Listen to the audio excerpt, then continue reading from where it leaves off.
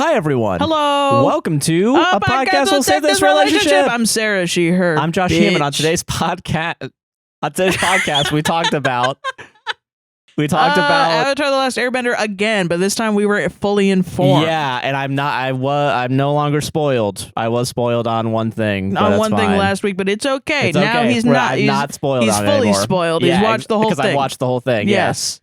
We talked about that. we just fucking chilled out, dog. We just fucking chilled. And then we did our Reddit segment. See what that means down in the description below with all the timestamps. And don't forget to like, comment, subscribe, hit the gosh darn bell. I'm rushing through this intro. It's Sunday. We have it's to go Oscar watch night. the Oscars. We have to go watch the Oscar special by Tim Heidecker. So we're going to go enjoy that. Don't forget to like, comment, subscribe, hit the gosh darn bell, raise 5 stars on Apple and Spotify podcast. Check out our podcast saves relationship on all podcasting platforms. Buy a coffee at straightforcoffee.com. Buy us coffee and check out our Patreon at those websites /APWSTR. Palestinian links are down in the description. Enjoy the episode. Bye.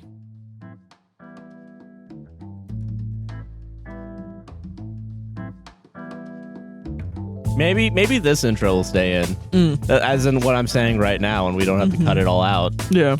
How are you doing, Sarah? I'm doing good, John. And I think that's how we keep an intro in. Is I just ask the question, how are you doing? It's the way it's worked before. It's worked before. Why change perfection? Honestly, yeah. That is our business model. Why the fuck would we change anything? Yeah, anything about this, yeah. It's working. It's working too hard and too good, yeah. It's fine, yeah. Yeah. I'm doing good too. Welcome back after a nice 2 weeks off. 1 week. 1 week. Yeah, sorry. Don't give them ammo to get mad at us. All right. We've been gone for 3 months, actually. No, fuck. So we pre-recorded all the episodes and made predictions as we thought things would happen. So far, we've been right. Do you think we would ever pre-record? Ever? If we did, it would only have to be like the Reddit segment or something. Like, I don't think, because I don't want to get rid. Part of the reason why we do the podcast in a 4-day time span is I like being a little bit topical. Same, yeah. Because I like sometimes like it's like. Big shit happens.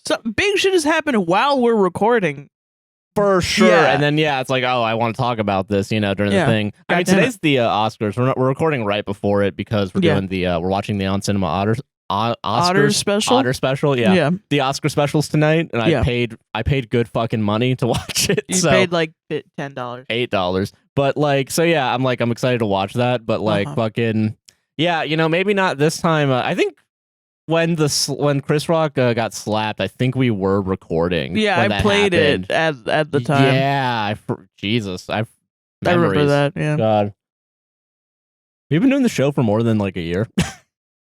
Yeah, I know. Weird. Right? But yeah, so I don't know. Yeah, I like being topical. So if we ever did like, I think like if we were to go on like vacation for like a week, I think I'd be like, let's just do like a Reddit segment real quick, and like it'll be like the one time in like 2 years that we have a podcast be under 4 hours or 3 hours, so that's true. Yeah, but yeah, I feel like I like being topical. I like talking about what's going on in the world.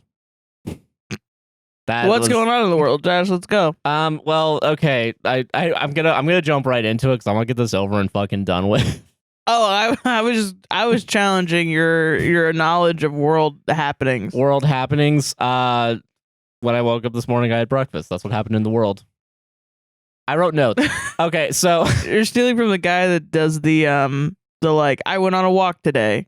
Yeah, that's the news. I love that guy. That's a good guy. He's funny. But okay, I actually don't know what's going on right now in the world because I'm sleepy and also I'm thinking there's a couple things I want to say before we start the Avatar things. A lot's happened in 2 weeks. Yes. So last episode we were talking about the live action Avatar.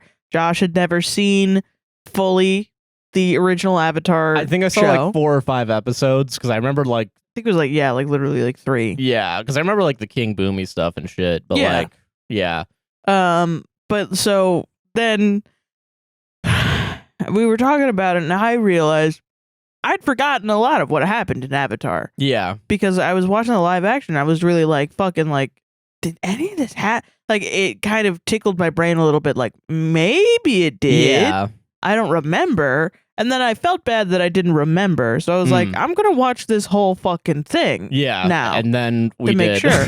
So we watched the entire Avatar: The Last Airbender original Animated, series. Yeah, we haven't watched the Korra thing. We haven't read any of the comics. We haven't seen the M. Night Shyamalan movie, which I'm gonna make Josh do now. Yeah, because there's no end to my suffering. Yes. So I have literally written notes, like little like words to remember all these by.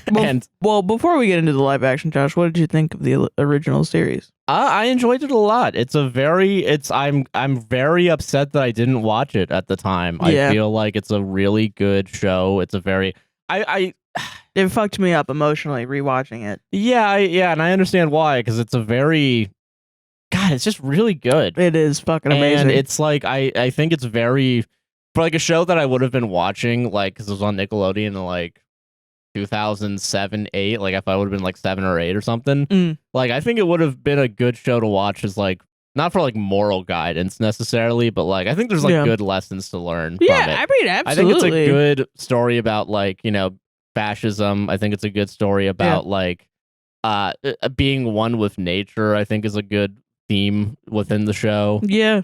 Getting in touch with like your not necessarily spiritual side, but like yourself, Yeah, the idea of self, you know. There's a lot of like really complex themes. Yeah. I feel that are like not necessarily like shown in its complexity. I think it is simplified for children, but like it's a good first step, I think. It was like I don't know. It's weird. I think it's kind of also cringe, I guess, a little bit for me to be like, I watched that show and then I was like, oh my God, this is why I am like I am. Like this show is literally. Well, maybe it's like a part of it, like it's impacted me so much. Yeah, And I understand that, because it definitely seems like it's a show that I feel like doesn't really bullshit you, I guess. Yeah. And it's I kind of appreciate that a lot more, especially nowadays, and especially with the live action remake. Yeah. But like it's really like it doesn't necessarily hold your hand. I think there's a few times that I was definitely like, oh yeah, they're repeating the same line just because it's a children's show and you got to remind the kids what's happening. But like because they went to commercial, yeah, exactly, and shit like that.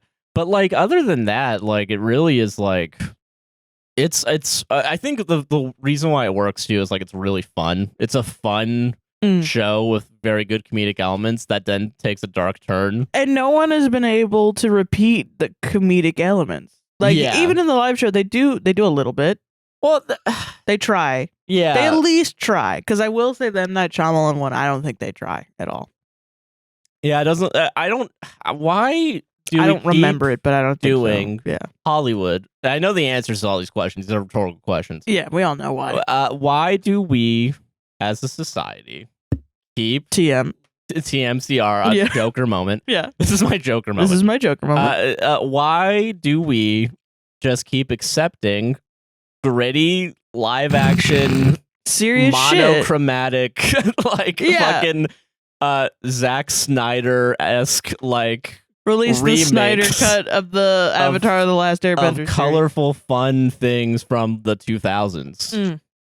I don't know. Well, the answer is money. The answer is, Disney. I blame Disney more than anyone else for this because we were talking about it before because you brought up the M. Night Shyamalan remake. Yeah.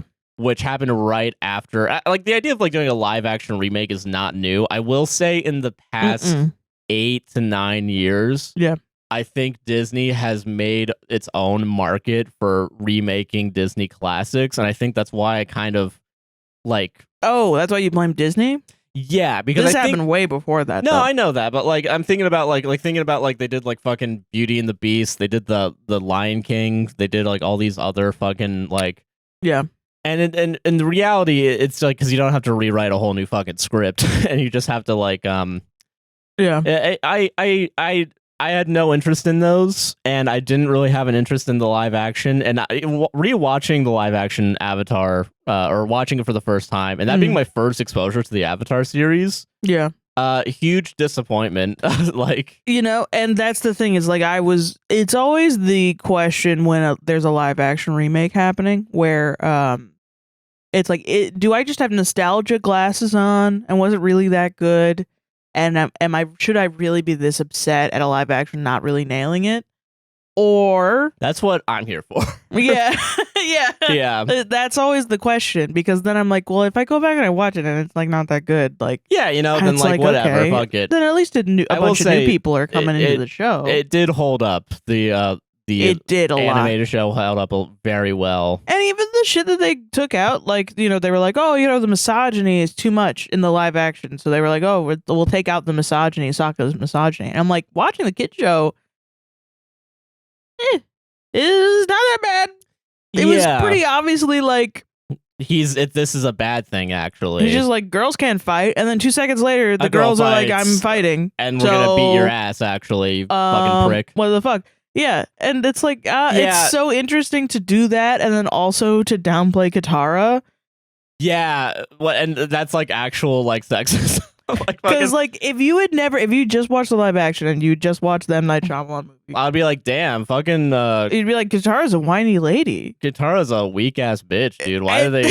Yeah, like that's like completely different than how she is in the show. Yeah, like in the animated show, and I guess there's a lot we can on this topic.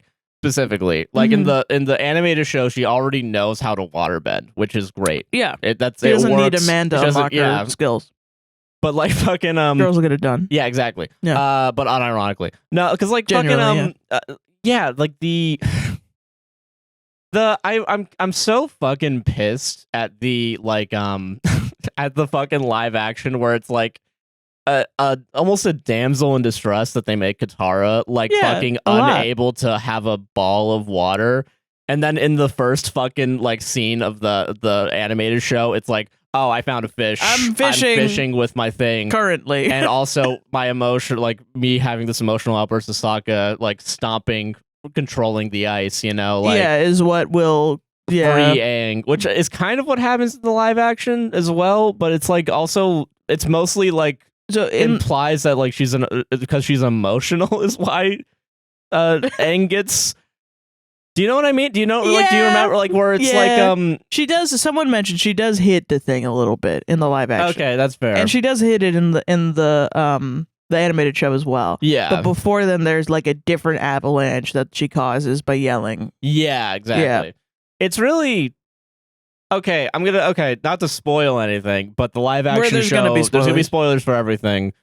We're gonna get to that in a second, but like, the live action show, is the dumbest fucking thing I think I've ever. Okay, there were some things they did. Okay, good things they did. I like Zuko and Iroh is great. I actually enjoyed. I think it made more sense early on to show their backstory. I think everyone is cast correctly. Yes. And I really, honestly, everyone looks like the characters that they look like. I'm not mad at anybody. That's fine. Everybody's doing a great job acting. The only thing is that Aang can't cry, obviously, but he's a child, so I'm not mad at him. You're not gonna get mad at him. Obviously, yeah. But okay, I don't know if there's any other positives. I think there's some of the things they added I enjoyed. Yeah. However, and this is where my notes come in. Also, wait a minute, real quick. Hold on. Yeah. The actor for Aang can't cry, and they kind of make a bunch of new scenes where Aang needs to cry. They're like, Aang isn't crying that often.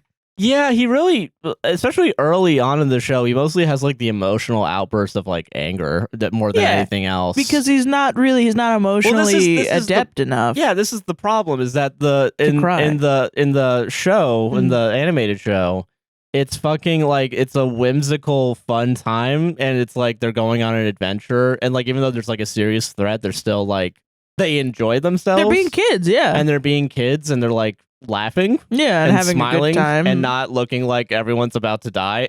At every 2 moments, So okay, eventually they get there, and like season 3, everyone's like very serious. Yeah, no, I agree, but it makes sense because thematically all the shit with the that's story. happened. Yeah, so starting out and everyone's fucking sad already. It's like, where are you gonna go, man? Yeah, and that's my biggest issue with the live action is where are you going with this? Yeah. Because I'm understanding that you're setting yourself up to maybe do more seasons, which you confirmed. Yes, I looked it up. They've renewed for 2 and 3, which basically means they're gonna redo the whole fucking thing. Which pisses me off because that show came out like 3 weeks ago. Yeah, they were already like sold. Like we're doing this cash cow two will not more. die It took like Sandman like fucking a month and a half. before there was any confirmation of like Fucking insane. Yeah, well, Sarah, have you considered the fact that Sandman's gay? No, get out of here.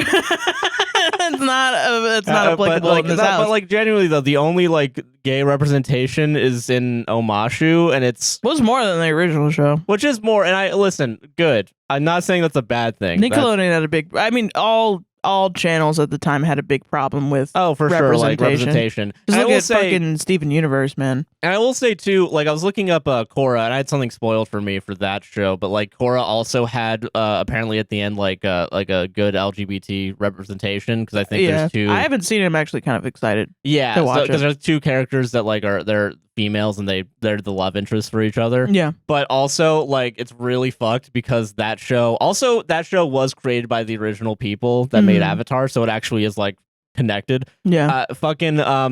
At midway through season 3, they just pushed it to Nick.com. Yeah.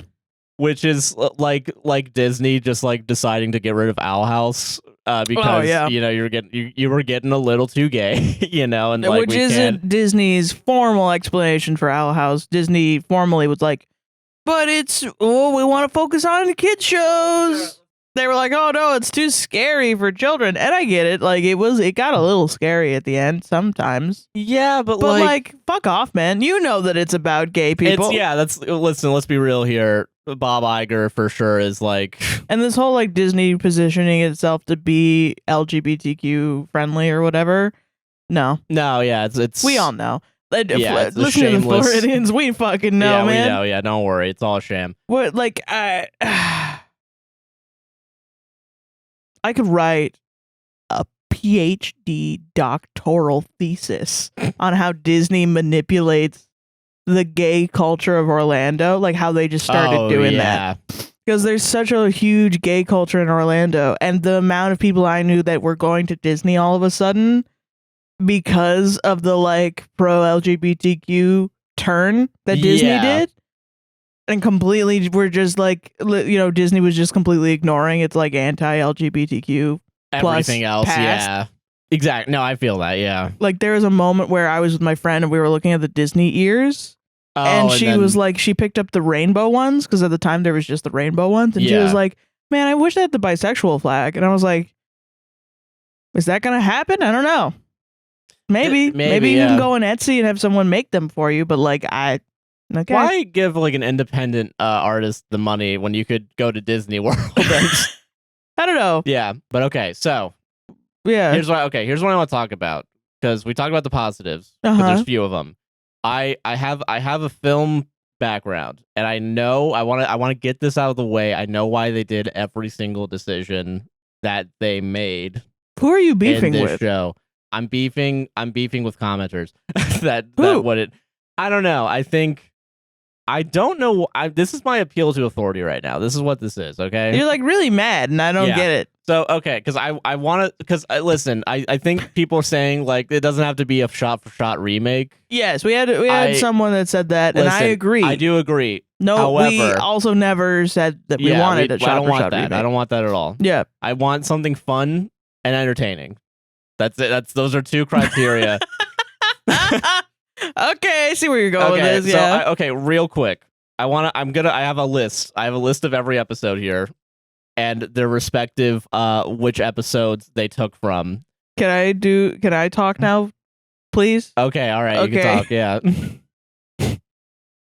Okay, great. There were some commenters that were like, I don't want a shot for shot remake. I also saw a TikTok of some guy being like, we're glazing up Avatar: The Last Airbender to be really good, and it's really like it's a kids show. It's like not that good. Like, let's chill out. I agree that I don't want a shot for shot remake. I don't think you can even do that. I think there's a lot of shit after watching the animated show. I'm like, I don't think we're capable of doing this in a good looking way. Yeah. with a small budget. I would have to give it like a fucking big ass fucking budget. And that's never going to happen No. at Netflix. Like there was a point in the live action where it was at the end where Aang goes into the Avatar state and becomes that big ass water monster. Yeah. And then like knocks over people and you're like, oh, this is where all the budget went.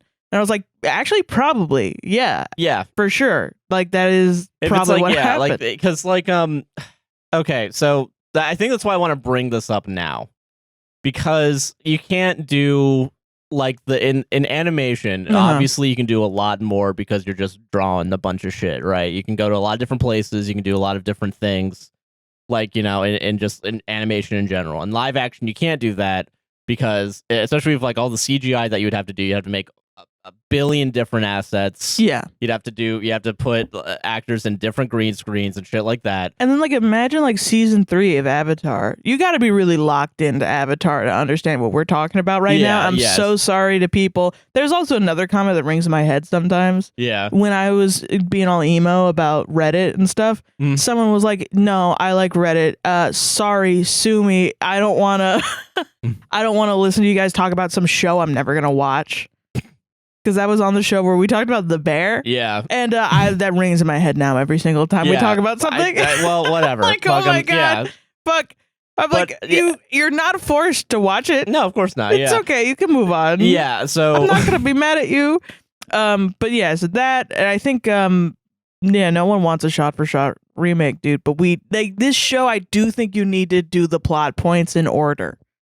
I'm so sorry. I do think you need to do the plot points in order. And that's where this comes in, because I didn't realize how out of order it kind of is. It's very out of order. And I'm sorry, you do have to do it. You have to like appreciate that the story beats are there for a reason. Yeah. And I think it's some of the things that are merged together. I get it, because you have to do certain things and you want to save your budget. So you have to do like 15 different episodes, all take place in Omashu, as opposed to some random Earth village. That's like, I get it. Like, there's so many plot lines that get resolved later that are brought back. Like, they don't even do anything with Haru. And then Haru comes back like multiple times throughout the series. And now he's not in it. And so what are they going to do for those? And that's it's future like it's probably just cut out then, I guess. Like we can't afford it. Or they'll just make up a guy, or Haru is going to be in season 2 and they're going to make up a different, or maybe it'll be the same thing and they're just walking. I don't know. Whatever. Yeah, maybe it'll be like an Easter egg or some shit, But okay. Like an Easter egg. I don't know. Like they'll have. He's like just maybe, in the background? Yeah, exactly. It'll be a cardboard cutout, like from the animation. Like a sign says, like, I'm Haru. Yeah, exactly. Haru, and then like an arrow. Well, they blew all the budget on making Aang a big fish, so. Have you thought about that? There's so many things where I didn't realize that they did it completely accurately, and then others where they were like, I'm gonna make some shit up. Just fucking whatever. Sokka's a fucking engineer now. I don't know. How about this? Let's go episode by episode. Yeah. And I'll say which episodes it's inspired by from the original. Okay, so the first episode, which is the only one written by the original writers and creators of Avatar. The first one is really, the whole thing is written by them? Yes. That's not good. But I think, that was maybe my least favorite one. That's the one where Aang is like, they already showed the genocide and everything. Yeah, which doesn't, it doesn't work in that episode. I don't like it. I think it's very, like, because then in that episode or the episode after, he goes into the Avatar state, and it doesn't really, like, make sense because he already knows that everyone he knows is dead, but we still have to do the scene where he loses control. Right, because that's important to the entire show. Yeah, and also, he takes himself out of the Avatar state in that episode, he does, too, right? Yeah, he just kind of stops being in the Avatar state. Also, like, okay, another thing that pisses me off about the show is that it has the exact same, not the exact same, but about the same amount of time in general as the original series, with, like, half of the development of the characters. Yeah, that's the thing. It has it's like, because there's 8 episodes, like most of them are 40 minutes, the first one's an hour, and the original series, the first season had 20 episodes, all of them 20 minutes, and you do the math, it's about the same. But, like, literally, we have to rush through plot points, and we have to, in a show that has more time per episode, Exactly. That's the issue is like you only get 8 episodes though. Netflix is the Stranger Things did this, honestly. Yes. Sherlock, Stranger Things, at least Sherlock had like hours per episode. And like they only did 4 of them, and it's also like a unique story of like what's going on. Also, Stranger Things isn't based on anything other than like 80s movies and shit. True. But like, well, no, that's not what I'm saying. I'm not saying it's an adaptation. I'm just literally saying like 8 episodes per season has now become the Netflix standard. And it's like, no, it shouldn't be though. And I don't necessarily... Not for everything. Not for everything, That doesn't make any sense. Exactly. But I guess Netflix, like, they don't want to... I'm criticizing, like, the Netflix... model? Yeah, of just kind of throwing money at something, but not so much money so as to have a possible loss. And then if there is even a smidge of a loss, canceling the show. Like, fully, just, you're not getting renewed. I don't give a shit. Whatever their algorithm is of, like, new subscribers to first week watch versus, like, Like, moving everything to streaming, there's not ever any risks being taken. It's only Love is Blind season 36, where this time we got the same fucking looking people and they're doing the same thing, and but this time maybe someone gives someone a handy. I don't know. You can watch that. Rather live than on air.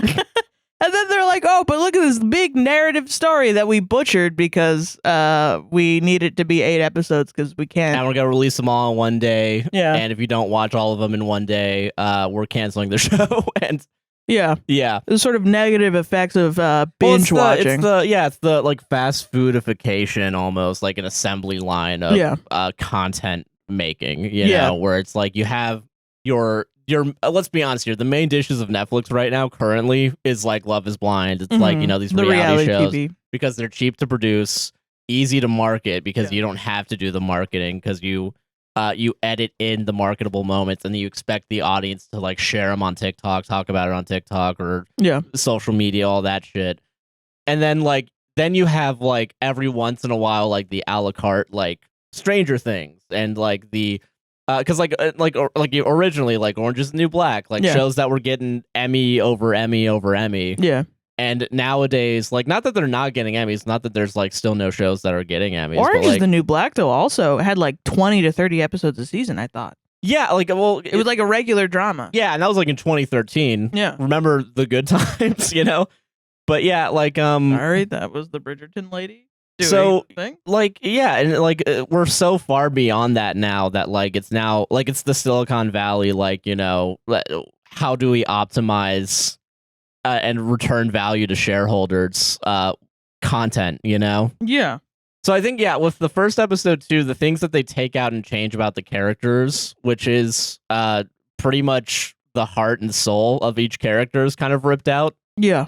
You know, and like fucking it really is like okay, so they had 13 episodes season 1 of Orange is the New Black, but they were each an hour. That makes sense, and that's also like a half season. Like that would be like a mid-season drop or something, you know? So okay. Makes sense. This is like, it's just not enough time to get through everything. Yeah. I think they could have done everything well, but they had to cut corners with the story to get it through. Yeah, like... And I don't think I'm going to give any concessions for that. I feel like the people that are like, no, the show is good. The show is good. The show is it's a good show, guys. They just had to make it a little worse because of the time limit. Duh. I'm not going to give you that. No, I don't sorry. believe that at all. Yeah, they could have waited a day. They didn't have to do it then. Yeah, exactly. Stuff like, you know. It's also weird because, okay, I'm more fascinated by everything around the live action remake as opposed to the actual remake itself. Because, same. fucking, and I'm sorry if this makes no fucking sense, but there's a point to this. They also have like an animated studio, like, they're gonna try and make like new live action movies based on the original Avatar series and Korra. Live action? No, sorry, they're gonna make based on the original, like the animated shows. Like, so they're gonna make animated movies and new TV shows off of the like animated it's called show. Avatar Studios. Yeah, and I think it's headed creatively by the 2 guys that made the original show. Is it with Netflix? No, it's through Nickelodeon. Okay, so how is that connected to the live action? So What do you mean? Okay, so here's the timeline real quick of Avatar as I understand it. 2007 they make the show, right? It's out, everyone loves it. In like 2008, Viacom sells the right to M. Night Shyamalan. They make the movie in 2013. It sucks. No one likes it. Nothing happens with it for live action. They do Korra. They finish that show. They do Korra. Nothing happens. In like 2018, they give Avatar Studios, like it's a new thing, or like 2020. Or no, 2018, they announce a live action remake series with Netflix. Right. And then also 2 years later, Viacom announces that Nickelodeon will have Avatar Studios headed by the two original guys. Yeah. While the live action remake is being made. And then the two guys were originally scheduled to actually write most of it. And then they gave up because of creative differences with Netflix. So then a bunch of new people came in, fuck shit up. And now there's this new live action show that's is okay enough for Netflix. But also now they're doing I guess like to me, it's like they're doing the Disney thing, like the Marvelification of like, we're going to do a whole like extended universe now. Right. Yeah. Oh, I see what you mean. I don't know if that's bad. I don't think it's necessarily bad either. I think it's just a confusing mess of like multiple different studios all trying to take a piece of the Avatar pie. Who are you blaming though? I'm gonna blame late stage capitalism on this one, but well, I mean, like it sounds like you're like the creators of the show. I think should be able to make whatever they want in the Avatar universe. Yeah. I feel like they're literally the only people who I would trust with doing that. Yeah. If they fully I want to know. Like, if they fully wrote the first episode of the live action, I'm worried. I think there was another person. I don't like it. I think that it more likely, and I'm willing to bet, I'm not sure about this, they probably wrote the original draft to it, and then someone came in and fixed it up. Punched it. Yeah, and that's crazy. Because I mean, I hope that still there's no way of knowing if they were like, yeah, I don't know, Avatar, make the kid as small and innocent as possible.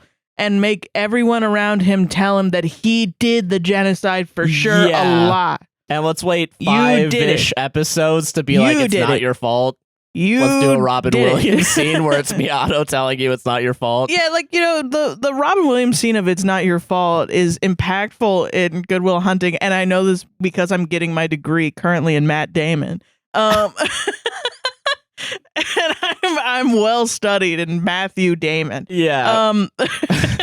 But it works because they like literally don't mention the abuse that Matt Damon's character went through the entire time. Yeah. It just kind of implied that he is like down on his luck because of all his friends, where he lives, and the shit that he goes through. Yeah. And the big reveal at the end that actually he was kind of like, a poor kid that grew up in like a foster situation and also had his dad beat the shit out of him a lot. Yeah. While also being like a genius, and like his genius now, he's relying on his skills to like live a better life, and how much insecurity he has as a character. That's revealed in that Robin Williams scene where Robin Williams is like, it's not your fault, right? And it's the emotional intelligence he doesn't have. That's not. Had they been like, it's your fault, your father beat you like 10 times. We're gonna use your friend Boomy, who we're gonna reveal is your friend Boomy in the first scene that you're in with him. But then also he's gonna be mad at you. He's gonna be mad at you for leaving, and then also he's gonna try and force you to kill him because. You know what I remember That's of crazy. Boomy? What I remember of Boomy is that he's actually just a crazy old man, and there's nothing else to his character. Yeah, it's not that he's actually like calculating, or that he knows a lot more than you would think. Which gets revealed in the original Avatar: The Last Airbender, like literally in the last couple of episodes. Yeah, that they're all part of this big underground Freemason society, Freemason cult. Yeah, this old man cult. God, what a waste. Okay, but so no, because god damn it, I'm remembering it's more not and like more. A theme that like your elders actually probably know more than you. Yeah, and you should probably listen to them because your children watching Netflix, Nickelodeon in 2007 when you get home from school. Yeah, that's what it is. Yeah. Oh god. Okay. Respect your elders, but not the abusive ones.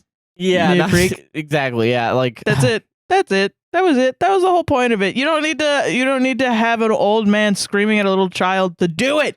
Fucking shoot me. Yeah. Fucking shoot me with this big rock. Crush me. Crush me. Crush me, you freak. You left me. You gave me so much trauma. You left me. I mean, screaming at a 12-year-old boy. God, this show sucks. Who's Jesus? Who's like fucking... Who is Jesus? Had Jesus been 12, like, you know what I mean? Like, if Jesus was reincarnated, this is what would happen. Mm-hmm. If Jesus had been reincarnated into a baby after Jesus had died, and then Judas saw Jesus as a 12-year-old and was like, you fucking fucked me up, man. You fucked me up, dude. And then Jesus being 12 is like, I don't know. I don't know what you want me to do. Sorry. Also, Aang never waterbends in the fucking live action. Yeah, like, and Aang learns waterbending faster than Katara in the fucking original, like... Which kind of makes sense. He's Jesus. Yeah, okay. He does have a lot of plot armor in the original. Like, there are some criticisms, I think. Yeah. But it makes it cool. But at least, like, yeah, like... It kind of earns it a little bit. But it's not earned in the fucking... No. Like, okay, so, who... You know what? Who it doesn't happen in the live action. Who gives a fuck about episodes, like, 2 through 6 in the live action? Honestly... I'm gonna be real. If you got no, don't make excuses. Well, the Iroh Zuko thing happens. That's the only things that are important in those episodes. And I honestly really do like that they make like Iroh kind of face his crimes. Yeah, they actually like go deeper into it. See, that's the thing is like there are some things that like I think are better. Yeah, but the things that they do take out are not. Like, God, it's a lot of the added shit is like fucking why? It's stupid. It's dumb. It's like, you know, fucking. Yeah. Also, like them making a Jet like a domestic terrorist as opposed to. I do agree, actually. So I saw some comments. They were like, yeah, Jet was trying to like drown a whole village. Which I think the original. which I will say is worse than how he is presented in the show. That's a fair point. Yeah, you're absolutely right, commenters. You're so right. That is correct. 100%. Also, love that he literally can't stop killing Fire Nation people later on when he's in the Earth Kingdom, and he's like, I gotta fucking kill Zuko real bad. I gotta do it right now. I know he's Fire Nation. If I see fire come out of somebody's limbs, I'm murdering him. I don't give a fuck. I'm gonna do it. And his friends are like, Jack, can you not do this anymore? Like, we stopped murdering. I don't want to do any murdering. Yeah. You know? And he even becomes like the figure for getting revenge. Yeah, he becomes the new figure because it's now no longer. Later, when Katara's like, "I'm gonna kill the guy that killed my mom," they're like, "You sound like Jet." Yeah, and he's bad, right? Right? That's what happened to Jet. Yeah, he fucking dies. But there's also like a deeper analysis with that because Katara liked Jet. You know, Katara had like a deeper bond with Jet than anyone else, and it was kind of played off as like, "Oh, he's your boyfriend." Not really. It was like, no, they had like the loss of a parent, you know. Yeah, from the same cause. They trauma bonded a little bit. Yeah. Yeah. And you know what's interesting now as an adult who's also lost a parent? Yeah. I don't think Katara's whiny at all. Like, ever. I don't think she's whiny a little bit. I've fully changed my mind. But then, like... I think that's an immature analysis of her character. Oh, yeah, so... Oh yeah, because they were okay. So they reveal in the live action show the way the mom died too. Yeah, which I think is fine. I think it's fine, and also, but like I want to bring this up real quick because they make Zuko and their dad like kind of a huge dick. Oh, Sokka's dad. Sokka's dad, yeah. Like his dad's like, oh, he is not a good warrior at all. That's never not in the show at all. At all, ever. Like, and I'm like, why did you do this? Why do you have to? What is the?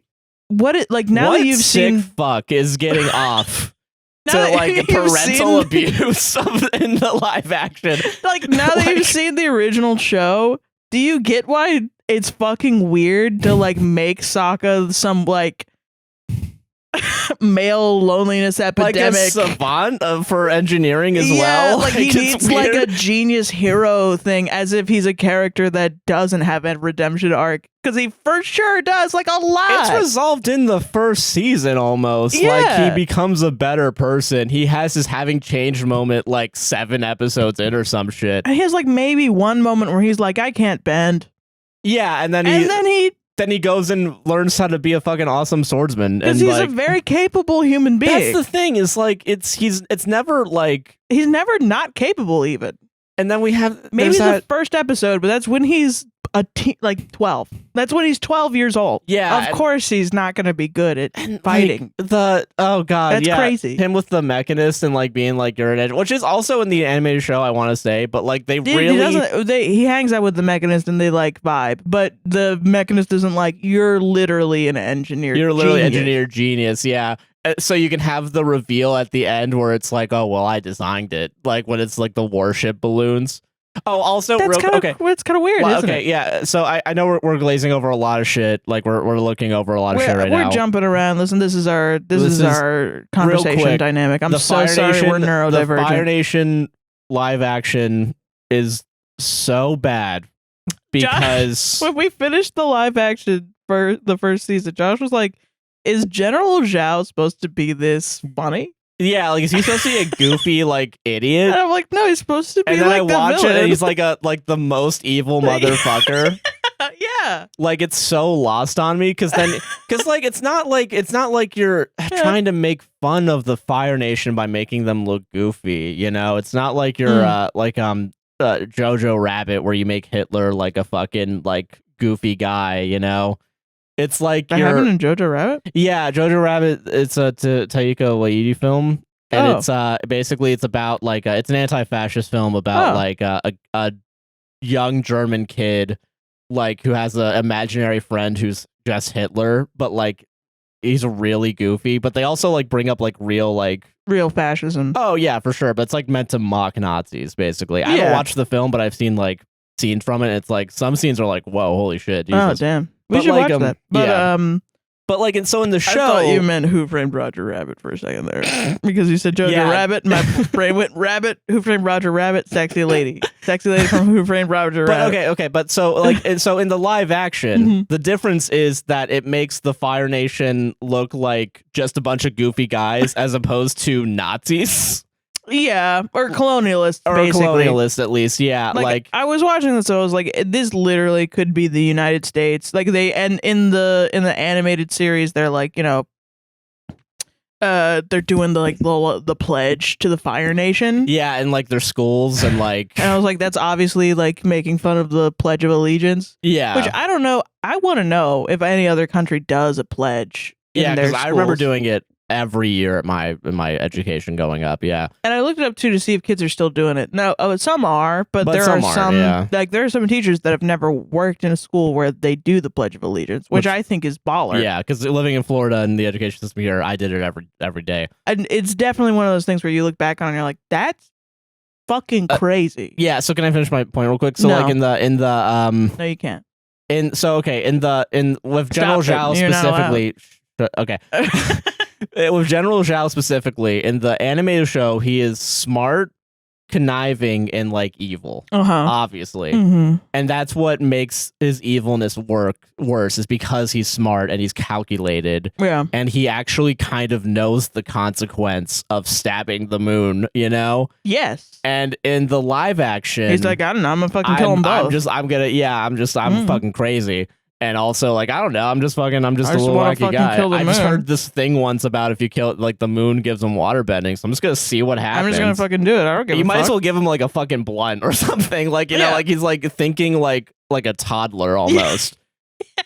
Which doesn't make his evilness better. It makes his evilness, like, less of a highlight. Yeah. You know, because, like, they're supposed to be evil. They're supposed to be, like, you know, these he's not a good dude. Yeah. So I don't know. It's really like he's like a power. Well, I mean, there's also though in the animated show, he's not just an evil guy. He's someone that has like a third dimension, in that they meet his firebending teacher. Oh yeah, who describes that he's someone who like just kind of like never learned restraint. Yeah, and doesn't give a shit about what he damages. Yeah. And all of that. So it kind of reveals like, oh, well, that's his, fuck up. That's his weakness, is that he's not very disciplined in this. And also he's a power hungry monster as well. Yeah.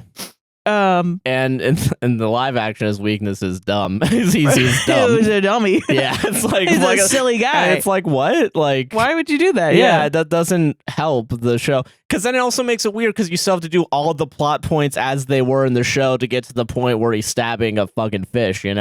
Like he grabs the fucking moon and stabs it. Yeah, and then he's like, "What have I done? I'm scared of this." And it's like, right. What? Yeah, why would you be... Why? You should... This is stupid. This is fucking dumb. The way it immediately causes pandemonium. I do like because it does make sense. Like, if there's no moon, like, if it's gonna fuck everything up. Yeah. You're taking out a whole planet. Yeah.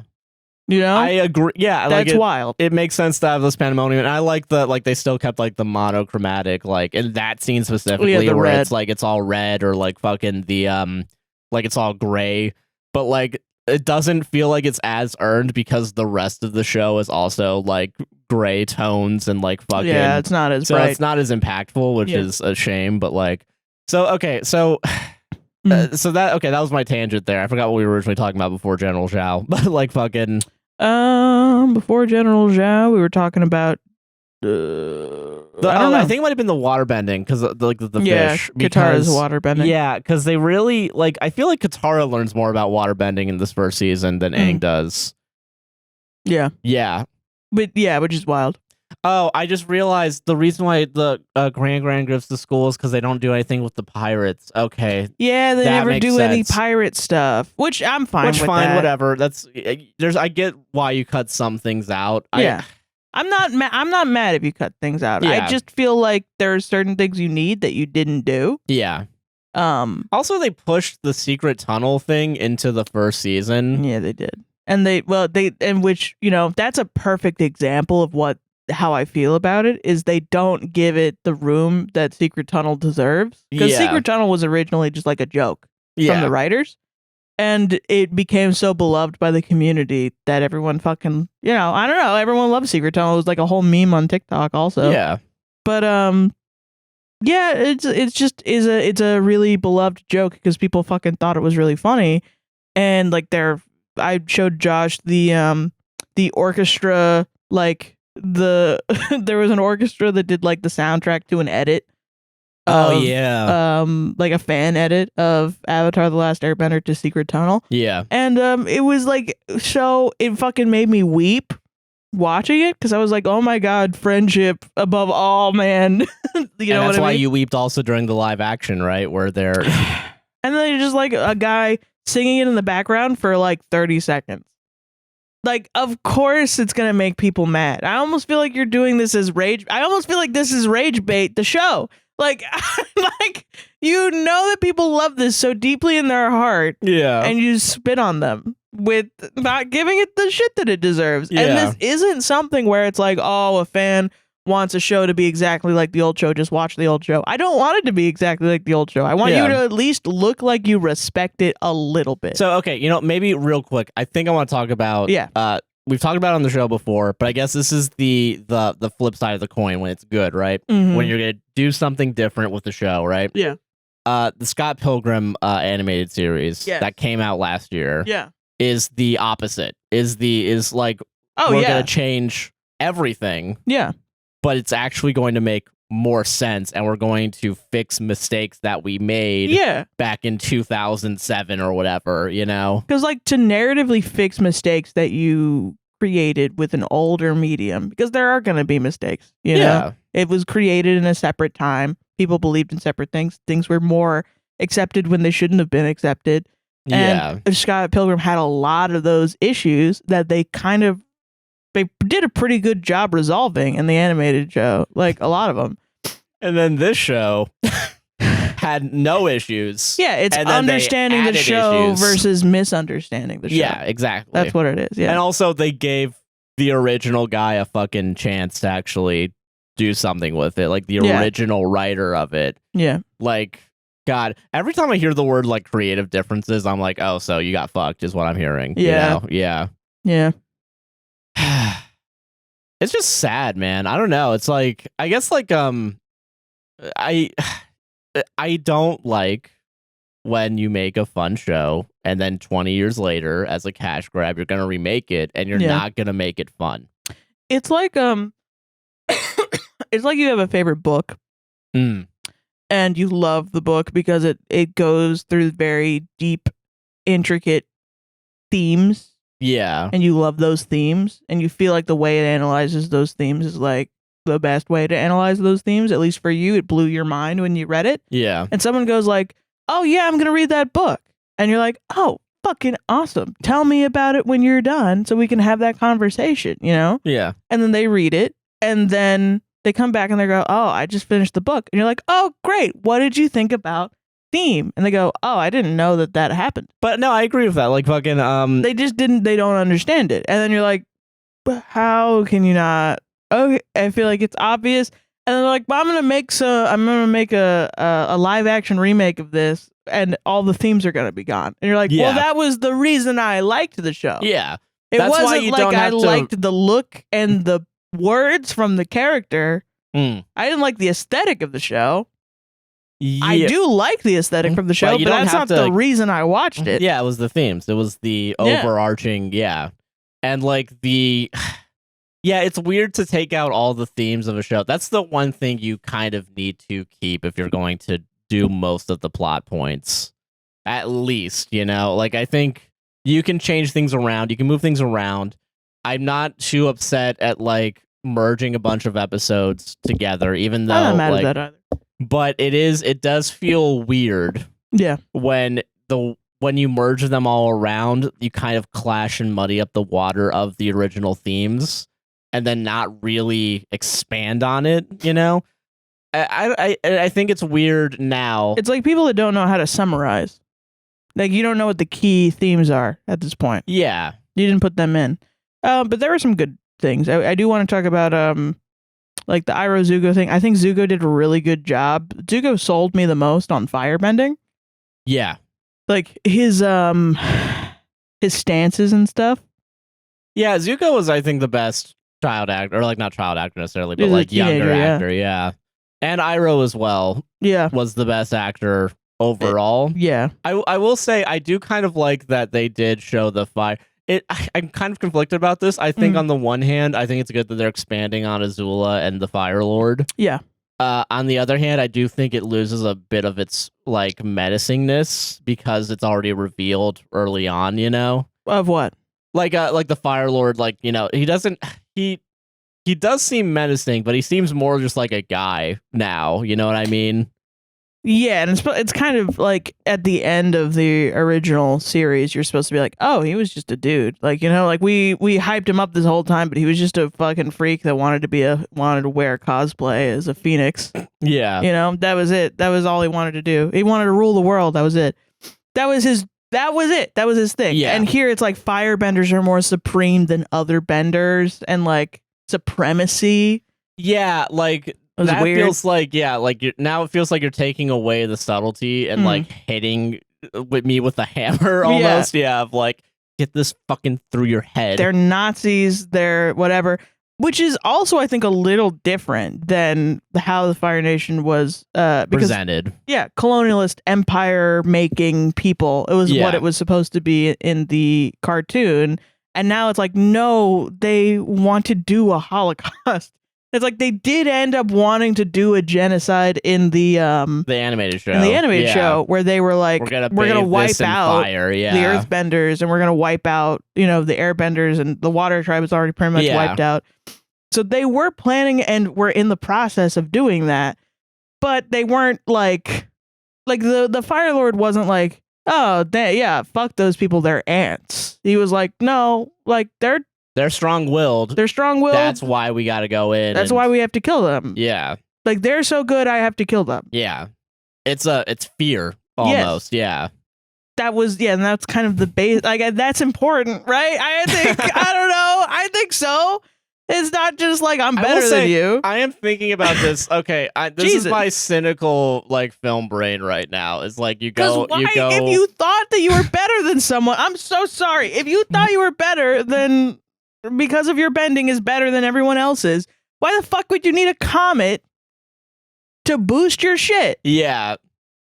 If you genuinely thought that, why would you need like a natural occurring event? A natural occurring event to boost your shit. Yeah. Because, in the show, they're super, the Earthbenders are powerful. We need an advantage. Because the whole thing with Sozin and Roku, the whole thing before where people were talking about where, they were like best friends and then they had to diverge and Sozin was like, what if we make an empire? And Roku was like, that's not good. I'm the Avatar. We shouldn't do that. Yeah. And Sozin's like, fuck you. And then they get fucked up in the volcano. It's like, man... making the Fire Lord just be like, oh, this is what... No, we're supreme. That's why. Yeah, it's like, okay, all right. It's also a misunderstanding of propaganda. Yes, yeah. Because if that's what it is, if he's just like, no, firebenders are supreme, and he's spreading the propaganda, the classic Holocaust propaganda of the Germans are superior, yeah, then, and the firebenders are superior than other races, it's like... That's not all that propaganda is. Yeah. Propaganda is more in-depth than that, and fascism is more in-depth than that. This is my... And this childhood show was a lot of people's first functional understanding of fascism and propaganda. Yeah. So this is because they actually did it right. Yeah, this is my cynical film brain right now, where it's COVID, right? 2020. Yeah. We're all zooming in the writer's room, and someone eventually is like, there is all these themes of colonialism, but how do we bring that up in a post-Trump era? Yeah. You know what I mean? Like, there's like something. It's like because you also had a misunderstanding of Trumpism. Yeah, but you're equating Trumpism to the Fire Nation. Yeah, no one knows how to critically think or actually summarize or take. So then you get all these fucking writers in a room. It's a disease. Media illiteracy is a disease. And it is infecting our writers' rooms all across America. Do you remember when we had to find the 3 main points? Or we had to make 3 main points in an essay? No one can do that. No one can read an essay and find the 3 main points in an essay. Yeah. And no one can listen to fucking, political speeches and articles and find the 3 main points. People are just writing garbage. The amount of articles I've had to read for the fucking worst takes that I am like, no, I'm not using this one because it doesn't tell me jack fucking shit. Why are you getting paid to write this? Why? Yeah. And then there are people that are like, oh, I'll start a Medium account and make articles. $5 a month, baby. Let's go. And I'm like, okay, I followed you because you were a creative person and now you're jumping ship to write Medium articles and the shit that you're writing is like garbage. It's like it doesn't add anything to the discussion. And also, you don't know what the fuck is going on in the discussion. You don't know what's happening in the zeitgeist. You're not paying attention. And if you are, you don't know how to get that thing. Yeah. And I don't know if I should be mad at you or mad at your teachers or mad at your teachers' teachers or your teachers' teachers. How far down the tree branches do we have to go to find someone to play? And the ultimate irony is if we had all just fucking watched Avatar: The Last Airbender, it would have explained it to us perfectly. Yeah. I do like that they made Zuko's battalion the one that he saved by speaking up. That is nice. I thought that was very sweet. That's a good. There were some. It also shows Zuko has a heart. Yeah. Yeah. Which and also, they all respect them all they the still time. do that in the animated show, but I think they do expand on it more. It's not explicit though that it's the battalion that he saved. Yeah, that's true. I get it. Which I think is good. Yeah, It's just can stop. Don't renew it.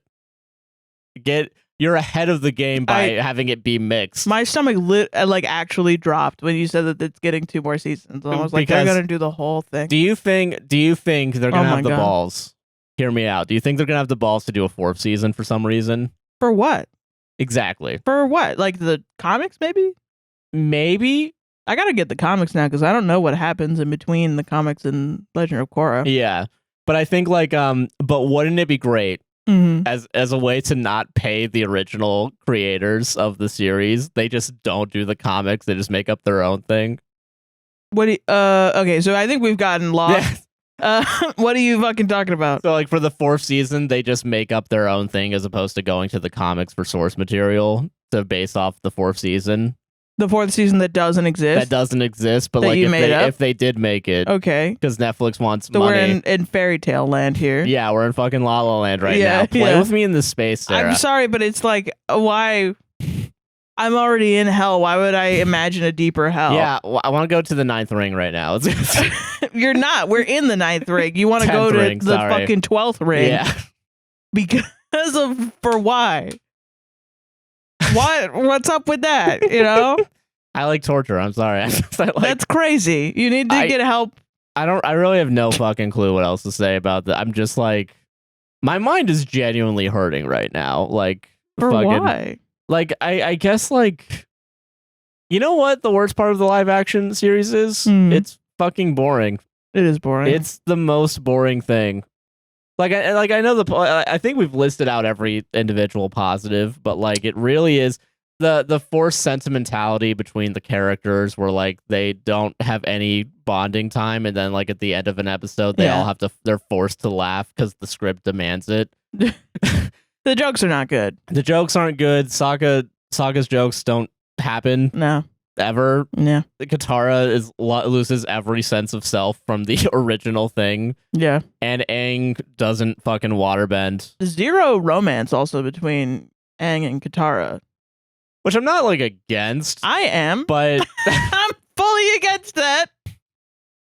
Like, just the romance in the original series is not like weird at all. It's just like Aang likes Katara. Katara doesn't know about it. Yeah, but she also kind of likes Aang too. They have the will they won't they thing. But in the fucking live action, there's just like friends.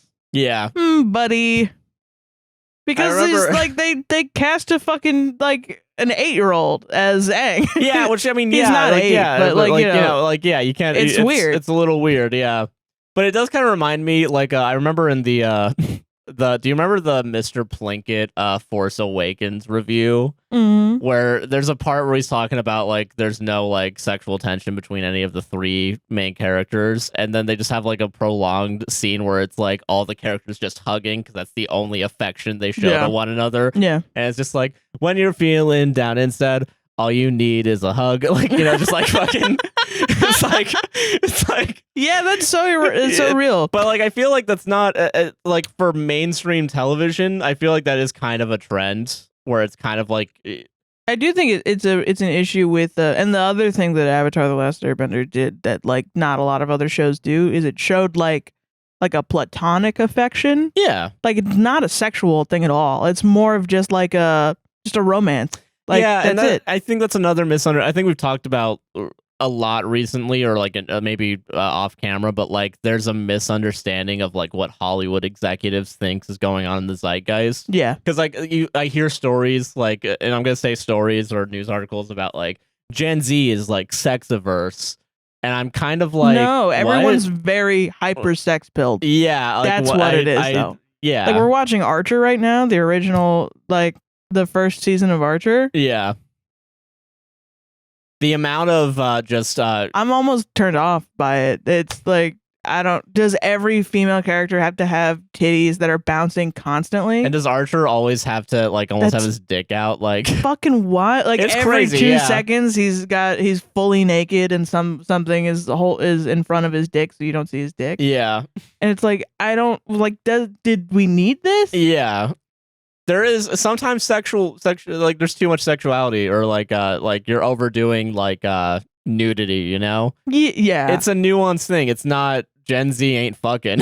No, it's not like and I get the purity culture too, because I will say there is criticism on that. It just feels like everything's more extreme. Yeah. Like the romance in Avatar: The Last Airbender wasn't like, you weren't thinking about these kids fucking, because that's crazy. That would be gross. That would be wild. No one would. It's a romantic like affection. Yeah, it's like that's it. Yeah, it's just like it's tiny too. You could have fucking put it in the show. It's like when they're first on Appa, and then Katara's like, "Why are you looking at me like that?" And then Aang's just like, smiling. That's yeah, cute. That's it's cute. Yeah, you could have put that in there, but you didn't. Yeah, because I don't know. You don't want it. You don't want it in there. I don't know. Too much time. Yeah, too much time for character development. I can't do that. Yeah, What are you talking about? Character development? They gotta do the fucking war and feel bad all the time. Feel bad all the time, yeah. And that's what the show is feeling bad by goofy all the time. people. Yeah.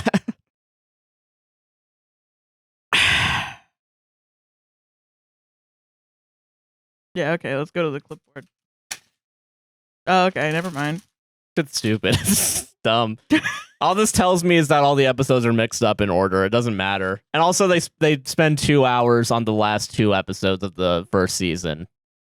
Now that I'm thinking about it, yeah. 2 hours of the last 2 episodes of the first season. Of the original animated show. Because the last 2 episodes in the live action remake are just the last 2 episodes of... Oh, okay. Yeah, so they rush through everything to spend way more time at the water. Yeah. CGI fish egg. Yeah. Because that's where all the money is. That's where all the money is. Yeah, that's your fucking... Sucks. This fucking sucks. That was not a good ball. No, it wasn't. That was almost an airplane. Yeah. Yeah, no, don't watch it. No, yeah, I mean, I don't know. I don't know if I would recommend this. Genuinely. If you're a fan of the show, like you're a mega fan of the show, which I didn't even think I was a mega fan of the show, but I guess I am. Yeah. It's gonna piss you off. Maybe watch it if you feel like it, and you know, but you just be aware that you might get pissed off. Oh yeah, for sure. I think the acting if as a general show, I think it's all right. Yeah. Like if you've never seen Avatar: The Last Airbender, the original one, watch it. If you like the story and you want to see a more fun interpretation of that story, Yeah. go watch the original. Yeah. Yeah. Yeah. Someone made a good point though about like why do we need a live action version of Avatar: The Last Airbender? Yeah. And at first, before rewatching the original, I was like, well, you know, I kind of get it. Like, it is kind of like it would be really cool to see these action scenes in real life. Because I also value like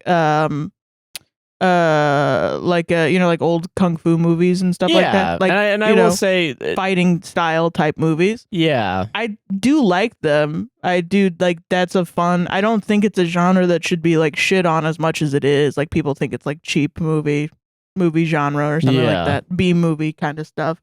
I don't think so. I think it could absolutely be done well, and I think there's absolutely movies that do it well. Can I list any? No, but you could probably find some.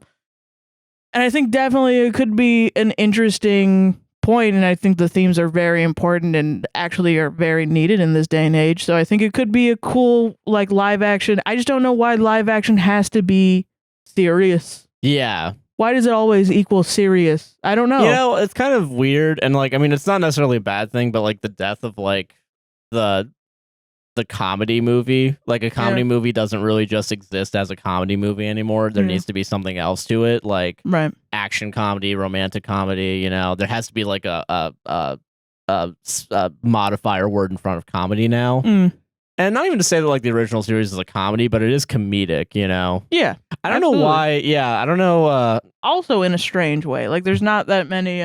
Like the jokes that they're making are like in universe jokes. Yeah.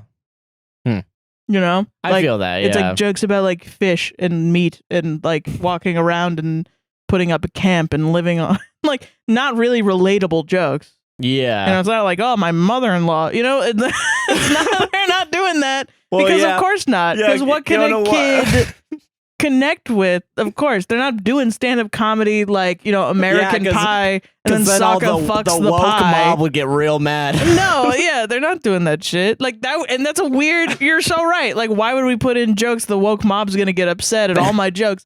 No, the jokes are children's jokes. Yeah, you could buy a 1950s joke book and put the jokes in, and probably kids are gonna maybe like it. Yeah. Like, I don't like. What do you think? Like, do you think children are aliens now? Like, what? Like, that's so crazy.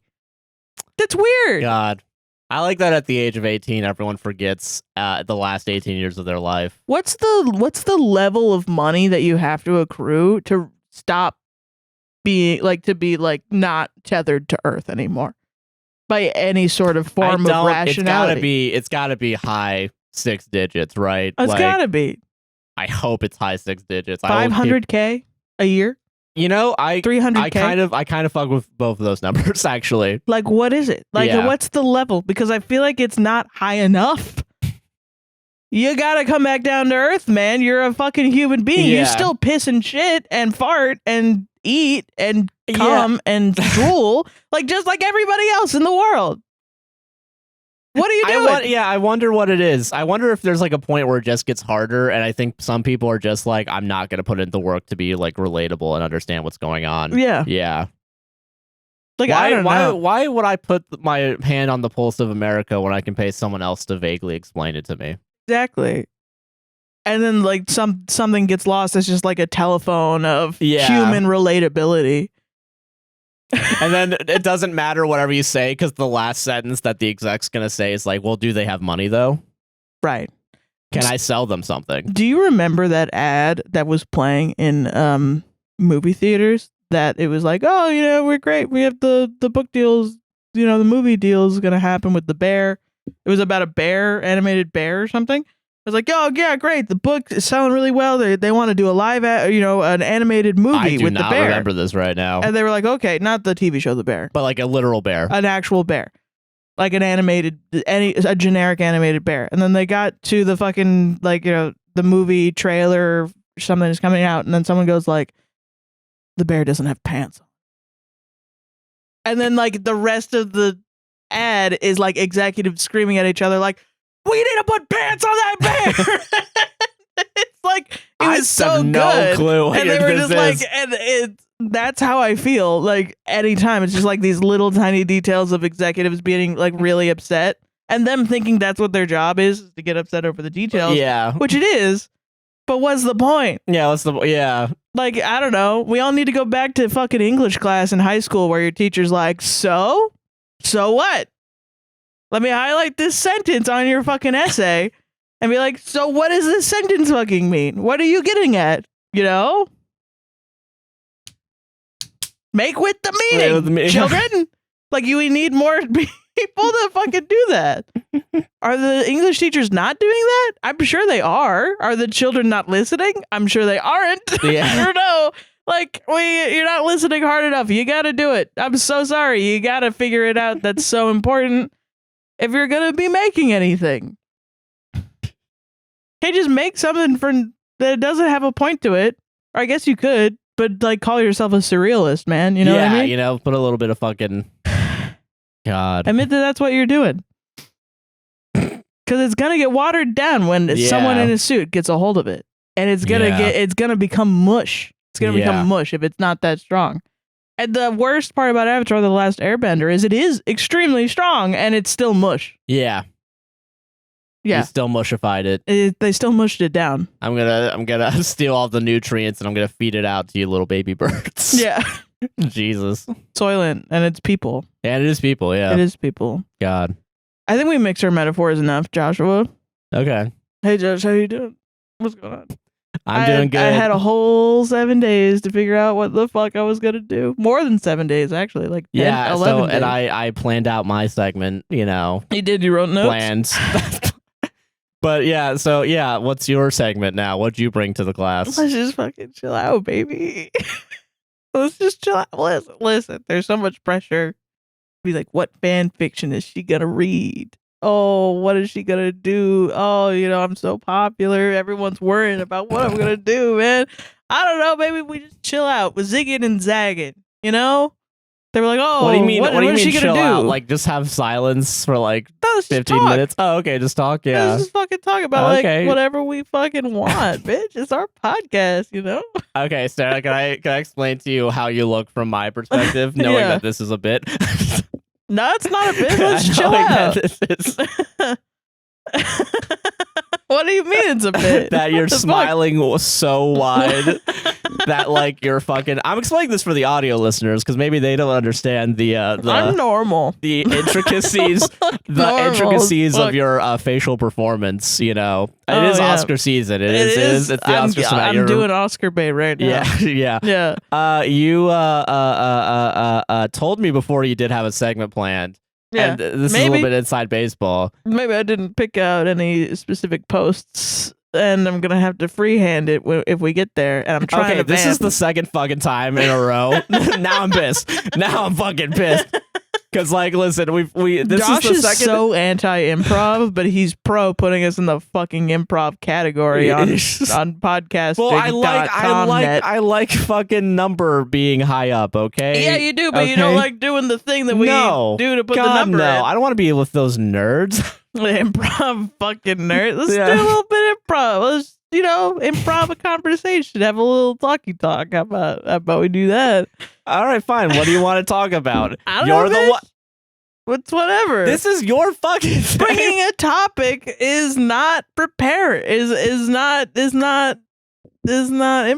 We gotta we're making it up on our own. It's okay.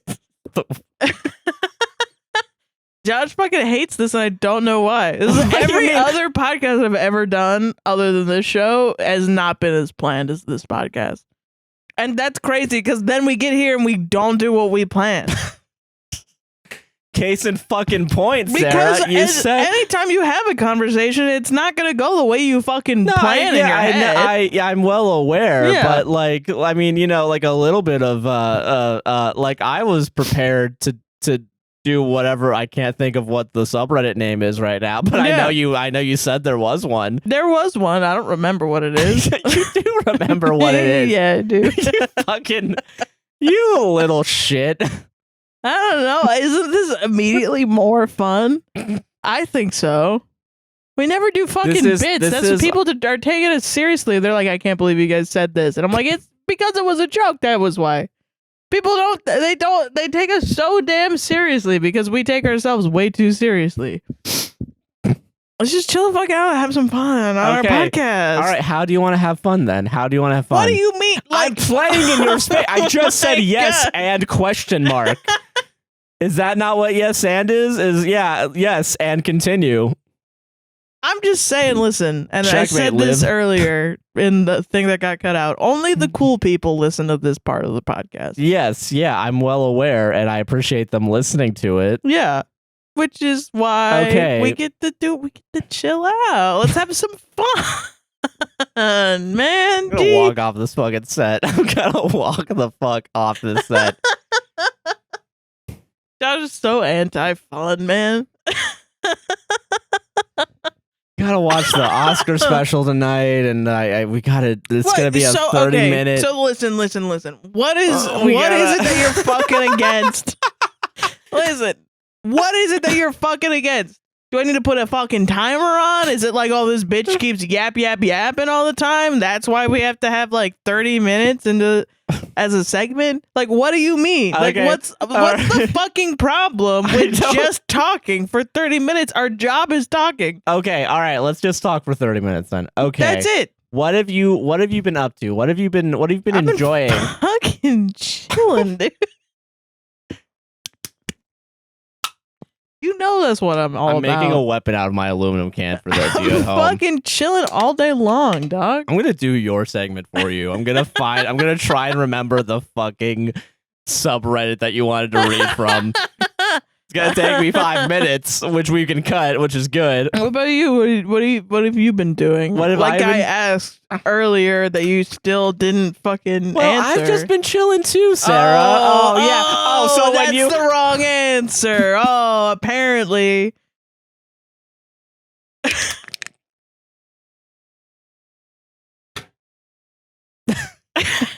Is the insecurity that you haven't been chilling? Yeah, my insecurity is that you're like, oh no, I haven't been chilling, so I can't say that I've been chilling. I've been very anxious. Yeah, I feel that. Me too. I've also been anxious. You motherfucker. What is wrong with me saying I've been chilling, but I've also been anxious? Oh God, we're acting like it's 11 at night, and it's like 3:47 right now. I'm close. Oh God, I'm so close. You ever do that? You ever try to guess exactly the time, and then you get it like kind of right? Well, I only guess the time if I have a general I know what the hour is. Usually, I'm pretty accurate when I guess times. You only ever guess the time when you know what the hour is? Yeah, like I So someone will be like 8. What is the rest of it? And then you're like 56. And then they're like, no, it's 32. And you're like, no, fuck! as in no. If I know what the hour is, and I feel like I know how long it's been since the hours changed, I feel like I can keep track of time pretty well. That's what I mean. Yeah. So like when I go to sleep, sometimes I don't need to set an alarm because my brain will know when to wake myself up. That is actually an actual skill. Yeah. That anyone can do. Yeah. Like I'll wake up before my alarm's even supposed to go off. Well, there was a time before alarm clocks, Yeah, no, I know that. And that's just like, my dad one time, because my dad was born in 1941. Yeah. Was like, why do you need an alarm? Like, he got really pissed at the concept of an alarm clock. He was like, why the fuck would I need it? He was like, why does everyone use this? I was like, what do you mean? Oh, yeah. We have to go places, Dad. What the fuck? Like, he would get, like, imagine having a dad so old, he'd get upset at the concept of rock, of earth. Yeah. Like, this fire. fucking newfangled thing. Caveman dad. He's like, what's this fucking fire is so bullshit. It's dangerous. It's fucking dangerous. Yeah, it also is a vital source for helping life. Yeah, so fucking what? Yeah, I just learned that from Avatar: The Last Airbender. But no, so he was upset at the concept of alarm clocks. I was like, that's why everyone's tired all the time, because you guys have fucking alarm clocks. He was just getting real shitty about it. And I was like, well, what am I fucking supposed to do, Dad? And he legit was like, just think real hard about the time that you want to wake up, and your body will wake you up. So then I tried it, and it fucking worked. Yeah, it works. Yeah, it's weird. Your body, for some reason, can tell minutes. Yeah. Even if your brain doesn't, like, it's fucking crazy. That is like, I think it's so funny that, like, people born in that time, like, it might as well be, or my dad's a fucking weirdo freak, which he absolutely could be. Yeah, yeah. So if you've ever had this experience and you're like, no, my granddad never said that and loves alarm clocks a lot. He has a million alarm clocks in his house, all around his house, all day. Yeah, I'm not fucking talking about you, dude. But like, imagine that it's kids are born with iPads now, Oh yeah, I get what you mean. Yeah. Yeah. It's the kids are fucking born with alarm clocks. Dude, they fucking know what time it is all the time. Know what time it is, yeah. That's so crazy. Back in my day, we didn't have alarm clocks. Isn't that funny as fuck? It's pretty funny, yeah. Interesting. Back in my day, we didn't have sewage regulation. We just swam in the... Yeah, we just slam our piss and shit. Yeah. Good times. Good times. All these kids being clean as fuck. Yeah, showers. Fucking lame. bastards. Back in my day, we didn't have fucking Stonehenge. Now all these kids, they're going to Stonehenge, doing their fucking festivities, fucking and eating food and drinking. That's what they would do in Stonehenge. Kids these days fucking. Kids these days having sex. This new thing. Fucking Adam and Eve being like, these fucking kids in this newfangled sex, we fucking invented it. They were the only ones who could be like, I invented sex. Yeah. Yeah. But I perfected it. Okay. Let's do Am I Overreacting? You have a segment prepared for us? All right. Yeah, it's getting bad. So I want you to understand how I'm gonna mark this in the timeline. It's gonna be intro. You're gonna bully me? You're gonna bully yourself? Yes, I am. So it's gonna be intro. It's gonna be Avatar: The Last Airbender. Whatever the fuck that was, Sarah said. Ladies, never date a podcaster. Never date a video editor that can leave snide remarks in the mark thing of a podcast. Oh my god, that one's too fucking long. But one of the comments was grow up, so maybe I'll read it. I don't know. Okay. Maybe the people want to see this. Maybe they want to see the background to choosing a Reddit. I don't know. Fuck. Okay. All right. So I just want to reiterate. So, we do usually plan these things out a little bit. And sometimes they go off script, like I didn't use any of the notes that I wrote down. Yeah. But, well, you just wrote down numbers. Like, you didn't, because I like numbers. I know you like numbers. Sometimes if you talk to Josh a little too long, he'll just start being like 14, 16, 17, yes, 23, 50, 76. Yeah. And he's like, isn't that crazy? And then you're like, no, dude, that was a bunch of numbers, dog. That's what that was. That was a bunch of fucking numbers. Don't look at me like you want to set me on fire.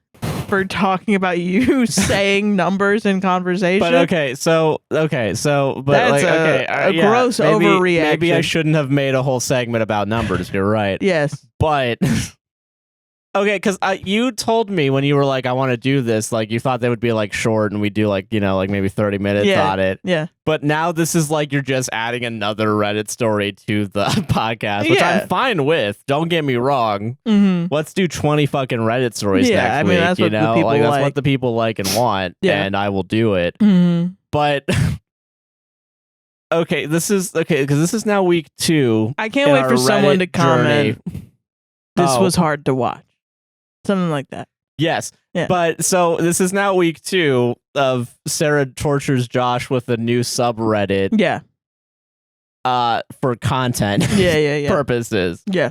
So if this goes on another week, I'm gonna be like, you just hate me. It's been successful. I did not think people would react to the Drake subreddit as well as they have. Yeah. Oh wait, this is week 3. Okay, yeah. So never mind. No, you do. What was the last you're one? Just fucking choose sentence horror. We did that. Oh yeah. Yeah. Remember that? Remember no, I when don't remember. You fucking tortured me? Listen, you guys. Listen. This is good for you. You should know this as well.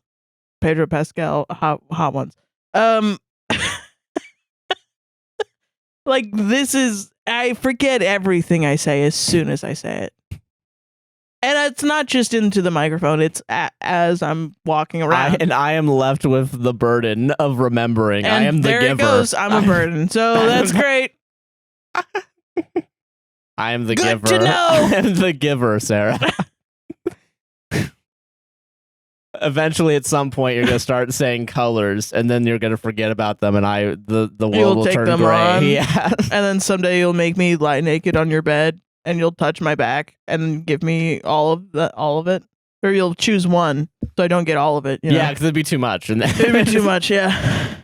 And someday it's gonna be me on a sled going down a sled and feeling pain, and I'm gonna be like, that fucking sucks. What the hell? We gave that lady money to write that book, dude. She was just like, yo, what if a kid that never felt pain for the first time? Isn't that fucking wild? And then we were like, dude, yes, everyone's gonna read it in middle school. And then they're gonna make a movie. It's gonna suck dog shit, dude. They made a movie. Yeah, I saw someone did a play of it around here at some point what? for like schools to watch. Yeah, it was weird. That is weird. Yeah. But okay. Am I overreacting? So this is a new subreddit. Yeah. That Sarah is gonna show us some posts from. This is Sarah's Reddit post corner, Reddit subreddit corner. Whoosh. Okay. I've not read this one, so we're gonna do it. All right, blind. And also, might be rage bait. Who knows? It's about this guy's overweight roommate. Good. All right. Good. So we're in the danger zone.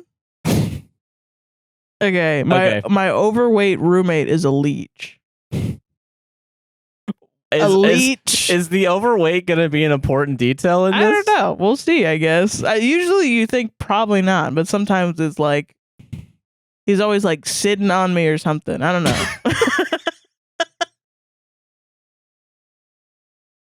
Just won't stop sitting on my lap. He won't fucking stop it. If I sit down, he feels compelled to sit on me. Even then, I'm like, can you get out of the way of him? Maybe he just doesn't notice everywhere. you exist. Maybe, maybe you're a ghost. Shit, man. I don't know. But I also met a guy at work several years ago and became friends. They actually only got close because he always needed a ride to work or home. Been there. Then it blossomed into hangouts here and there and gaming every night that they could. Seemed real and fun. Fast forward to 2022, guy's mother passes away and he is devastated. I never fully met the guy, but I'm like, let's go grocery shopping and cook for him. Keep him company during a time when he needs people because his other family never showed up to support him. So I get to know him this way and even invite him to the movies and other outings with us. Eventually, we found out that the house he was staying in was rent-free, state-provided for his mother. Now that she is gone, he needs to find a new place. He is a grown man, 26, by the way. Okay. Every place kept rejecting him. He was freaking out and depressed, and I felt for him. I told my spouse, this is your friend, and you care about him, so I do too. Since we are looking for a house, maybe we should find a bigger home with room for him. We agreed and bought a huge house. He was even there when we checked it out before putting in an offer. Okay, you're doing a lot for this. I mean, like, it's good. Like, it's good to help people, but like, why put it in the thing like he's a grown man and here's all the stuff I'm doing for this guy? I will say also, this is very interesting compared to like, Am I the Asshole? Where like it's a common practice to put the ages of everyone in right at the beginning. Yeah, and, it's like, kind of a you're kind of like looser tossing rules. it in the last second. Like, also he's 26. You know, just like There's a then here's another thing. Like, he should be fucking better than this. You know, changes the narrative a little bit, doesn't it? House shopping and finally closing took about a year. So he lived on our sofa rent-free that entire time, and we provided everything: food, movie tickets, Vegas trips, literally everything, as if he were. Why are you doing so much? Why? Leave him at home. Yeah, if you're gonna go on a trip. yeah, like, I mean, unless he's like wants to go, which I guess could be, but like, this is just is this like why? What's going on? Literally everything as if he were a kid because he's always broke. I helped him get a job with a friend, and after a few months, I encouraged my friend to promote him to a position that could help him make more money and feel good from being responsible. We helped him get a license by driving him to his driver's ed classes every night and took him for all of his tests. He got his driver's license, got the promotion, and moved in. He still refuses to drive and has my spouse drive him everywhere. He did fuck all with the promotion. He did the bare minimum and would ignore his duties, moved in and eats all of our food and is almost 2 months behind in rent and groceries. He doesn't help clean up in the common areas. He keeps applying to new jobs, and the moment he gets hired, he immediately calls out from his existing job for the days off. We ask him how he's going to pay rent, and he is like, I can't, but then comes up every 2-3 hours to eat all of our food. We're currently struggling financially. Whole other story, but we're paying our portion of the bills.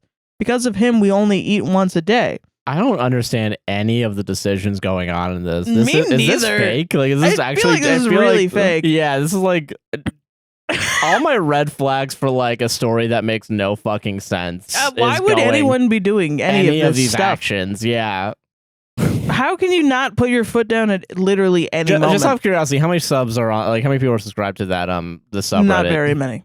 So my money says unmoderated. Yeah, probably. And probably is not, doesn't, because like even Am I the Asshole has like relatively decent moderation. Yeah. Of like getting rid of shit posts or not necessarily AI stories, but like, you know. Do you want to just cut this whole one out? No, because I am fascinated by it, like as I guess now a creative writing project of like. I'm down to look at it like that. Yeah. I'm currently struggling financially, whole other story, but we're paying our portion of the bills. Because of him, we only eat once a day. That's crazy. The dinner that we cook that he always magically shows up for without being invited to, and usually wants seconds. If he feels like it's not enough, he will wait until we go to bed to raid our kitchen. I'm miserable and regretting ever wanting to help him. I want to kick him out so bad, but he put us in a situation where he's so behind now. We're behind and causing us late fees and menacing letters. This is only the top of the iceberg. There's so much more BS that he causes, but he doesn't care. He just sees us as nagging and toxic, but all we're doing is talking to him like a man and saying you doing this equals a shitty experience for us. But he just shrugs when we say something and is now telling his friends bad things about us. But like, if you're so bad, leave, lol, we won't stop you. I don't know, am I overreacting? My SO doesn't even see him as a friend anymore. It's really sad seeing a good-hearted person sit there and wonder where they went wrong. Okay, I don't want to say that's obviously fake, but okay. I mean, I'm sure I've heard really terrible horror stories of people that have shitty roommates. Yeah, and like, you know, like because of bad circumstances. But okay, first of all, like nothing came up with like the overweight roommate. Yeah, like, what's with the overweight? Well, there's no reason why that detail's put in the title, so it feels like this is my conspiracy theory. It does feel like all overweight people are lazy and never want to work and do anything. That's the vibe that I'm getting off of it. But also, like, so here's my conspiracy theory, right? This is a subreddit that is less moderated, has less people on it. Mm-hmm. So what if this person originally posted it to, like, Am I the Asshole or something? Yeah. It got taken down from being, like, a shit post or something. Yeah. And you just changed the wording a little bit to where it's not, like, Am I the Asshole, but it's Am I overreacting, you know? Or, like, would I be the asshole for kicking him out as opposed to Am I overreacting about this? I will say that this person has a lot of, like, it's not a throwaway. Ooh, okay. So they do have a whole ass profile. Okay. So hold on. Wait, this might be real. So this is someone just venting about a bad roommate. But why put in that he's overweight? That doesn't make any fucking sense. Yeah, it seems like in general, I do think it's weird to like comment on someone's body. And listen, I do think this guy is using you, and I think it's fucked up. Yeah, it's fucked up. But like, why? Okay, yeah, you are being used 100%. And I just don't know why you had to give him all of these, like a Vegas trip, movie tickets, and paying for food is like so much. You didn't set any ground rules at all. Or like boundaries, yeah. And I get dealing with grief is really hard, but like I don't know if I would ever be like, you could sleep on my couch for as long as you want. Yeah. Ever. Yeah, because like that's pretty wild. Anyone. Yeah. It's not good for them also. Like they don't have a structure. Yeah. And it kind of creates like a shitty dynamic between you two. Because then it's like, well, then they have to come to you and be like, like I would feel as a friend that's like sleeping on someone's couch, I would be grateful, but I would also be like, but now I don't know what I am able to do, you know? Like I always feel that, I guess. If I'm living with someone, like I always am like, okay, this is my room. I'm going to pay for this, because otherwise if I don't pay and you're being nice, I'm going to be like, I'm going to feel like I'm using you. You know what I mean? But I'm not going to fault anyone for being like, okay. I don't know if that makes any sense. Like your mom will be like, no, you could totally take this for free for real. And I'm like, all right, sounds good. Yeah. But part of me is like, why do you want to? I don't want to take it for free because then you're going to get upset at me later. And she has at times when I'm like, no, I literally can't take any more stuff. Yeah. She'll get upset at me for not taking things and then she'll flip it on me for being quote unquote ungrateful. Yeah. And, that's crazy. That's not okay. I don't want to be in that situation. I'm just a person trying to live and work and live, and that's it. Yeah, no, I get that. And I'm not saying that this guy isn't a bad person. If you use someone like that, you're not great in this moment, you know? Yeah. That's just like wild. The giving so much, like, I think it is kind of weird that like no boundary was put for like how you're gonna help. No boundaries at all. And like you are doing all this work to help, which I think is good to do. Yeah, it's great. And I think this person is taking advantage of you, but you're lashing out, like being like fucking this fucking fat fuck. He's 26 and he's fat. Yeah, and he's like he kind fucking of lived with his mom until she fucking died. You know, like whoa, dude. Like whoa, okay. Like listen, I get you're angry and upset right now, but like, let's tone it back a little bit. It's like, what the fuck? It's like it's some real shit where it's like, yeah, this guy for sure resents this dude like a lot. Yeah, and it's coming out and all. It's the bitch eating crackers. Yeah, it's slowly more and more as you're writing the post as well. And he fucking sucks, and he called me a poopy head. Yeah, and he's fucking all of this. Yeah, it's like, okay, all right, man. It makes it a little difficult to give you a reaction. Yeah, but the reason I read this was because fucking someone said grow up. Because this section isn't about the Reddit story. This is about the subreddit. You know what I mean? What kind of drugs are these people fucking on that they can read something like this and tell them OP to grow the fuck up?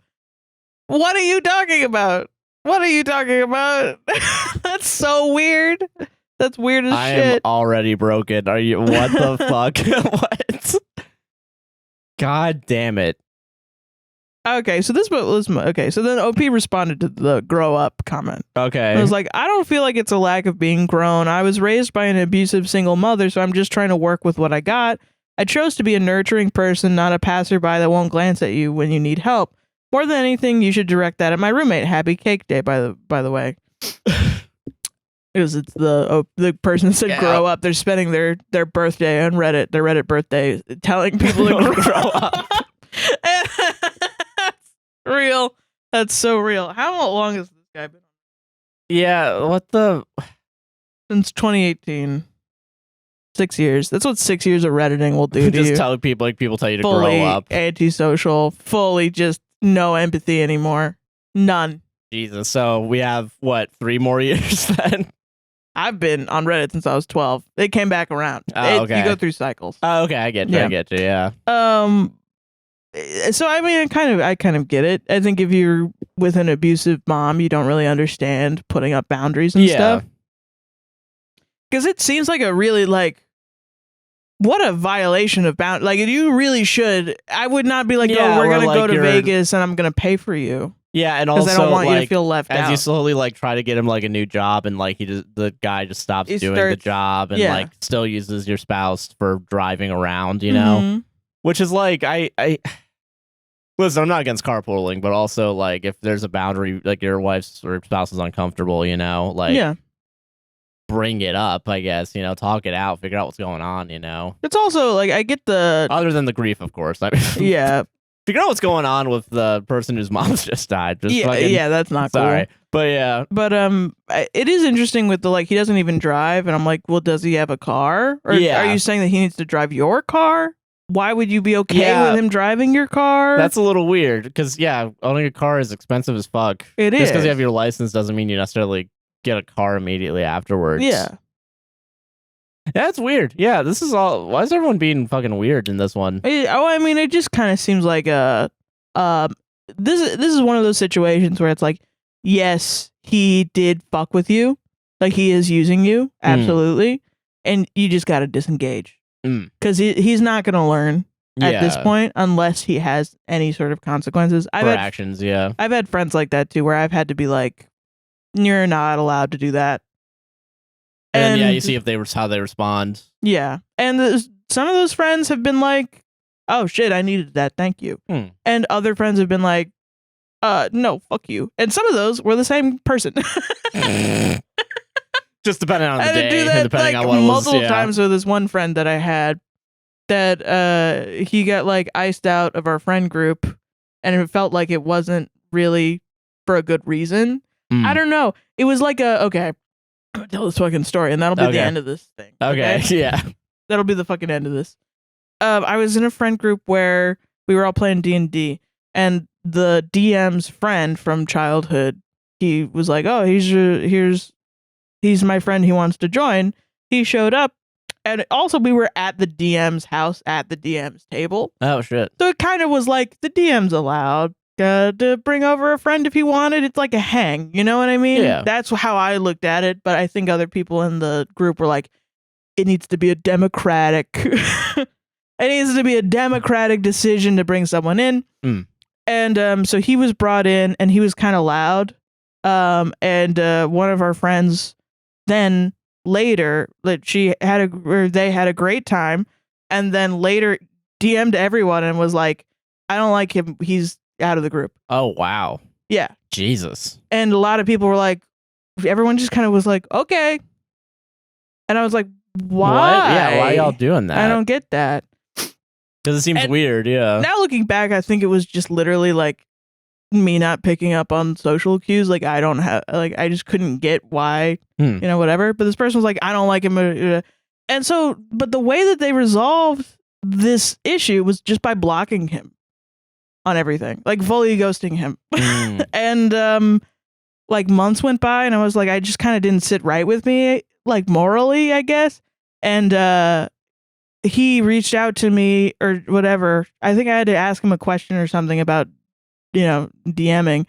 And I reached out to him. He like blew up. He got really upset because of the blocking. Yeah. Which I kind of felt like was a normal reaction because people were like, fuck you, I don't like you. Yeah. And I didn't notice anything really terrible at the event. So I had to ask him a question, and he was like, "Oh, you know, I don't have any friends. I'm super depressed." You know? And I don't have any friends. I'm super depressed. Like, you know, I don't leave my house. Like, that was the level. Oh my God. And I was like, damn, you know, I'm sorry. I don't really know what was going on with that whole situation. I never really understood it, you know? So I'm sorry that happened. That is what I said. Yeah. I wasn't apologizing on behalf of anybody else. No, yeah, you're just trying to be empathetic and understand where they were coming from. Yeah. And so he's like, "Oh, am I accepted back into the group?" And I was like, I have no idea. No one said anything about it. Yeah. So I went to the DM and I was like, "Hey, is he allowed back in the group?" And then the DM was like, "Yeah, sure." Oh. And I was like, "Oh, okay." So I added him back. And then the friend that was like, "I don't fucking like him, get him the fuck out of here," was like, "Why would you bring him back to me?" And I was like, well, he's like his friend. Yeah, it's like, why are you trying to take control and reign of this fucking group? And also, I didn't know what was going on. Like, it wasn't ever communicated to me what the fuck was going on. Yeah, but you're still being punished as if you do know what's going on. Until this whole blow up happened. So I was like, okay, whatever. Eventually, then I had like multiple times with this guy where he just kind of like attached himself to me. Oh, okay. And then it was like at some point I had to be like, dude, you gotta not do this. Yeah. And he was like, okay, thank you for the feedback, and it was fine. And then it happened again. And then at that point in time, he was fully like not taking accountability for his actions. Wow. Jesus. Yeah. Oof. Yeah. Yeah, you gotta put up boundaries, man. It Jesus. was just like a weird situation. I do feel bad sometimes for like going to him and being like, dude, I'm sorry. I don't know what the fuck happened. But I also think like communication would have been great for me to know why we all hate this guy. Yeah, like, yeah, just fucking explain it to everybody. Yeah. Why? Because the way it was described was like he gave me anxiety. It wasn't like he did anything like, super wrong. Like, whatever. Interesting. Yeah, I feel like, God, because I don't want to say it. We'll explain further, please. But like, right? No, and that was the situation. I was like, well, I don't want to, yeah, push more on it, but like also, damn, that's a hard. Yeah, it's hard. Yeah, it was just a hard situation, and I don't know. I probably was the asshole in that situation if I'm completely for real. I mean, yeah, because I guess you brought him in. Yeah, but not really. But yeah, no, the DM was, you asked the DM first, and the DM made the final decision, because also, yeah, the DM's game, I was under and it was his house.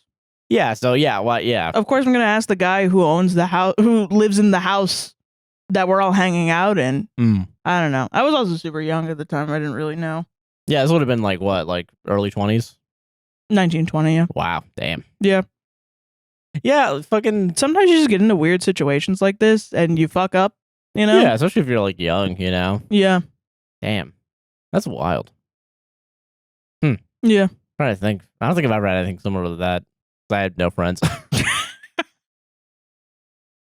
Well, I was the guy trying to attach myself to everybody, actually. That's actually, I'm really offended at this. No, you were. This guy, I don't know what was wrong with. Yeah, that was all about you. That was you. Yeah, that was me the whole time. Big reveal. No, it was just like, this guy's got a problem. Like, he just does not stop pushing boundaries, basically. Interesting. Because it went from, like, we fully cut him off immediately without really any kind of reasoning. And then I was like, well, that's kind of shitty. We should keep, whatever.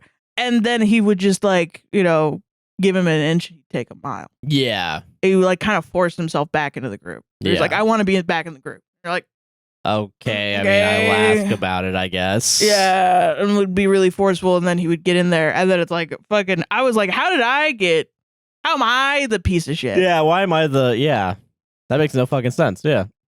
Jesus. Yeah. Huh. Interesting. I think you might have told me a little bit about it, but I don't think you've ever expanded that much on it, so I'm just intrigued now. Yeah. Because it's like, I mean, that whole D&D group, I feel like. Oh my god, there was so much. Yeah. There was so like, I think I eventually left because I had to go to college. Nerd. What, you didn't cut class to do stupid shit with your friends like I did and failed all my classes? Fucking idiot. Yeah, they were upset at me for I had to take a class to graduate to get my AA, and it was just during the time, and they were like, we all plan around D&D. We plan our whole lives around D&D. Also, you were in like an art program, so like there were very specific classes that you could do only at specific times. Like I remember when I wanted to film, like fucking there was only like 2 or 3 classes that I could take very specifically at like only once a week at that semester. So if I didn't do it, it'd be a whole fucking year of waiting, And I don't know if it was that bad for you, but like fucking yeah, like school's more important than D&D. That was the thing that like that wasn't the reason that I stopped hanging out with everyone. The reason was I needed to go take a class. I thought I was going to take a semester off. And then I also had started a job where I needed to be at work at a certain time. Yeah. Because I was also moving in with my friend, and it was just like a lot of shit happening, so I had to take a step back. I thought that would be okay, but it was like really not okay that I wasn't going to be there. I feel that, yeah. And I was like, what do you mean? It was a level of entitlement that I just don't like. Yeah, I will say, like, God, man, fucking, I remember when I was in college, like, I would just skip class to film with, like, the same 2 people, and then, like, because I felt like that was a better use of my time than going to class, but then I was also just failing all my classes. So I was in the opposite position where it was like I was purposely not going to class because I didn't want to show up. Yeah. And then I felt like I would get in trouble if I showed up again, so I just stopped showing up because I feel like I missed too many classes, and I feel like the friends would get upset at me for not showing up to the friend. I was just anxious. Damn, yeah. But I mean, those experiences though, that's how I interact with Reddit. Is like all of those people that I hung out with, they're probably good people because they were also young at the time. Yeah. The friend that cut out that guy and convinced everyone else to cut out that guy was at least like now they're probably like 29. So back when I was 20, they were like 23, 24. Oh, wow. Yeah. So, where do you think they are right now? They're here doing the same thing. That's doing the same ass shit, man. That's it. Because that person's name is Josh. Right here. That's what it is. Right there. Right there. I am 15 different people in this story. Yeah, actually. You absolutely are. Yeah. I would just put on it like a mustache and run around the DM table. Dude, that's so funny. But yeah, I don't know. I look at it now where like everyone's probably fine. Yeah. Like that's why I don't think like you're an asshole for life. It's just people are going through shit. Yeah. And then they're going to end up hurting you, and it's totally fine to be like, oh, that guy hurt me. I'm going to fuck him forever. I'm never going to speak to him ever again. I think that's all right. No, I agree with that. Yeah. I just think like, I don't know, fully like, we got to have a reason. Yeah. Yeah, you're not going to be like a fucking psych that tells you like, you should go back to them, like fucking. No, I I wouldn't do that. But also, I've been in groups where I was the person that got fucking frozen out, and it was never explained to me. Yeah. And I was like, what did I do? And that hurt me for years, and I didn't want to do that to somebody else. No, I feel that. I also think it's weird to expect me to do that to somebody else. No, I feel that, in general. God. I feel like, I think I got iced out just because I didn't know how to communicate with people back when I was a wee young lad. Mm-hmm. So like immediately after high school, I pretty much lost contact with everybody after like a month or two. Yeah. And I just went and did my own fucking thing. Like, the phrase of, sorry, go ahead. No, God, I don't know if I want to talk about this right now because this happened on the fucking, there was one night we were recording. It was while we were here. I got oh yeah, bombarded with calls. Bombarded. You weren't bombarded. No, you got 2 calls. Yeah, I got 2 calls. I didn't realize it because I looked at my phone, I think, as we were about to start reading Reddit stories because my life is fucking crazy. Yeah, for money. Reading Reddit for money. Yeah, I got a phone call through Facebook Messenger. Oh yeah, which I've never had before. Like no one's ever called me through Facebook Messenger, I think it's always been like just for texting. And then I got an actual like phone call from like an old friend from high school, and like they gave me this like really like bad news, and I just remembered that like, and I've been thinking that was a difficult time for you. You didn't know how to process it. Yeah, I didn't know how to feel because I felt like, because also like what happened was it was related to someone that wasn't like super nice to me specifically. Yeah, and I was just kind of like, I really don't feel anything right now because I haven't talked to any of these people in years. Yeah, and I've been slowly realizing I didn't have a good experience in high school, barely had a good experience in college in the beginning. Yeah. So I'm just kind of like, I don't care what happened. I'm all right, cool. Yeah, I think this happens to most people. I think most people go through like their late teens, early 20s, even maybe sometimes into their late 20s, where they're just kind of doing shit to do it. Like just either you're causing drama, or you're, maybe you're not the cause, but you're around the drama, or you're just like, you do cause drama anywhere you go because everyone's reactions are very heightened. And then you look back on it and you're like, what did I do that for? Yeah. I don't remember like why all of that felt so emotionally charged. Yeah. And it's, that's why I'm like, the people, like, I don't really have any ill will towards anyone anymore. Because it's like, what's the point? Yeah, I don't have any ill will necessarily either, but it's just kind of like I really don't give a shit that much. Exactly. Yeah, that's kind of like it's I've been realizing too, I really do not have much memory of like your childhood. Yeah, childhood / like maybe freshman year beforehand, like of high school, and I don't know if part of that is just like me having a bad memory because I do forget things a lot, but like it could also be like you just had such a bad time in high school. that That's I'm just all you blocking think it about. the fuck out. Yeah. Yeah. So when that happened, I was just like standing here. I was just like, all right. Yeah. Like it took me a while to get to that point because I started feeling bad that I didn't feel anything. Yeah. But like I felt like because I think like I haven't had any connections with a lot of people from high school. I felt like I was iced out.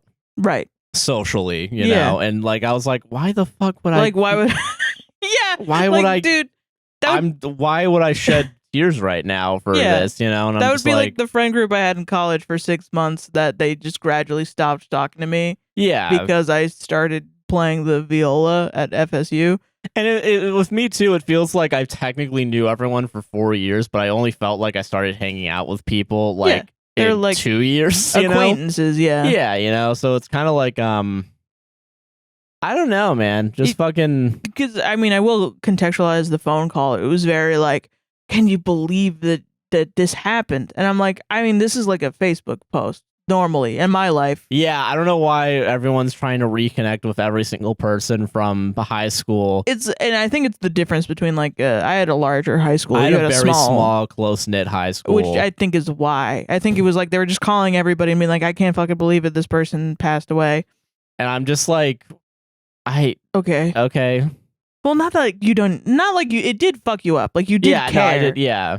Like I don't want to make it seem like you didn't care, but I think it was like they expected you to perform sadness for them.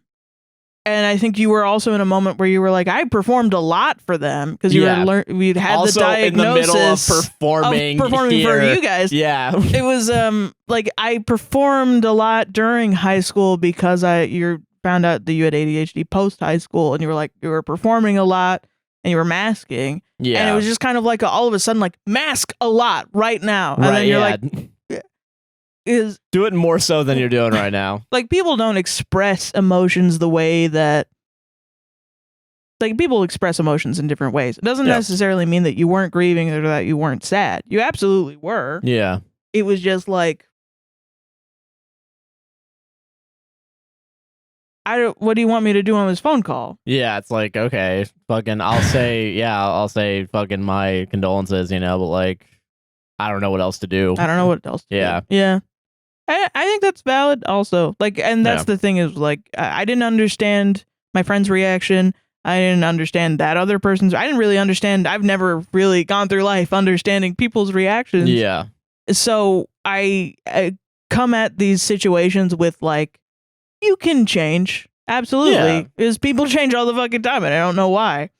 You know? And most likely, like, you know, time heals all wounds. The way I understand that phrase is that like, people are going like life is going to teach you lessons. Yeah. It will teach you like if you continue to act like an asshole, someone's gonna respond. Unless you're like fucking Jeff Bezos or something. Yeah. You know? Like usually like life already is so hard. You're going to go through an instance like, you know, someone close to you is gonna die and you're gonna feel terrible about it. Yeah. And you're gonna have that feeling. And because you don't have it right now doesn't necessarily mean that you'll never have it. And it will happen to you. So we're all going to go through strife at one point in time. And then you're going to be like, oh, fuck.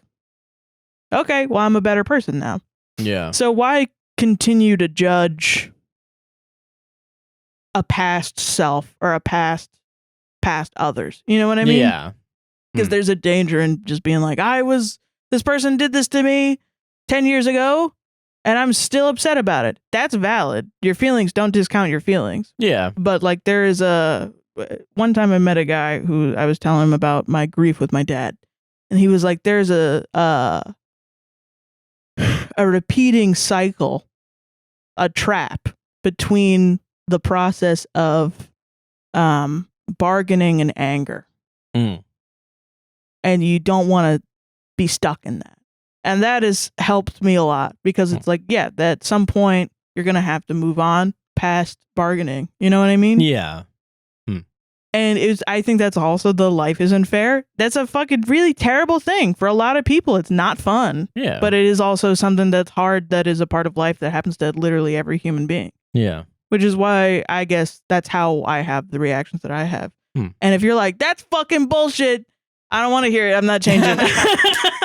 Yeah, dude. Yeah, bitch. Oh, yeah. Anyway, this guy is using you. You should kick him out. Yeah, I should kick him out. Yeah. Solved it. We already clapped. Stop taking him on fucking Vegas trips. Yeah, dude. what the fuck? Yeah. Stop doing that. Yeah, interesting subreddit. Yeah, I Interesting know. post from an interesting subreddit. That's basically am I the asshole, but just less am I moderated. overreacting? Yeah. And do I hate fat people? Dude, I hate fat people Do so I hate much. fat people? Make that a subreddit. Dude, when I looked at this like last week, Well, yeah, when you came up with the segment, they were like a paragraph, 2 paragraphs.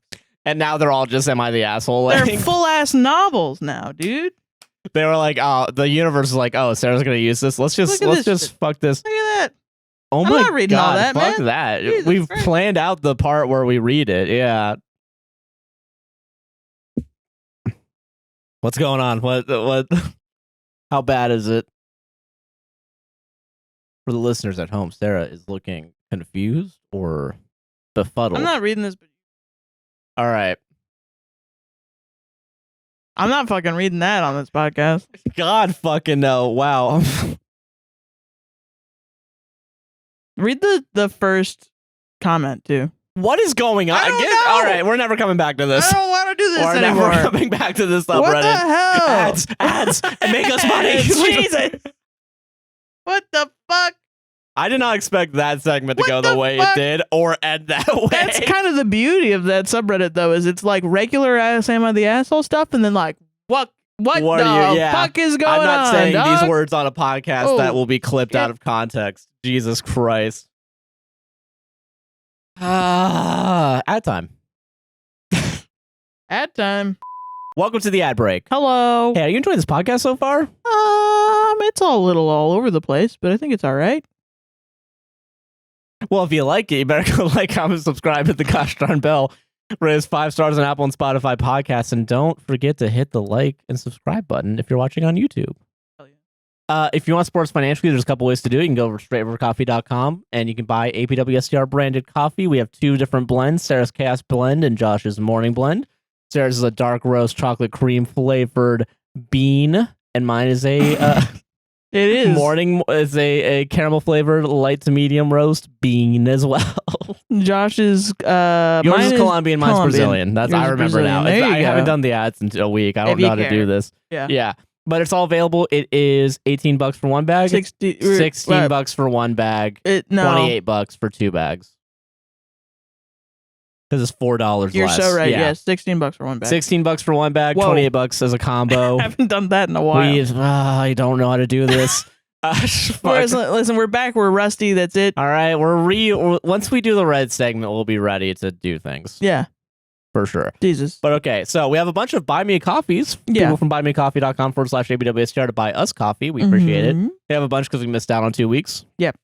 On one, and yeah, I guess 2 weeks. Yeah. Yeah. But at Foolish Ales, bought 3 coffees. Thank you. Thank you. I love watching your videos. It makes me feel like I'm hanging out with friends. Thanks. Keep posting. Thank you very much. Thank you so much.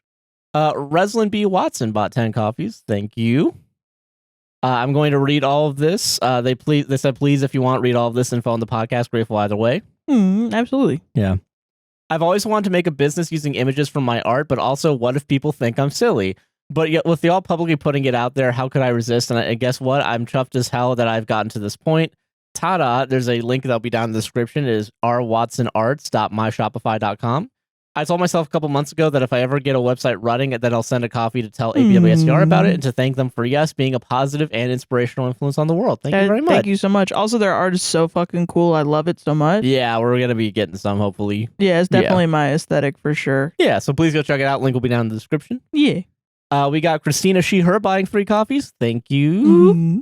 Hello, Thank love you. the podcast. I have a suggestion for a segment. Oh, My yes. partner and I have this game, quote, 3-star reviews of things that shouldn't be reviewed. Yes. So think of the most iconic locations: Grand Canyon, the Louvre, The Louvre. Yeah. I don't know how to say things. Okay. The Louvre, the pyramids, places that the majority of people agree are once in a lifetime things. Then find the middle of the road reviews. A 1-star review is boring, usually about customer service or whatever. 3-star reviews are pretty hilarious, and I recommend TripAdvisor for reading reviews. Dude, They're hell easy yeah. to sort by star. Even if you don't do it as a segment, try it out and have a good laugh. Thanks again. We've done Google reviews of shows before. I think we have, yeah. And that seems kind of fun because Yeah. they're usually always unhinged. Oh, for sure, yeah. Thank you very much for those coffees. Yes, thank you so much. It's a good idea. Yeah. Kayla bought 20 coffees. Thank you. Oh my gosh, thank you. Not my sister Kayla. Oh. But still thank you. Yeah, still thank you though. Yeah. My sister Kayla needs to start something up. She's having a baby soon. Yeah. I should get a coffee for each member of their We should family. be sending her coffees. All right, Kayla bought 20 coffees. Thank you. You guys make my ears just feel good. Lol. No, that's good. My family and I are doing a cross-country trip from Washington State to Florida, and listening to you both keeps me laughing and in high spirits. Thank you. Oh, thanks. Well, welcome to Florida if you're here. Yes. Sorry. Sorry. Do you want to do an escape room? Pay for our tickets. My friend tickets to go to the escape I think room. someone did say they live in like an hour away from Orlando, and they would be willing to do it. And part of me is like, I don't know, man. I don't know. It has to be spur of the moment, I think. Like, I have to be like, you have to tell me, like, you're doing an escape room right now and you want us to come over. We're at a level where I don't know if we can continue to be like, just invite call us to us sing, and we'll yeah. show up. Like, I don't know. Oh, we're too high on our horses then. There's like a medium where it's weird, where like you're tiny and it's like, yeah, I could show up. I don't care. Like, it's, I'll create. Oh, so we're in the middle space where relationship it's weird. Yeah. where it's weird, and then there's like Bill Murray, like the amount of Bill, like where you just start showing up to shit. you just start showing up to people's weddings. That's fair. Okay, once we get to Bill Murray level. Yeah. we will You gotta do make escape us rooms. famous enough to be Bill Murray So level. share this with your friends, and then they'll share it with 3 friends. We gotta be in Groundhog Day. Yeah, exactly. God. All right. Thank you very much for those coffees. Thank though. you so We much. appreciate it. Yeah. At Awkward Tiger 13, her bought 3 coffees. Thank you. Thank you. Hi, Sarah and Josh. I've binge listened to your episodes to catch up from the beginning, and I love to see how much you both have grown. Oh, thank you. Respectfully simping for both of y'all as a asexual bi-romantic. Dude, hell yeah. I'm so happy to be able to help support you guys a little bit. I love listening to the whole podcast, not just Reddit. See how that changes this week. Can't wait to see which bit Sarah You're does. gonna love this You're gonna episode. love this one. Can't wait to see which bit Sarah does when she doesn't do curse fanfic. Sure. Black heart emoji. Thank you so much. You can't wait to see my unhinged. I'm just Sarah. Some of the Sarah. best content we made this year was just me being like, let's just fucking chill out. Okay, that's fair. Yeah, That's crazy, dude. yeah. That's It means fair. we have to do it more often. Fuck. I don't think I've ever gotten you to laugh that quickly by just being like, let's just fucking chill out, dude. Like, I don't know why it makes you laugh, but it does, and that's good content. I laugh. Kara bought 3 coffees. This is our last coffee. Thank you, Kara. Thank you, Kara. What the fuck is up with credit cards? I'm listening right now to y'all talk about it. It's so true. Like, everyone tells you something different. Yeah. Use it for small purchases. Use it. I'm gonna try and do it in the tone I assume this is being written in. I that's how I would read it. Yeah. Use it for small purchases. Use it for large purchases. Pay it to 0. Leave a balance. Yeah. I have no clue what I'm doing. So 3 real. crying, laughing emojis. Anywho, love you guys just as usual. I feel like I'm chatting with my friends while listening to y'all. I wanted to join the convo. Thank you very much. Thank you so much. Oh, that wasn't our last coffee. Sorry. That was not? No, it wasn't, but you can say. Oh, okay, yeah. Someone in the comments of that one said, like, just use it as you would a debit card. And that's how you use a credit card. And I was like, oh. Yeah. Because, I mean, if you pay it off immediately afterwards, like you pay something and then you do it, yeah. That makes sense. Because at that point, you're just getting the rewards. It's a rewards card. Yeah. And I'm just like, I don't and know. bumping up your credit score. So is using that's not how you build credit then? Like using a credit card. Yeah, because you're supposed to do, like, monthly repayments and shit, but it's stupid, right? It's dumb. Yeah. I don't know. Well, fuck. Debt. Shit. All right. At TaylorMade Kennels bought 3 coffees. Thank you. You guys are always brighten my day and feel like my safe friends who can just chit chat and chill with for hours. Oh, thank you. I'm in Jax, so if you guys are ever in the area, hit me up and maybe we could get an IRL coffee. And it's a smiling with teeth emoji. Go to an escape room. Yeah, in Jacksonville. In Jacksonville. Yeah, they got escape rooms in Jacksonville? Probably. I don't know what they got up there. They'd have nothing in Jacksonville. It's swamp, I went there once. Never going back. I almost went to UNF. Really? Damn. Yeah. I had a friend in when I was going to the solar eclipse that happened like a couple years ago. Oh yeah. And I went to South Carolina to see it. Fucking I stopped and saw a friend for like the first time in like a year Since or something. high school, yeah. Yeah. And it was all right.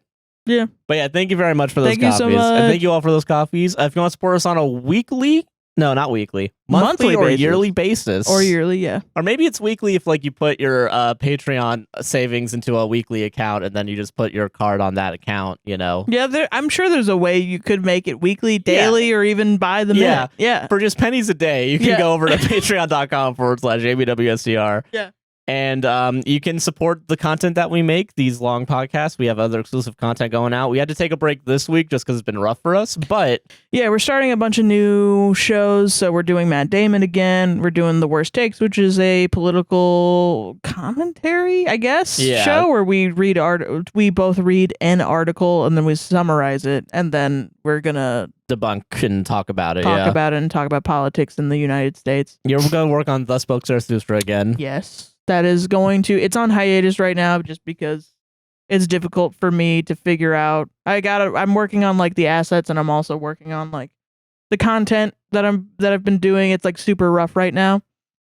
I get you. But people have really liked it. Yeah. It's gotten a lot of, honestly, like the most comments per views, like engagement wise. Yeah. So I think has the possibility of being really good. Yeah. But it's all, there's a lot of exclusive content like that. You get early releases, ad-free releases, so you don't get this huge chunk in the middle of it. Yeah.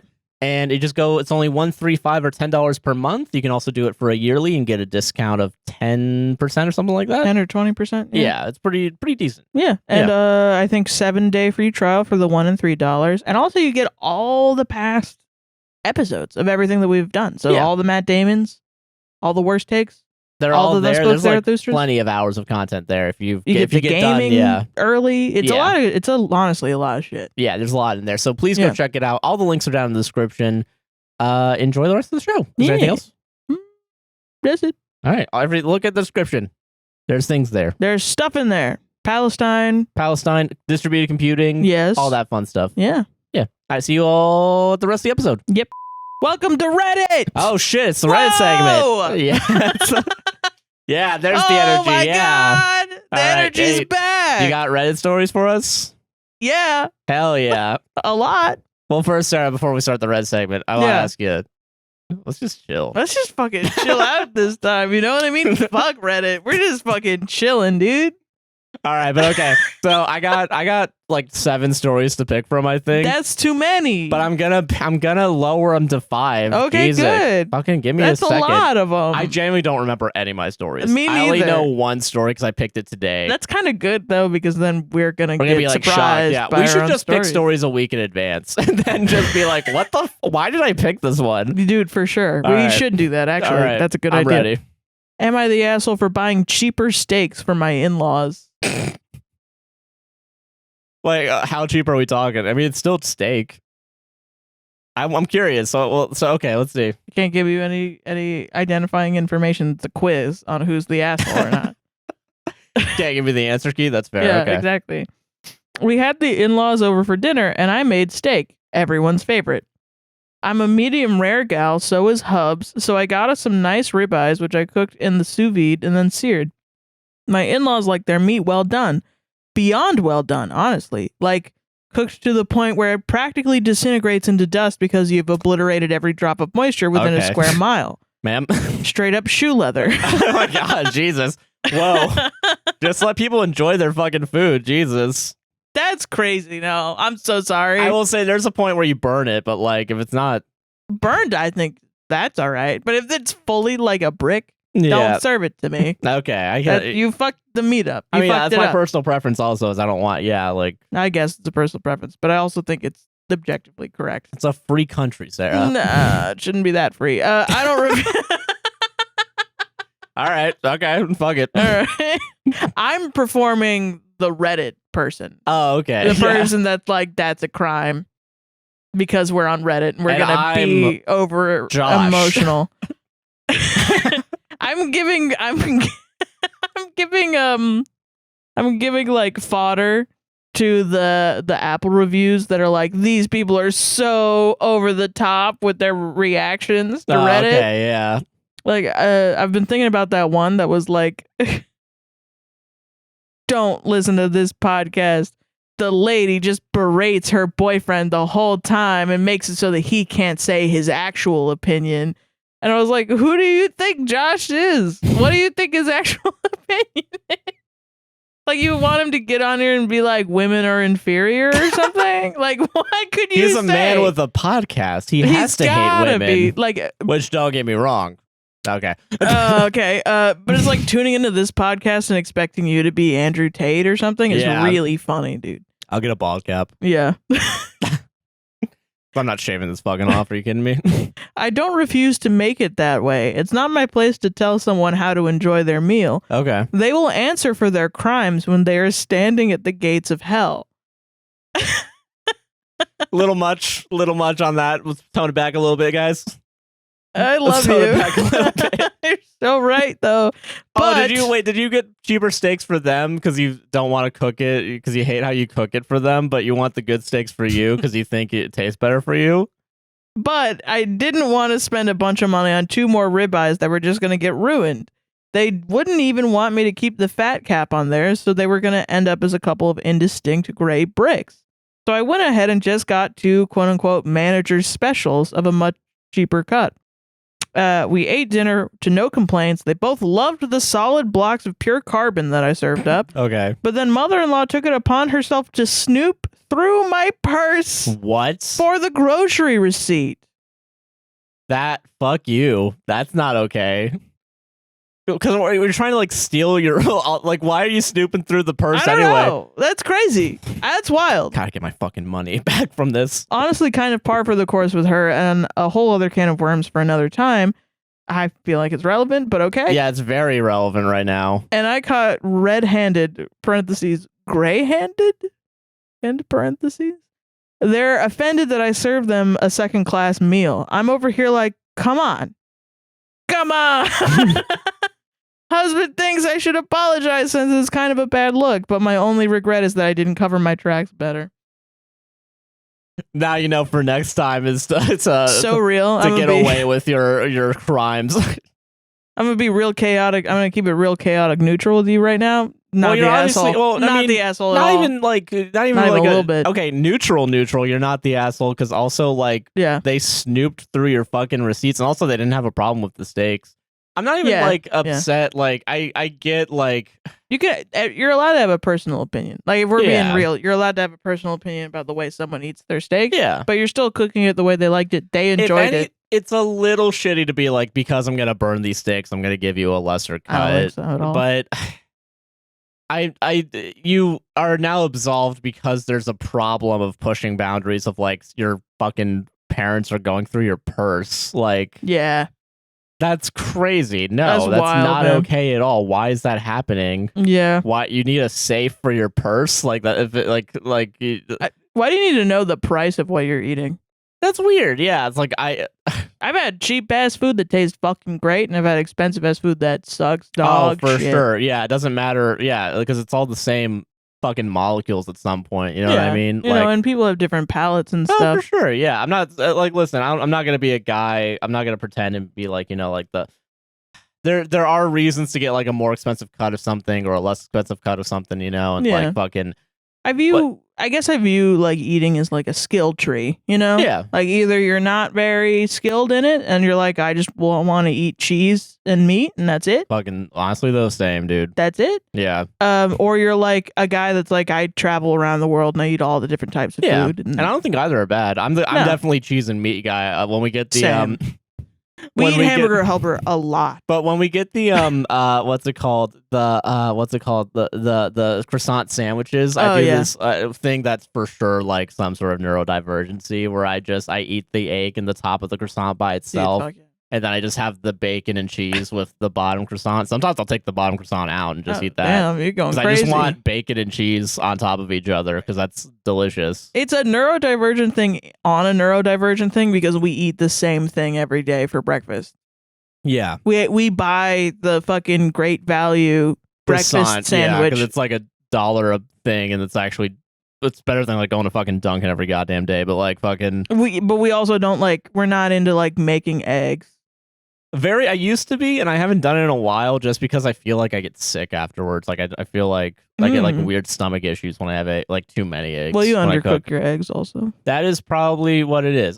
But I feel like also with eggs, there are a lot of people that overcook their eggs. That's the thing. Yeah, cooking eggs is hard, and I don't want to do it. But like fucking there's this new thing with like folding eggs that I keep seeing. I don't think it's probably not new, quote unquote, but I keep seeing it. It's like you break an egg or you whisk up an egg so that the whites and the it's yolks like are almost all, like you're about to do like an omelet. Yeah.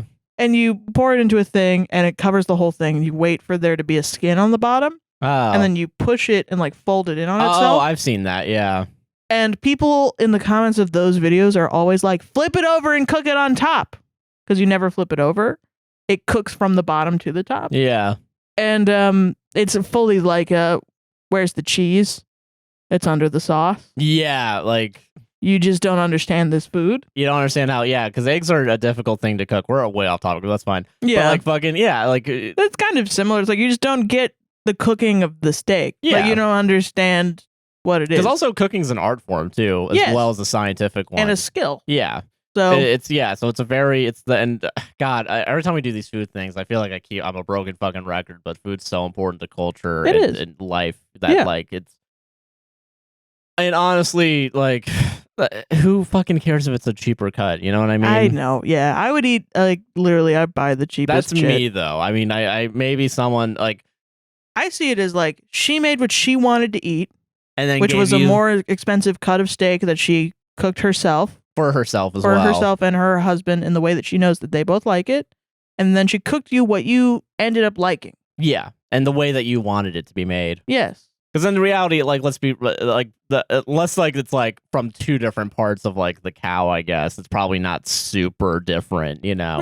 Yeah, and it's also like money's not fucking also, real. I'm stupid and dumb when it comes to steak. Like I know there's that like butcher thing where it's like fucking all the different cuts of meat. Dude, me too. And then I just want to put one right next to it and just says meat.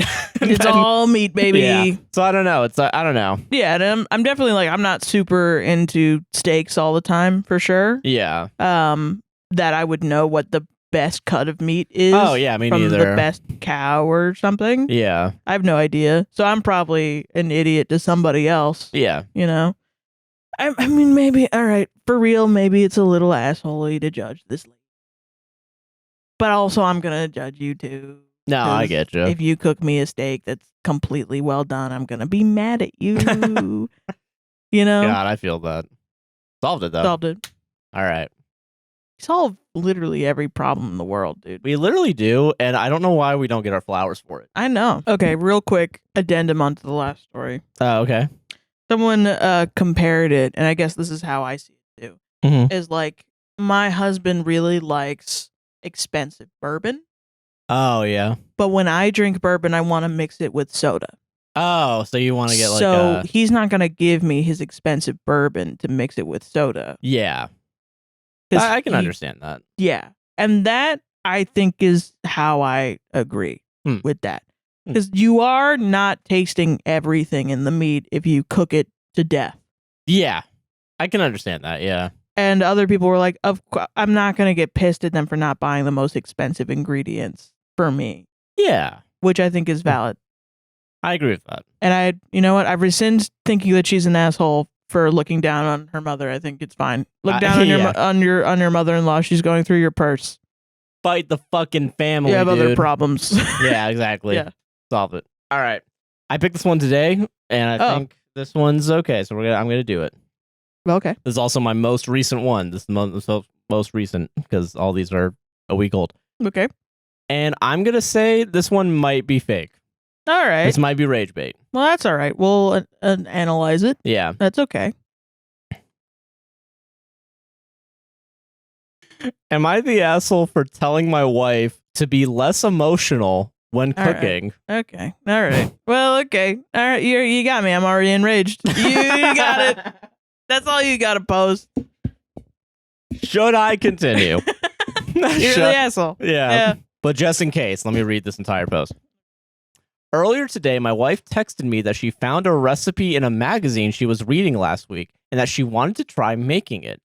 She insisted on stopping by the store on her way home from work to buy ingredients. This annoyed me because I had planned out the meals for the week and I have previously requested that any deviation from the schedule be communicated to me at least 1 week in advance. Wait a minute. Hold on. You got to say all that shit again because you got to 1 week in advance and I clocked in at my job in my brain. I clocked in my brain. You want me to start from the wait, like yes. Okay, so okay. Earlier today, my wife texted me that she found a recipe in a magazine she was reading last week and that she wanted to try making it. Okay. She insisted on stopping by the store on her way home from work to buy the ingredients. This annoyed me because I had planned out the meals for the week and I have previously requested that any deviation from this schedule Are you kidding be me? communicated to me at least 1 week in advance. Nonetheless, I let her try to cook. Try to cook is funny. So, are you cooking? Is it like you thought you were going to cook and now she's going to cook and you're upset at the change? Or is it that you're like, this is what we cook and you're being emotional about this? You didn't give me a week deviation to tell me in advance to tell me what we're cooking. If I'm at a corporate job and my job is like, you need to give me 60 days notice for when you're going to be out of work, and I come home and my husband is like, you need to give me a week's notice to eat something different. Yeah, it's like, what? I'm going to explode. Yeah, like, I don't need to give everyone notice of when I'm going to do everything. Sometimes plans change. Sometimes you within a gotta week. be spontaneous. Yeah. When she got home, she got right to work, chopping vegetables, boiling water, etc. I work from home and I needed to finish a few things, so I left her to cook in the kitchen. About an hour later, my wife came and got me. She led me into the kitchen and seemed very pleased with herself. It smelled and looked delicious, and she had even poured us glasses of red wine and lit some candles. That's sweet. From the first bite, though, I knew that something had gone terribly wrong. She had made a chicken and noodle casserole, and it tasted very salty, almost like pickles. I spat out my forkful and calmly but firmly asked her what she had done. What have you done, woman? Very calmly. What have you done? What have you done? What have you done? I was struggling to get the taste out of my mouth. And then I realized it had been poisoned, and she went, aha! Okay. She walked up to the recipe and deciphered that she had added 1 tablespoon of salt instead of 1 teaspoon. Oh. That's okay. That's okay. I mean, how much did you... Okay, okay. That's a marginal... That's a marginal, I guess, issue. Maybe it's not. I don't know. When I see a teaspoon of salt, it's a pinch. That's what they mean. They don't mean to break out the teaspoon, put the salt in the thing. Yeah, you know what I mean? Go in there with your grubby little hands and do a little pinch. Pick up some salt and just go like... with kosher, yeah, you know what I mean? That's it. That's all it is. Yeah. I reminded her that if she had controlled her emotions, she wouldn't have sped through the recipe and likely wouldn't have made such a silly mistake. My wife turned red and looked down at the floor. All she could muster was, I just wanted to do something nice. I got up from the table, scraped the inedible food into the trash, and ordered a pizza. At this point, I was in no mood to return to my original food schedule. You should have asked for a week, though, notice, for ordering pizza. What is this about? For being emotional and cooking. Like, I know, like, ARFID and stuff, where you're someone that is, like, you don't like eating new foods and stuff. Yeah. That exists. So, I don't know, maybe it's this guy, but it's like, what's with the shaming? The shaming is the problem. That she tried a new thing. You didn't say, hey, let's keep to our schedule like I said. Yeah. You know, maybe we could do this next week. That's a good compromise. If you really need a schedule. If you need to stay in, yeah. But being like, I knew that this would be terrible. I knew it was going to be fucked from the beginning. How fucking dare you? God. Okay. It tasted like pickles is funny as fuck. Because, like... I don't believe that no. for a second. Okay, all right. When I was done ordering, I asked my wife how she would avoid doing such a thing when she cooked in the future. My wife seemed angry about the question and said that I should just, quote, drop it. I refused. I told her that she had wasted our money on these ingredients, only for us to throw her entire dish away, I asked her if she even cared about how that made me feel, but she just shook her head and angrily stormed out of the room. I've been trying to get her to speak to me for a few hours, but she just wants to pout. I get so tired of her ridiculous behavior, and I feel incredibly disrespected by her. I guess she wants me to apologize, but I was the one who ultimately saved dinner. Am I the asshole? You can't exist. If this was written by an AI, like, this would make sense if it was written by an AI, but we should also be scared. Yeah. Because it sounds like the AI already hates human beings. Because whoever wrote this hates women. Yeah. Whoever wrote this hates either this one specific woman, and this is real, or this is fake, and they wrote this because they just, they hate women that have problems within their marriage. Yeah, and are talking about it on Reddit, and they're tired of women being like, oh, men are terrible all the time. But instead of having a rational reaction to it and actually critiquing it and talking about it, like adults in the marketplace of ideas, instead of doing that, you write a fucking Reddit post where you like mischaracterize a husband into being like the world's worst husband. Yeah. And I don't know, maybe it's real. Maybe this has happened to somebody. I'm sure it has. This level of abuse actually does happen in real life. But which is also like, if it's fake, you should be ashamed of yourself for writing something like that. Yeah, no, I get that. As a caricature, just to farm what? Reddit karma? Just to see a TikTok? You didn't get any fucking, Just to see two 20-year-olds make a TikTok about it, really, dude? That's what you want? Yeah. And then you're like, oh, I'm famous? You're nothing. You're not anything. What's the point? What's the point? What'd you're a famous creative writer. Where's your book deal, fucker? Yeah. Where's your book deal? Where's your money? Where's your fame and glory? Nothing. You're just making content for me to shit on, goddammit. Yeah. But if it is real, you're an abusive piece of shit. Yeah. And you need to leave your wife. Have you considered that she was emotional when cooking? The emotion being happy. It's like such a layup. I can't imagine it's not. It's such a layup. Like, obviously, you're the emotional one. Yeah, no, but obviously, like, if she didn't let her emotions get to her, she would have not added a little bit extra salt to it. Yeah. Because also, like, if it's just 1 tablespoon of salt, that doesn't seem like that much fucking salt to me. Like, if I tell you a story about how I was hanging out with my friend, and then my friend was like, hey, let's get ice cream. And I was like, I didn't actually want ice cream, but I said okay. And then he got me chocolate instead of vanilla, what I actually wanted, without communicating that. Well, strawberry, actually. Or vanilla, whatever, yeah. Or he fucked up, like, he sat a little too close to me, and then I screamed at him and lit him on fire. You would threw the ice cream in his fucking head, and I was like, you fuck it up, you would be like, I've known you for 5 years. That didn't fucking happen. Yeah. And I don't know why you're doing this currently. Like, I don't know. I guess I'm tired of being like, people like, oh, this is obviously rage bait, guys. Don't give in to the trolls. Don't give in to the trolls. Why are the trolls trolling? Yeah. We've just accepted the shitty behavior. We just accepted that it's going to happen. Yeah. That's fucked. I don't think so. I think, why, like, that's fucking stupid. Yeah, you can just, chill out, everybody. We should talk about how much of a loser you have to be a fucking troll. Yeah. You're a loser. What are you doing? Yeah, I get that. Learn a damn skill. That isn't writing. Go to bartending class. Yeah. Moonlight, motherfucker. What are you Come fucking on. doing? Go, like, learn something. Anything. Be fulfilled in your life. Yeah. Why do you have to make these weird caricatures? Strange to me, this behavior, but okay, whatever. If it's real though, if it's real. I mean, oh geez, I wonder who's in the fucking wrong here. The uptight piece of shit who thinks his wife is pouting at him when she's planning her divorce, Yeah. or the woman that just wanted to have a casserole. Yeah, 1 casserole. Damn. And you decided to toss the food because it was a little too salty. What a puzzle. What a fucking what an absolute puzzle. If it was actually like, I feel like I thought I'd have to use this, but this is for more interesting shit. I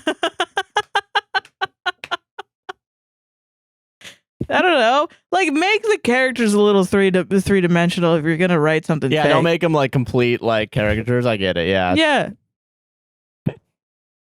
I let her try it. If I want to watch a character be 2D, I'm gonna watch a cartoon. Yeah. Or the live action remake of that. Of cartoon. Avatar the Airbender. Yeah, you know what I'm saying? I got him, dude. Dude, those bitches were more 2-dimensional than the actual cartoon. Ayo. But yeah, no, fucking what a silly little story, dude. What a silly little bitch this guy was, whoever wrote this. It doesn't, there's no way that you can slice it, even if it is fake. If it's real, you're an asshole. If it's fake, you're an asshole. Because what the fuck are you doing, man? Why'd you go into ChatGPT and be like, make a story where a man's abusing a woman so I can get Reddit points? And then you get no Reddit points. Yo, that one has 0 upvotes, but like 1,000 comments. Absolutely, yeah. Awesome. It's awesome, dude. Oh, dude, this one will enrage you. Oh, good. Yeah, good for you. I'm ready. Okay. Am I the asshole for firing and kicking out my maid of honor over a cat? What? Over a cat? Am I the asshole for firing and kicking out my maid of honor over a cat? All right. Like a tiger? They brought a tiger to my wedding. Okay, so some context is needed before I get into what happened. Okay. Thank you for priming me. I think that is genuinely nice of you. I, 37 female, was adopted by my parents, 67 female and 68 male, at age 5. After years of struggling to conceive and many miscarriages, my brother Adam came along when I was 8. Adam was my parents' miracle baby, and they had given up on ever having. Mom's pregnancy was super difficult and high risk, but she pushed through it for the chance to finally have a biological child. Sadly, 3 years ago, we lost my brother in an accident at 26 years old. Jesus. It was sudden, unexpected, and absolutely destroyed me and my family. During our time of grief, his fiancée, Diana, 30 female, was a lifeline for us. She was grieving with us as well, but she helped us through those first terrible, unbearable several months, and I've struggled to find ways to repay her kindness and care ever since. We became friends when she started dating my brother over 10 years ago, and when I became engaged, it seemed only natural and obvious that I would choose her as my maid of honor, which is really sweet. Also, my condolences. That's terrible. Jesus. When I asked her to be my maid of honor a year ago, she said yes. 4 months later, in the midst of planning, she came to me and said she needed a place to stay for a while. I said, come on and make yourself at home. In the weeks before moving in, she asked about my cat, Polly, 9 male, wanting to know if somebody could keep him, as she has a mild cat allergy. I said I couldn't, and she said she'd take Benadryl and deal with it. I thought that was it, but 2 weeks before Diana moved in, Polly disappeared. What? Diana helped me put up posters and check shelters, but we had no luck. Well, come to find out, Diana is the reason Polly was missing. She had used her key to my home to take him and let me believe he slipped out, and had a friend keep him for the 4 months that she ended up living in my home. I found this all out almost 2 weeks ago, and I pitched an absolute fit. Yeah. What? She just kidnapped your cat and moved him somewhere else. Oh my God. Threw her stuff out of my house before she could properly fully move out, kicked her out of my wedding, and told her in no uncertain terms to stay away from me for a while.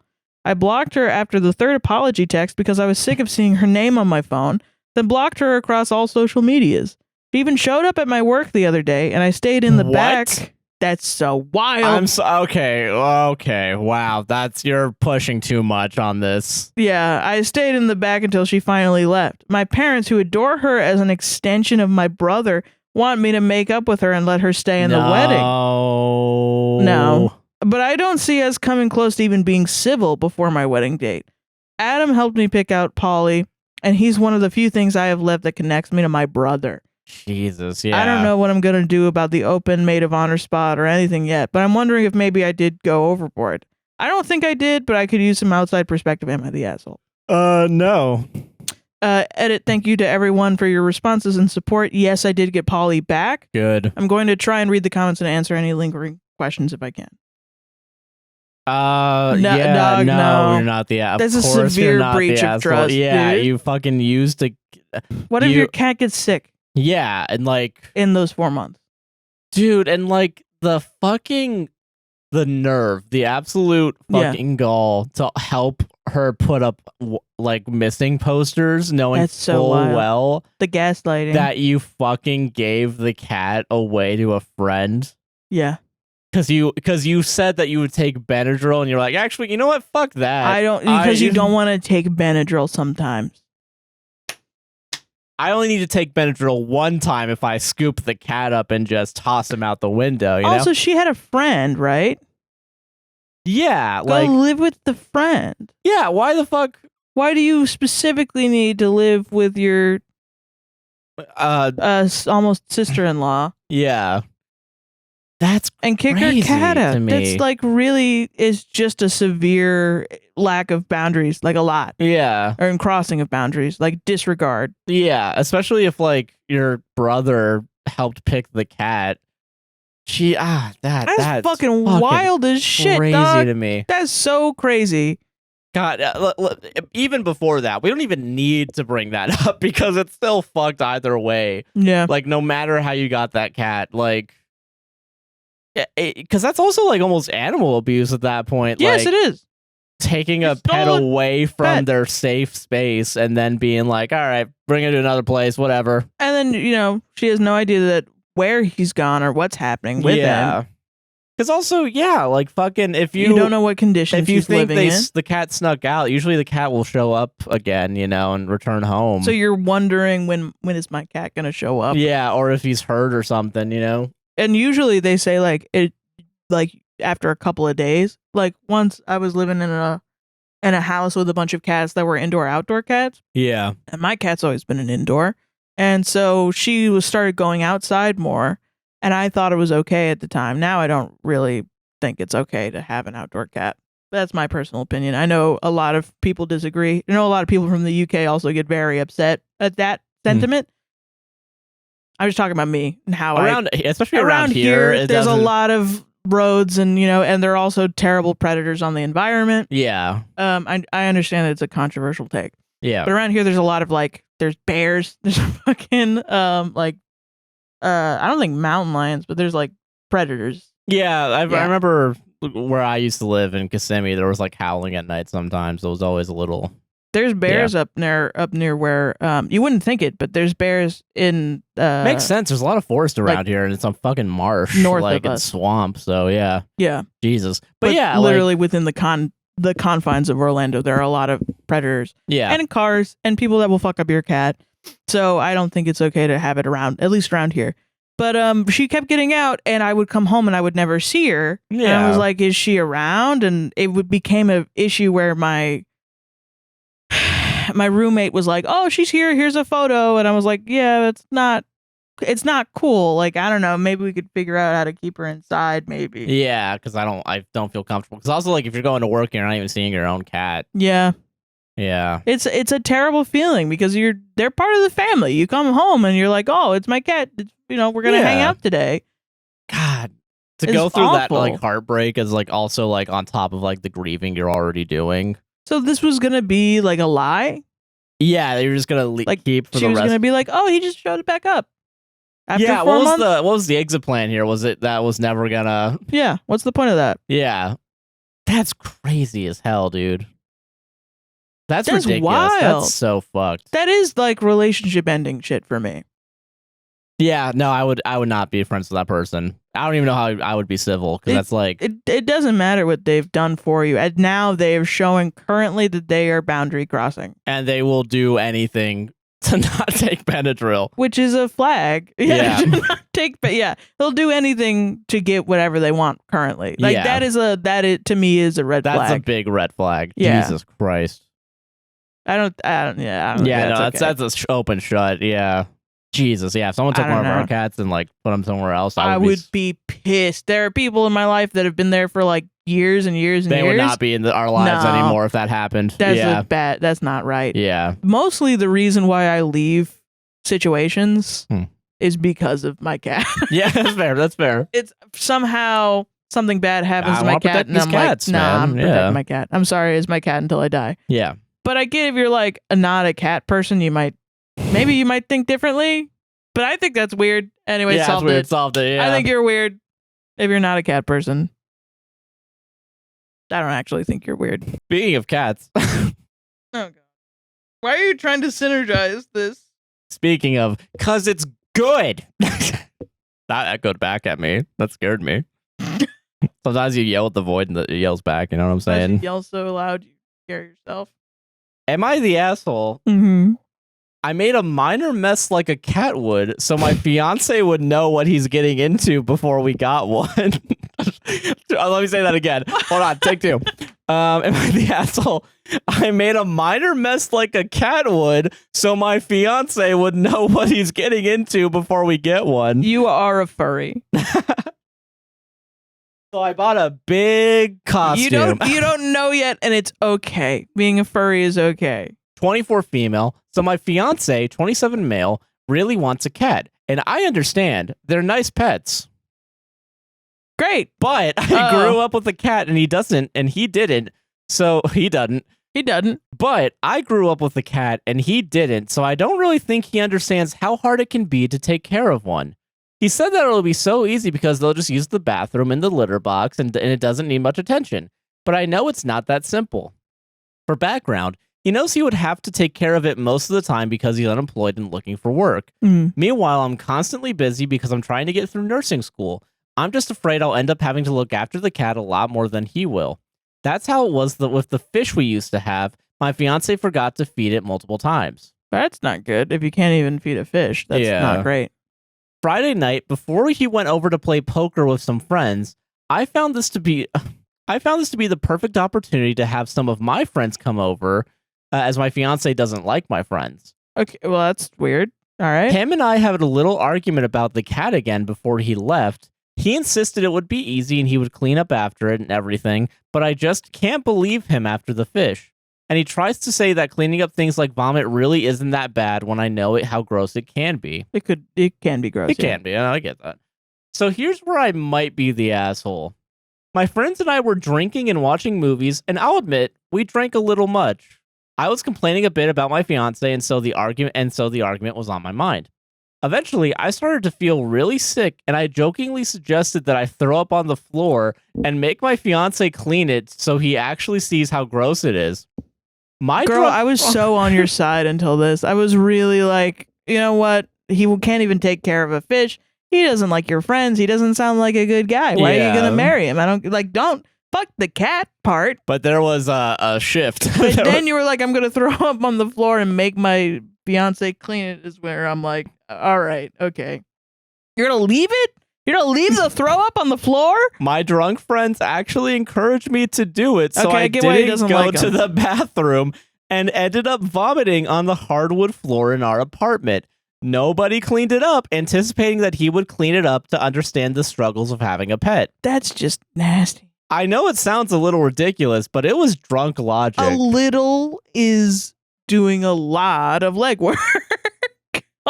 It was a lot ridiculous what you did. Yeah.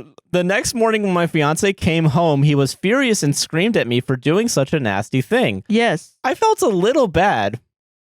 But at the end of the day, that's the sort of thing that happens when you have a pet. You come home to vomit on the floor. And again, he comes from a place of not really understanding that that's a part of having a pet like a cat. I really did want him to clean it up. He yelled at me, calling me crazy, and honestly, his refusal to clean up, I think, shows he's not ready to take care of a pet. As of now, he's really not talking to me, and I know this sounds weird, but both of us are being so stubborn that none of us have yet to clean the vomit as of today. He's been out with his friends most of the weekend because he's so mad. But I really think he should step up and show he's ready for that sort of responsibility. So Reddit, am I the asshole throwaway account because it's embarrassing? Okay. You're both crazy. Okay. Okay. Does this story so far seem plausible? No. Okay, good. Because there's an edit. And Thank God. Oh, this was all fake. Don't worry. The throw up never existed. The throw up was never there, actually. What are you talking about? Oh my God. Here's an edit. And we're gonna have to dwell on this, but we can't dwell on it for too long. Okay, you ready? My name is Michael Jackson. I don't know. And then everybody clapped and I got $100. Edit. After reading the responses, I see what I did was italicized, probably over the top. Jesus Christ. And I should clean it. I told my fiance I would clean up this time and apologize for making the mess and hope we can talk about the cat situation. He said that he would forgive me this time. He said that he would forgive me. I can't read the sentence straight. So wild, He said that he would forgive me this time if I flashed my tits, parentheses, they are D cups. I flushed him and we are moving on. Okay. All right. Okay. All right. You're funny. All right. You're a funny fucker, aren't you? You little bitch. I remember why I picked that one. Now You're I funny as remember. fuck. Parentheses. They are D cups. They are D cups. They are big. Oh my god.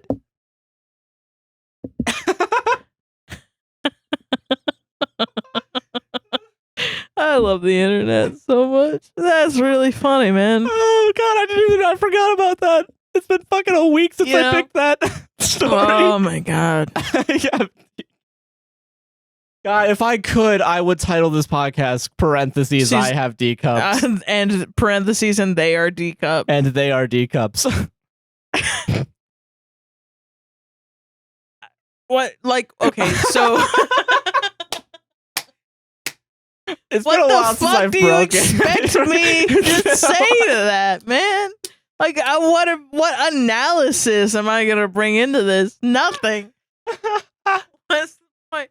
I guess I don't know. We could talk about fake posts or whatever. But okay, let's pretend like it's real for a second. Why would I do that? Why would I do that? Why would I even do that? There's fake where it's like maybe this could ever happen in reality, and then there's this shit. And if one person goes into the comments and says, no, that actually happened to me for real, you're fucking lying, dude. That's not real. I actually had a girlfriend who threw up and refused to clean it and thought that But I got her, she apologized by showing me her big old titties.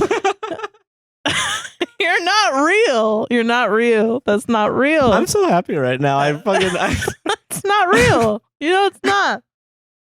Go fuck yourself, man. No. Stop fucking lying to people. I see her Misty meowing at the door like, what's going on in there? Mom, Dad, what's happening? I threw up. My made a mouth small is mess hurting like a from cat smiling would. so much right now. I'm so happy I broke you with that one. I just really... You're the asshole for writing a fake fucking story. That's what it is. You're the asshole. Make it believable. Make it believe. Why would you, dude? No one's cleaned it up yet. The fact Someone that would all of cave your in. friends were like, "No, that's fine." Yeah. It's not believable at all. Not even a little bit. There wasn't a little bit of like, don't do that. Listen, I know that like drinking like lowers your inhibitions, but like fucking And that, I mean, I've heard of people getting so blackout drunk. Like, you know, when we were talking about the roommate thing, yeah. and the am I overreacting part. Mm. My past roommate said that he had a fucking roommate who got so drunk once that he came home and shit on his couch, and he had to wake up and make him clean up the shitty couch. Yeah, Jesus. So I've heard of that shit happening. Yeah. I don't believe that someone would not clean up puke After for a weeks. day, yeah. And then flash their tits to their boyfriend to apologize. Yeah. Yeah, I guess if it's real, everyone's fucking crazy. That's what it is. None of you exist on planet Earth. All of you are Martians, born from Mars, born out of the red fucking rock of Mars, and you run by Martian rules. Yeah, Martian rules is you must clean up after your partner. No, it's not that. It's the opposite of that. I'm gonna do stupid shit, and none of it's gonna make sense. That's what it is. Go fuck yourself, man. I'm so happy right now. Holy This is my shit. favorite one. I think it's my favorite story right now. I really Flashed my tits, parentheses, they are D cups.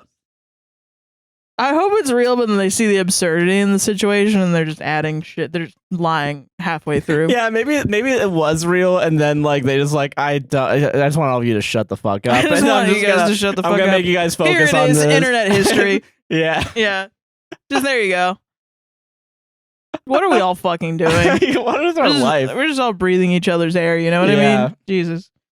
Am I the asshole for telling my grandma my brother makes his own rules? What kind of rules? Exactly. Rules for life? 12? All of them specifically? So I, 28 female, have a grandma who is pretty judgmental / critical about things. My brother Dean, 25 male, is marrying his girlfriend Sonia, 23 female. In the family, we all fell in love with Sonia from the start, except my grandma, who keeps saying stuff like, well, she seems nice, but you never know what these girls can be hiding. Ooh. Or they seem in love, but who knows if it's just an act. Real eyes, true lies. Yeah, she's just like a Drake fan. Yeah. Or she's very pretty. Your brother was probably blinded by that, etc. What? You get it. Yeah. Women hating women, dude. Hell yeah. That's fucking... Anyway, yesterday my grandma heard from my dad that the couple are having a hard time choosing a venue. She texted me, parentheses, I am the oldest grandchild, so my grandma tends to vent to me, saying, you see, trouble in paradise. Problems finding a venue is just the first step. Shut the fuck up. Maybe they're not meant for each other. Oh my, what's your problem with this person? She's fucking bored. I think. Just like... Straight up, sometimes people are just gotta mean poke because the they're bear bored. a little bit, yeah. Yeah. This really pissed me off because she really needs to get off their case. They did nothing to deserve this, so I angrily texted back, what the fuck? Since when does trouble planning a wedding indicate marital troubles? I don't know a single couple whose wedding planning went all smooth sailing. Yeah, I feel like it's a very complicated thing. You're juggling the needs of so many people. And you have to I feel like there's going to be problems. I think it's stressful as shit. It sounds like it. One of the main reasons I don't want to do a whole rigmarole with it. No, I get it. Planning a wedding is stressful. Grandma, the fact that your brother is so involved in the planning is already a warning sign. What? The bride plans the wedding. Everyone knows that. It's the rule. It's the law, dude. The law. Bitches got to do all the things in the wedding, all right? Men... Only girls like dresses and decorations. Men are and just stuff. there to show up. Yeah. Men just get to whatever, blah, blah, blah. Yeah. Misogyny, yeah. Classic. Me, Grandma, it's 2024. Couples plan the wedding together as a couple. My brother has an idea of what he wants, and he deserves to take part in the planning of his own wedding, too. Yeah. They make their own rules. Grandma, no, that's the way it is.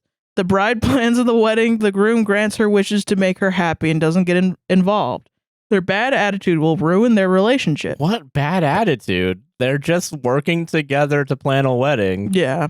Me, they will be absolutely fine, and the only one with bad attitudes ruining relationships now is you. Yeah. Keep acting this way, and they will keep away from you, and then don't come to me complaining that your grandkids stay away from you. My grandma stopped answering and told my dad, and now he says I'm an asshole for being so harsh with her, especially since Dean and Sonia didn't even hear any of this. And we've all done our best for Sonia not to feel my grandma's judgment. Hope it's working. But to be honest, I'm just sick and tired of all her crapping on Sonia for no reason. Yeah. So Reddit, am I the asshole? Should I apologize like my dad said? No. Nah, dog. Fuck that. What? And I mean, it seems like a very boiled down, like the phrase that's how it is. Women do this and men do that. Yeah, it's like just... Seems implausible nowadays. At least to me, a little bit, but I know that there are people that think that for sure. Yeah, if we went to the fucking villages right now, we started asking people, they'd be, yeah. God forbid. But literally though, it's pretty wild. It's still wild to hear it for sure. Yeah. Especially the trouble in paradise, the thing that I say all the time as a fucking joke. Yeah. At the mildest inconvenience. Yeah. But that's really stupid. It is I dumb. feel in any project, creative, wedding, whatever, right? And there's two people involved. There's gonna be some times where there's gonna be rough patches where it's I want to do one thing, I want to do another. Yeah. Usually, if a relationship's in good, solid foundation, right? It's not gonna crumble. No. When it's I want mac and cheese as the dinner thing. Well, I want chicken noodles. Yeah. Chicken casserole with a tablespoon of salt. Yeah, exactly. Yeah. But so just fucking let people live their goddamn life, you freak. Jesus, let them plan their own wedding. You're absolutely right. And I saw something, I don't know if it was a TikTok or it was a YouTube video or something about a relationship therapist. They were talking about criticism in a relationship should be within an environment of a healthy relationship. Yeah.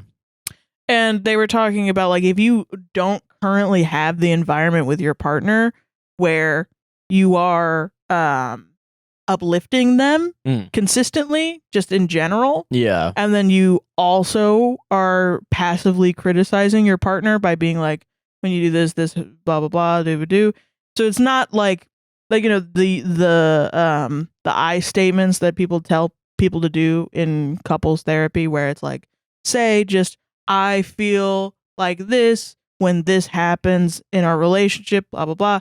That can like deepen your understanding of that person, correct?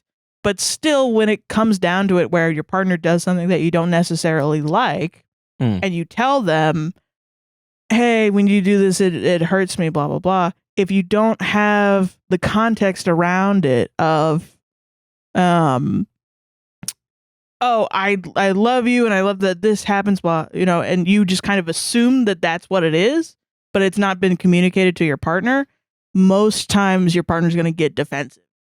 And I think that happens a lot in relationships. And I also think it's a main struggle for a lot of women who are seen as like nagging, quote unquote.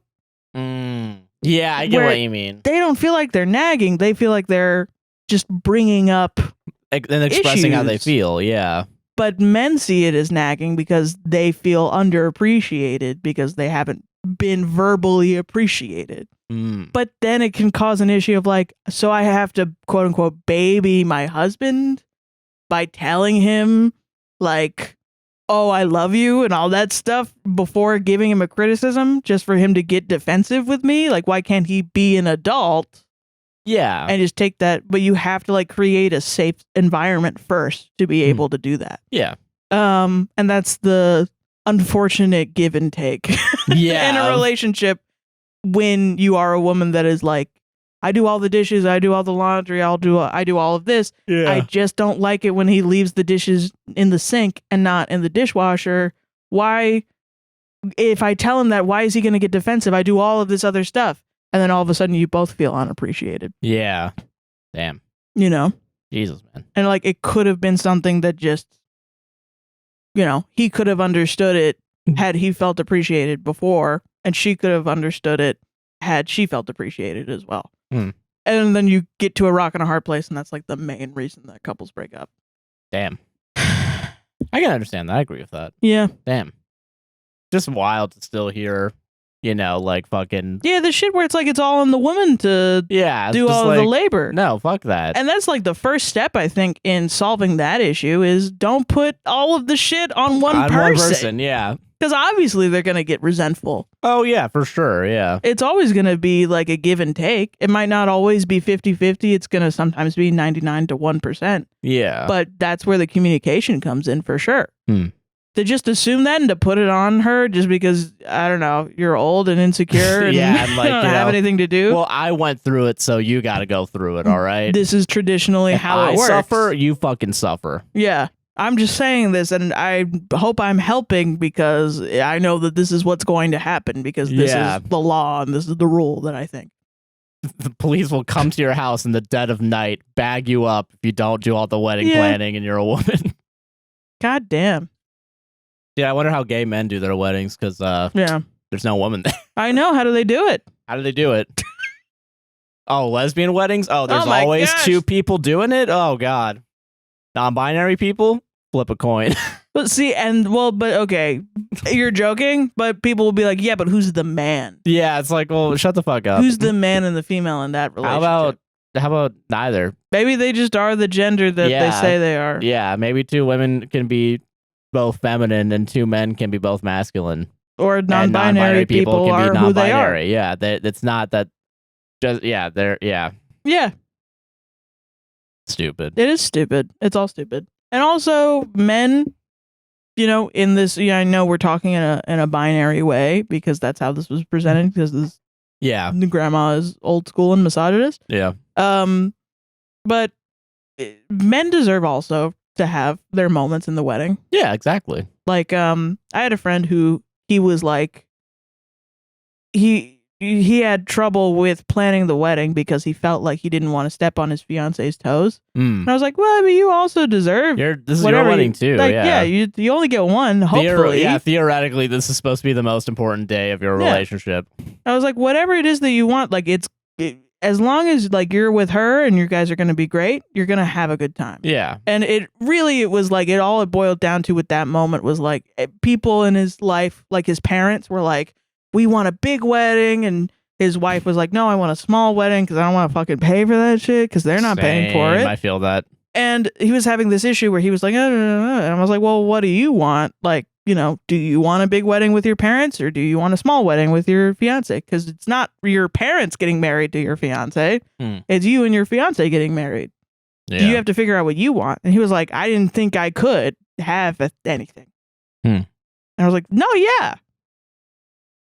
And they ended up having a small wedding because he didn't give a shit. Yeah, about awesome. It was dope. Yeah. It was a dope wedding.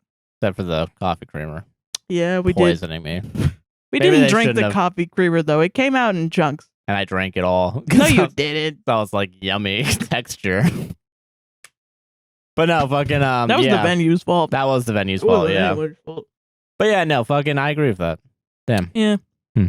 Solved it. It bothers me when people are like in regular ass, like, you know, my husband doesn't do anything around the house and I do all the childcare and house care and whatever. It bothers me when people are like, why would you bring misogyny or the patriarchy? Why is this gendered? People will sometimes be like that. We're like, you're just playing like the woman card or something. But at its core, it is. Yeah. Because if you're performing these gender roles and neither of you want to be performing these gender roles, but you think you have to, yeah. Who's putting it on each other?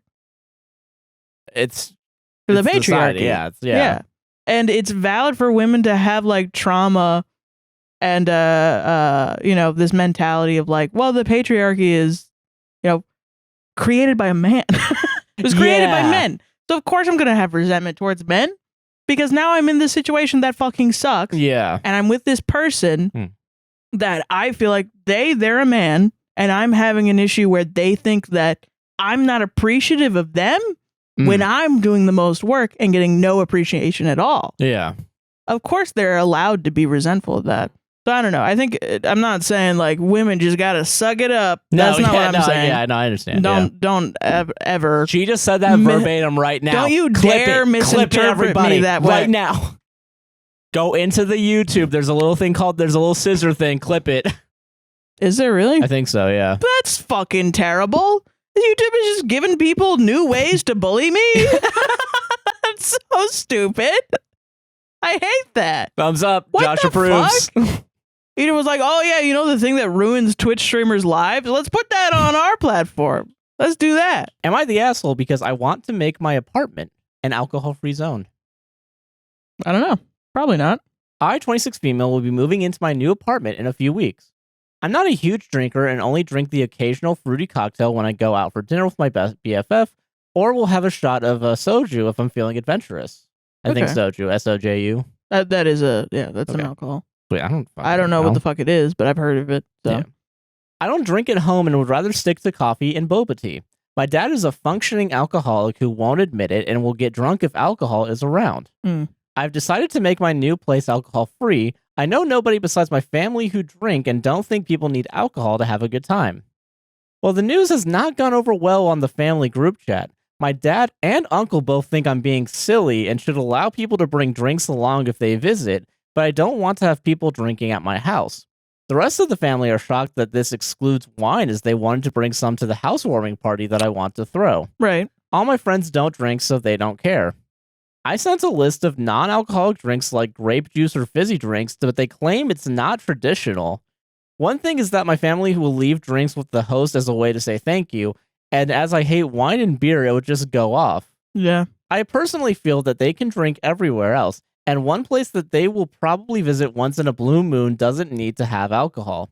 Dad actually told me he would bring alcohol anyway because you need a drink in summer when you are celebrating. 2 edits. That was the end of the post. Okay, interesting. Yeah. Edit. I think I'm going to stick to my guns and not allow alcohol at all. If my family decided to choose alcohol over me, my friends and I will have a great time celebrating my new place and my parents can stay home. I want to enjoy the people and not have everyone get wasted and potentially ruin the night. Edit 2. Parents are not coming and my cousins are. All my friends have decided to come and we plan on having a great night. I'm going to log off as I feel like I got all my answers already. Yeah, makes sense. Yeah. Yeah, I don't think you're an asshole. No. I think the answer to this question is you can bring alcohol, but I'm gonna pour it out in front of you. Immediate, yeah. Like that. I mean, genuinely, and I think because we've also dealt with the issue of like your parents giving us stuff. Yeah. Because they're just kind of offloading it onto us. It's not like I bought you a gift. It's just like, here, take a lot of our shit. We overbuy things chronically. So take all of our shit. And then they have tried to frame it in so many different fucking ways where it's like, we buy this for you, blah, blah, blah. Yeah. And it's like, if you're buying it for us, ship it to us. Yeah, especially like if it's like the fucking, You know what I mean? like you're bringing wine that's just going to sit and like be wasted. Yeah. Like, why? You're telling them, no, I don't want it. Yeah, exactly. That's just wasting food and drink, you like, know? There was one time we went over to your parents and they'd like catered Olive Garden for 4 people. Oh yeah, and they like they got this whole big box of breadsticks that was like ridiculous. And then they also got like the big wide trays worth of like fettuccine alfredo and like baked ziti or something. Yeah. And then we ate like a normal amount of food. Yeah. And then they were like, take all of it, and we were like, no. We can't. I think we ended up taking it, but we ended up throwing it away. And that was I think the limit for me, where I was like, this is like so much food waste that I'm disgusted. Yeah, and it was really bad because like we don't have a lot of room in our fridge most of the time because we live in a 2-bedroom apartment. Yeah, like we don't have a big wide fridge. Yeah, we don't have that kind of money where we can buy a huge fridge that has like the frozen drawer, you know, and that stuff. Yeah, where it's not like, huge. Yeah. So I don't know how else to describe it. I think, at some point I'm going to be like, I'm going to throw it away. I think I've said that once, but I think that's going to be my continuous, like, okay, you can give it to us, but we're going to throw it away before we get home. Like, it's going to be thrown away. We're going to find a Wawa and just fucking... And just throw it in the garbage. Because, I mean, I don't know. Like, okay, and also personally for me, like, I'm not a drinker. I think I've drank. There's one point like during COVID that I started drinking. It was because it was my 21st birthday, but I really could not get past the taste of alcohol. No, that's fine if you don't like it. I think there was a point where we were living here too, where I would like casually drink like the canned mixers or whatever the fuck they were called, like a Truly or something. Yeah, and I kind of got Seagram's is what it was, and I think that was the only thing I've liked that had alcohol in it that tasted all right. But I got it's also sick of it very really artificial. Quick. Yeah, for sure. Yeah. And like Truly's I can't get behind anymore. They're fucking disgusting. Sometimes it's difficult for me to drink them too. Yeah, so like I don't know, like if you don't drink a lot, I don't see a point in having like a lot of alcohol in your house, like unless you're like going to make drinks eventually, like you're planning out like and honestly, like if you're just like the only time you drink is like if you think you're gonna go out, have a drink, and then like Uber home, like that's fine. That's fine. Yeah, who gives a shit, you know? Yeah. So I don't know. I think like it's fine to have an alcohol-free home. I think it's weird to like push the boundary of like I'm gonna bring fucking alcohol to your house. Yeah, it's weird because I want to drink. You can't hold off for like, and I mean like you're a functioning alcoholic. Like, which I mean that makes sense. Someone help him, please. Yeah, that's the thing. You know, like what's that bit in Community where it's Jeff going off on Frankie where it's like functioning alcoholic, like. He just starts listing off like oxymorons. Oh yeah, because she calls him a functioning alcoholic, I think. Yeah. God. Yeah. I don't know. I think my main problem with alcohol societally, big picture, is the normalization of it to the point where like people think they need it as like a depressant, you know, like it's like a medical thing where it's like it gets rid of my anxiety, it gets rid of my, you know, shit like that. Yeah, like social drinkers, they'll drink it to get rid of their social anxiety. Yeah. Quote unquote social drinkers. Yeah. I've been saying quote unquote a lot. Y'all should tell me to shut the fuck up. But yeah. Instead of saying quote unquote, you should do the really big fucking Yeah. You should make it really obvious when you do it. Sorry. I get it. I think it's also it's just a lifelong obsession. Like it's culturally, it's in so many cultures dating back to like when it was created, when we found out we could ferment things, you know? Yeah. Do you remember that special in like the mid 2000s, like how beer made the world or something like that? Like this weird beer propaganda of like, which I think beer, like, listen, I think beer has like technically help build the world. You're but getting like, so anti-alcohol pilled, dude. Yeah, I'm so sorry. I'm not I don't drink as much as I used to, but I'm not anti-alcohol pilled. Damn. Yet. I think there's an addiction to it. I think there's an issue with addiction. You know what? You think ever having it is bad?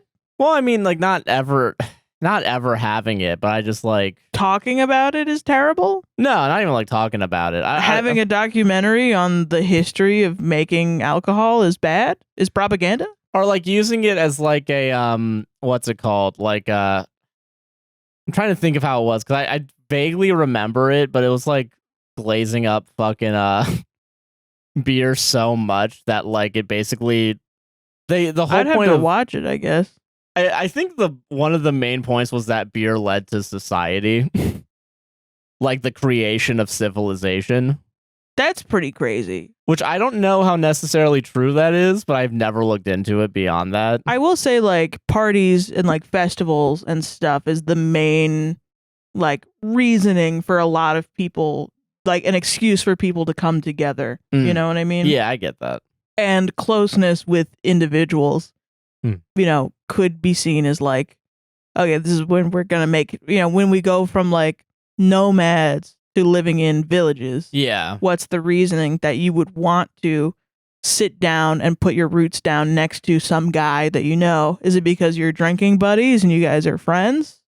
And I think, yeah, it definitely could be conjecture. It sounds like one of those history. I think it was on History Channel documentaries or maybe where like they just kind of or something. Make assumptions and then put it in a documentary. I think one of the things that might be true is that alcohol was used technically to clean water because technically it does clean water. Yeah, it was. But I think other than that, that's like the only thing of that I was like, that makes sense.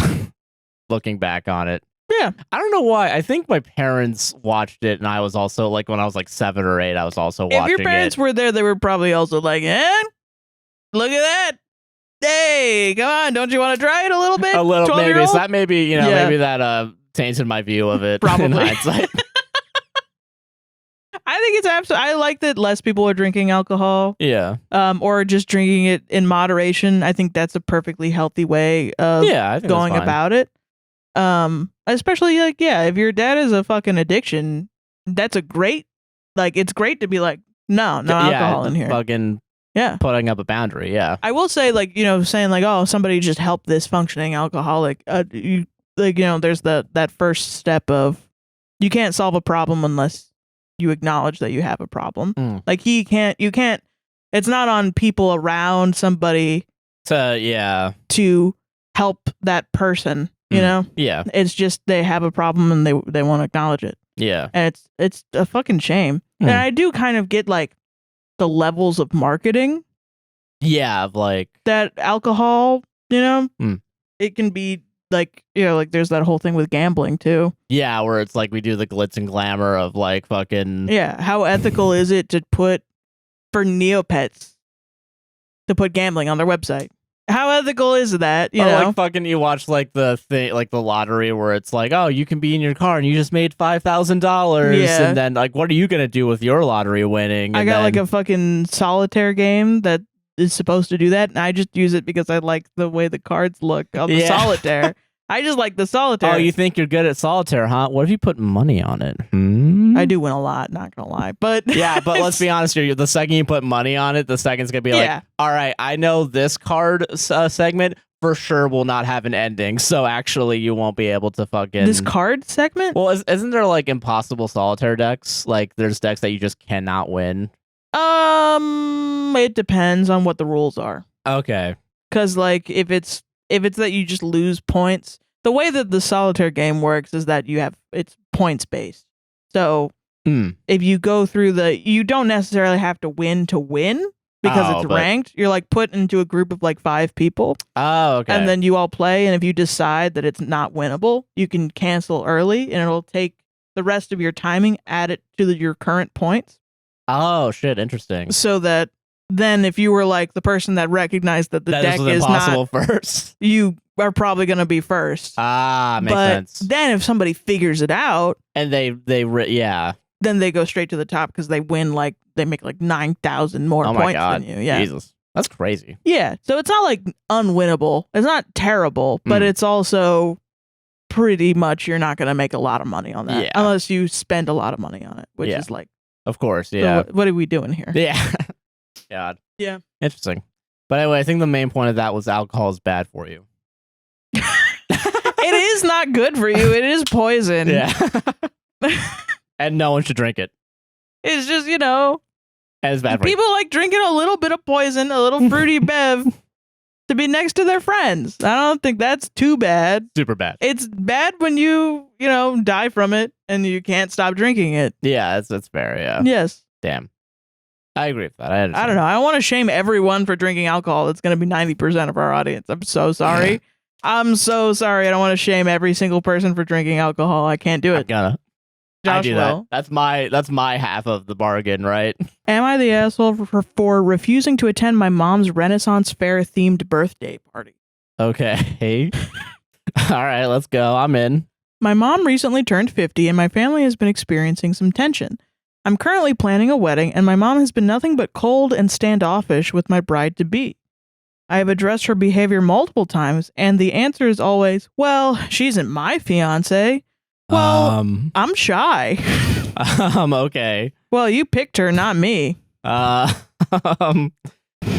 that supportive so far. Okay. I finally blew up and we had a long heart-to-heart and she confirmed my fears that she doesn't like my fiance much and finds her quote-unquote annoying and quote-unquote vapid. Oh, wow. Okay. I told her if she ever acted on those feelings, she will be disinvited from the wedding. My fiance recently had a bridal shower / bachelorette weekend at Disney, as she is a huge Disney person. Okay. Growing up, we rarely went to Disney as my stepdad and I preferred Universal. I never knew. Yeah, that's partly why I chose this one. And one. also red pilled. Very, very real. I never knew my mom had opinions regarding Disney, though, but it got back to me that she was making fun of the bridal shower, calling it things like lame and embarrassing.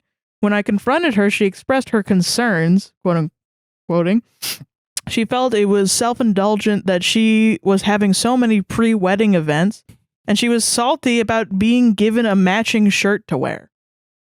Okay. Apparently, she didn't want to be in the quote-unquote bride squad. She tried to brush this off by saying Disney was childish and themes are lame.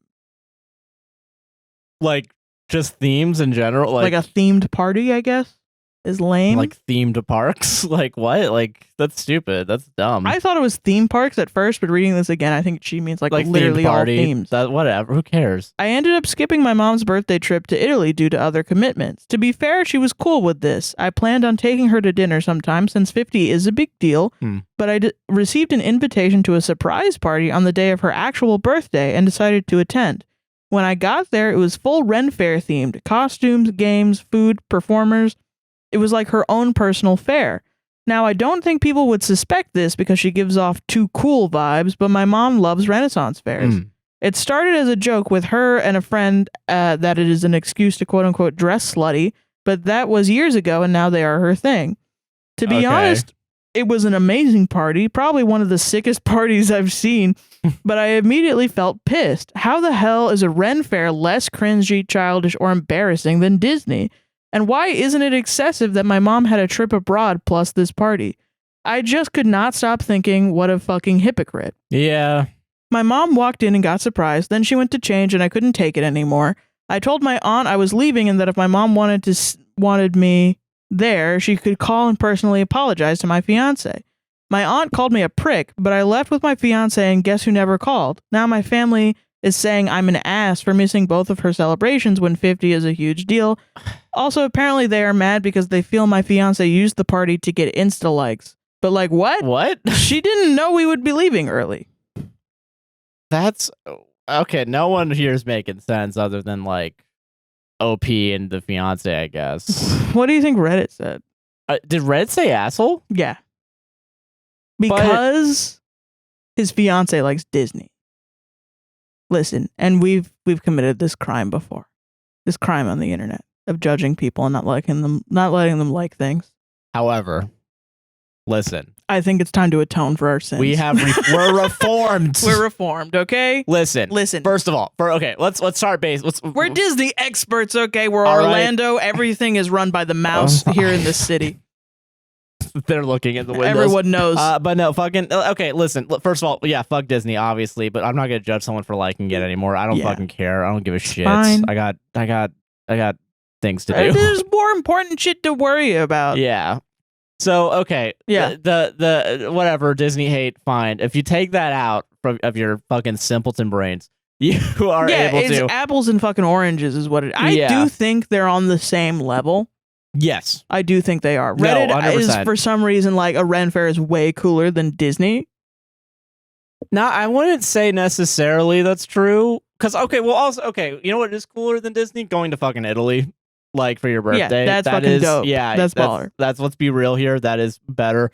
But like, yeah, Ren Fair, like it's basically you're making a little fair, a little theme park almost. You know. Yeah, I think it's. Well, I think also in the like Disney adults being into Disney is something that people make fun of without fully understanding it. Yeah, and then also going to a Ren Fair is something that people make fun of without fully understanding it. That's how I see. It's like, what a bunch of nerds. And then you go there and it's like, no, I get to see titties all day and I get to eat big meat and I get to drink alcohol. This is awesome. Is that Disney?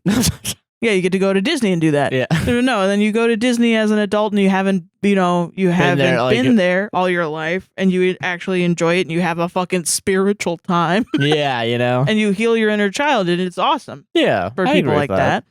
And yeah, it's just different strokes for different folks. You don't know it until you go and try it, but people are going to judge it anyway. Yeah. And it's not about whether Disney or Ren Fairs are better than the other. They're both events or places that you just want to go to. Yeah. Yeah. Yeah, I get what you mean. This dude is inviting a new person into the family and then his mom is like talking shit about her. Lame-o fucking going to Disney. Ah, boo. But the main critique that I've seen in the comments are people being like,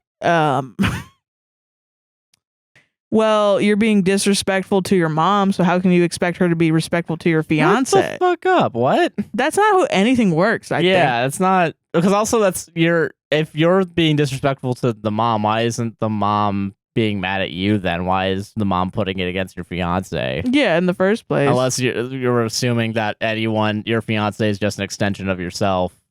Which, I mean, I get sometimes, but like fucking...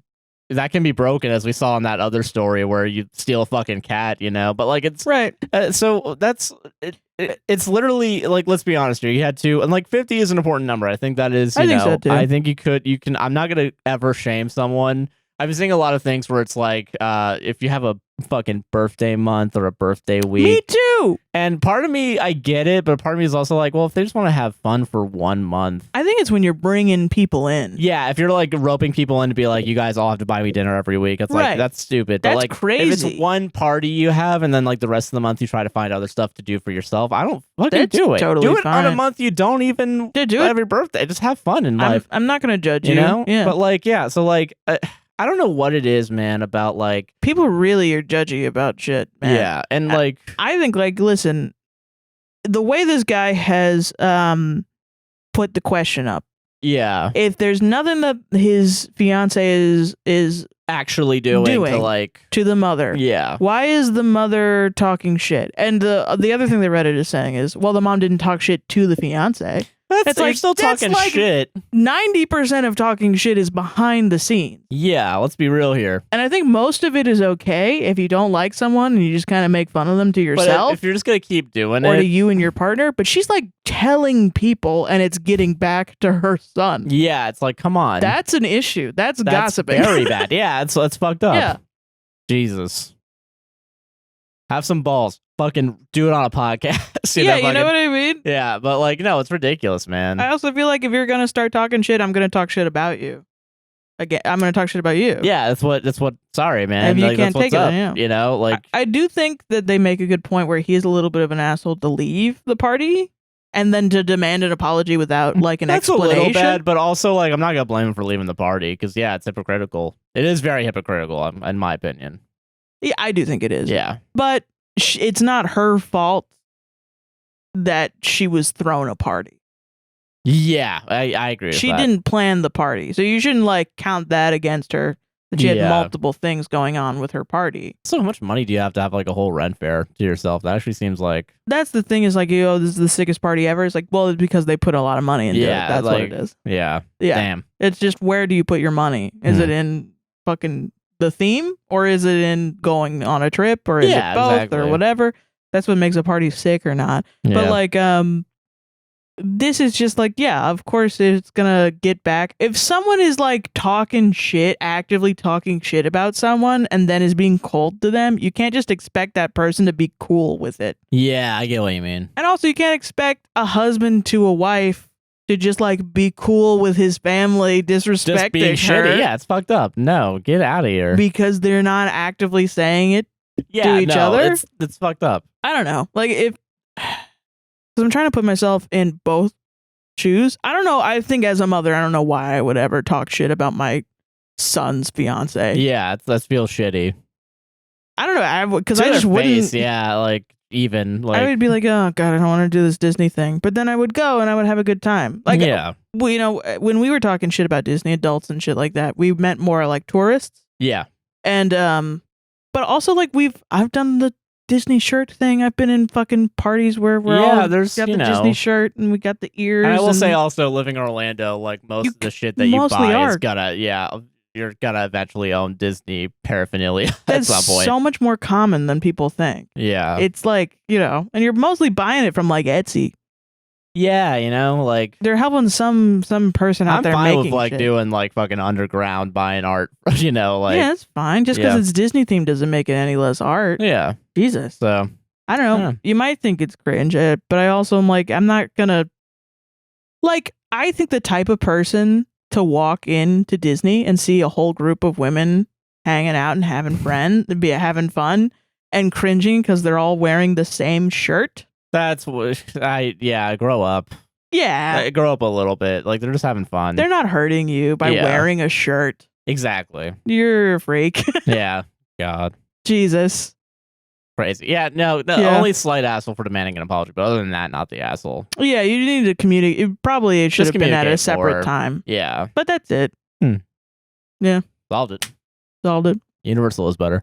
All right. Universal is better. I agree. Let's be real here. There's a difference in opinion versus respecting someone. Yeah. You know? But Universal is better, and that is a fact. So I don't know why. That is true. You're so right. All right. There's so many people that are like, your mom sounds cool. I was like, she's not cool. She's mean. Yeah, it's like, come on. Being mean isn't a part Just of because being you do cool. one cool thing, yeah, doesn't mean you're a good person. All right. Yeah. So wild. Yeah. You ready for this? Yeah. Am I the asshole for telling my wife to stop walking so slowly on vacation? Okay. My wife and I recently returned from a weekend getaway. I had a good time, but I saw less than I wanted to because the trip involved a lot of walking, and my wife was walking slowly the whole time. I walk at a very normal pace and only walk quickly when I'm late for something, which wasn't the case here since we were on vacation. Therefore, it was clearly she who was at fault. No, are you for real? That's in there? Yeah. Show it to me. I don't believe you. Therefore, she was who was clearly at fault. This is a Wendover's production post. Dude. What? Therefore. Massive Redditor. Yeah. Okay. Most karma ever. Yeah. When I asked my wife to pick up the pace, she gave me attitude and said that she was walking as fast as possible and that her feet hurt. My wife is utterly convinced that her feet hurt because she has flat arches, which is a genetic problem, but the real reason why her feet hurt. Oh my god. Is this weight related? No. No. I'll actually, okay. My wife is utterly convinced that her feet hurt because she has flat arches, which is a genetic problem, but the real reason why her feet hurt is because she's really lazy and doesn't do any exercise. I always try warning my wife that vacations involve a lot of walking, but it never seems to sink in. I told my wife that I had heard that excuse before and then asked her, did you walk before the trip to get accustomed to the exercise? She refused to respond, so I asked her again. She gave me an angry look, but still refused to answer the question. I said, I'll take that as a no, and kept walking. Each of these ending of the paragraphs are fucking crazy. I don't remember picking this one. I'm sorry, guys. We're just here. You just picked like all fake ones. You're like, you know what? I'm gonna do all fake. I mean, I actually kind of real. Towards the end of the day, after seeing several attractions, my wife insisted that she was done walking and that I needed to bring the rental car over to come pick her up. This was absolutely ridiculous. We were only 3 blocks from where we parked. I told her this and she got pissed at me. She said that I was being a selfish jerk and that her request wasn't unreasonable. I told her that I would let her rest for a few minutes, but that I would not pick her up while she was sitting. I was justified in this because there was no shoulder and we were walking along a very busy street. She threw a fit and said that I, quote, didn't understand her situation. Finally, she got up and was walking even slower than before. It felt like it took us 30 minutes to walk 3 blocks. When we finally got in the car, I was really upset, but instead of letting me talk, she decided to yell at me instead. She said that I had been disrespectful and dismissive of her foot pain, but I simply cut her off and said, it was your decision to have no fitness and be unprepared for this trip. I could have walked much further without any problem. Flat arches, by the way. I just want to remind everyone the wife has, yeah. She went silent, but I could tell by her face that she was still angry. I found this ridiculous and couldn't help but laugh. The only person she had to blame was herself. She decided to be slothful at home, and it made her feet hurt on our vacation. Slothful? A lot of fucking crazy language in this. We returned Sunday though, and she still is barely speaking to me. I just don't know what it will take for her to take personal responsibility, and it's getting very frustrating for me. I don't know what more I can do. Am I the asshole? I'm claiming this one because I'm gonna. Oh yeah. Yeah. I just like. She needs to take personal responsibility. Just say you think your wife is fat. Like I don't like. Just but put that's that probably in not there. even fucking. She might just be like. She doesn't have to be fat for him to think that she's fat. That and is lazy. true. Yeah. It just feels like everything around what normally people that are being fat phobic say. Yeah. Without the she's fat. But it's also like so ableist too. Like you have flat fucking arches. You literally, that's a disability. Yeah. Like depending, if I'm not mistaken. Yeah. Like I think someone looked it up. Yeah. Like I think someone in the comments mentioned that it was a, what is it? Plantar fasciitis, I think is how it's said. I'm not sure. Fucking, yeah. Like apparently it's super painful to walk with flat feet. The main arch supporting tendon, the posterior tibial tendon, becomes weakened or injured. Pain in the ankle, muscle pain, leg cramps, pain when walking, changes in how you walk, toe drift, where the front part of the foot and toes point outward. Get orthotic custom arch supports to wear in your shoes. Yeah. Check the inner sides of your feet when you're standing up. The thing about this, though, it doesn't matter if it's like a fucking disability. Yeah. She was hurting and he was like, well, you didn't plan. Yeah, that's the thing, is like putting all the blame on her for something out of her control. What? Yeah. I don't even know what to say. Like, that's, obviously you're a piece of shit. Yeah. But I just know that there are people out there like this. Because I'm like, the most of the time when I'm with someone and they obviously can't do something that everyone else can do, and I'm hanging out with them, I will slow down myself to be able to catch up with them. Yeah, I think that's fair. Like, because you want to be accommodating. I wanted you to be included in the group. Yeah, that's it. And I don't think, from what I've seen when I'm in groups like that, not everybody is accommodating. I'm a slow ass motherfucker. I walk extremely slow, and I'm fat, obviously.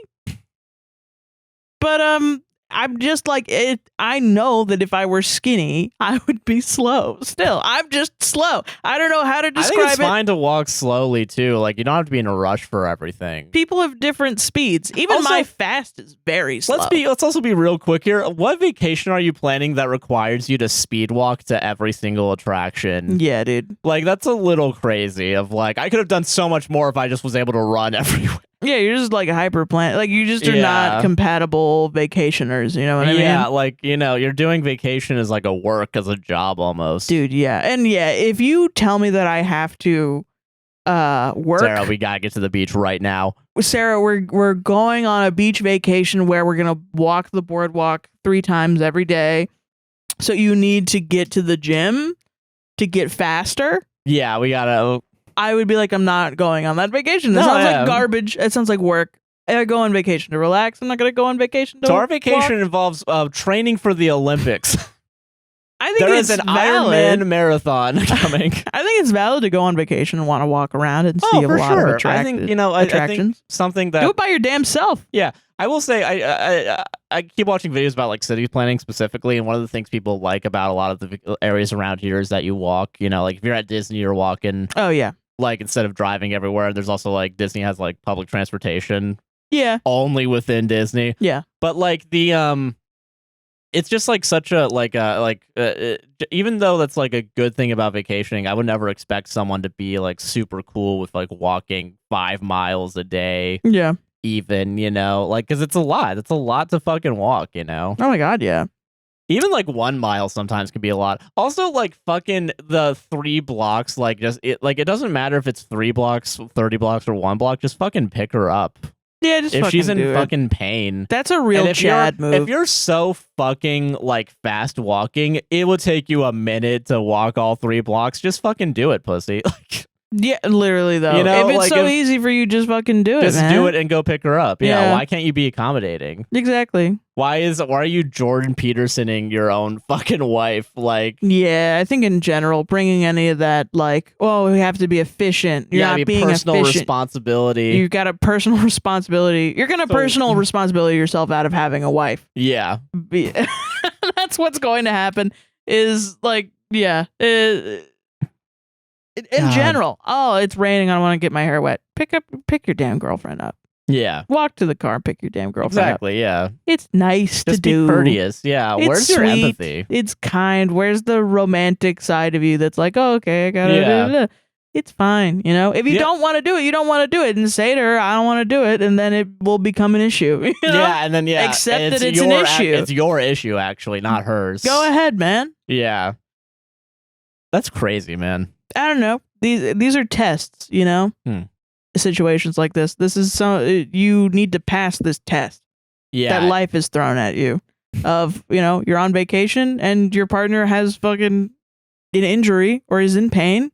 What's going to happen? Now you've expressed to her that... What's going to happen if she's in pain and now she's not going to feel safe with you? What happens if she, something else happens and she has another disability? She's not going to feel safe. You're not going to support her, are you? Or at least she thinks now that you won't. Yeah. She doesn't have that expectation that you will. You're going to tell her to pull herself up by her bootstraps and fucking call an ambulance. And that might not happen, but I do think it's valid for her to be like, oh, God, what's my future going to be like? Just gun wound up. Come on. God damn it. I don't give a shit. Why? Like, take the knife out and put pressure on it, idiot. It's not fully rational. Like, yes, I know different situations will lead with different things, but I do think it's valid. Little things add up, yeah. Yeah, to think about this and be like, I don't know. I don't think he would take care of me. Yeah. He's not showing me that he wants to take care of me currently, and now I feel not taken care of, and this is my feeling. Yeah. And if I tell him, hey, this is my feeling, now I feel like you're not taking care of me, what is his reaction going to be? Mm. What has it consistently been in the past when I've done this? Yeah.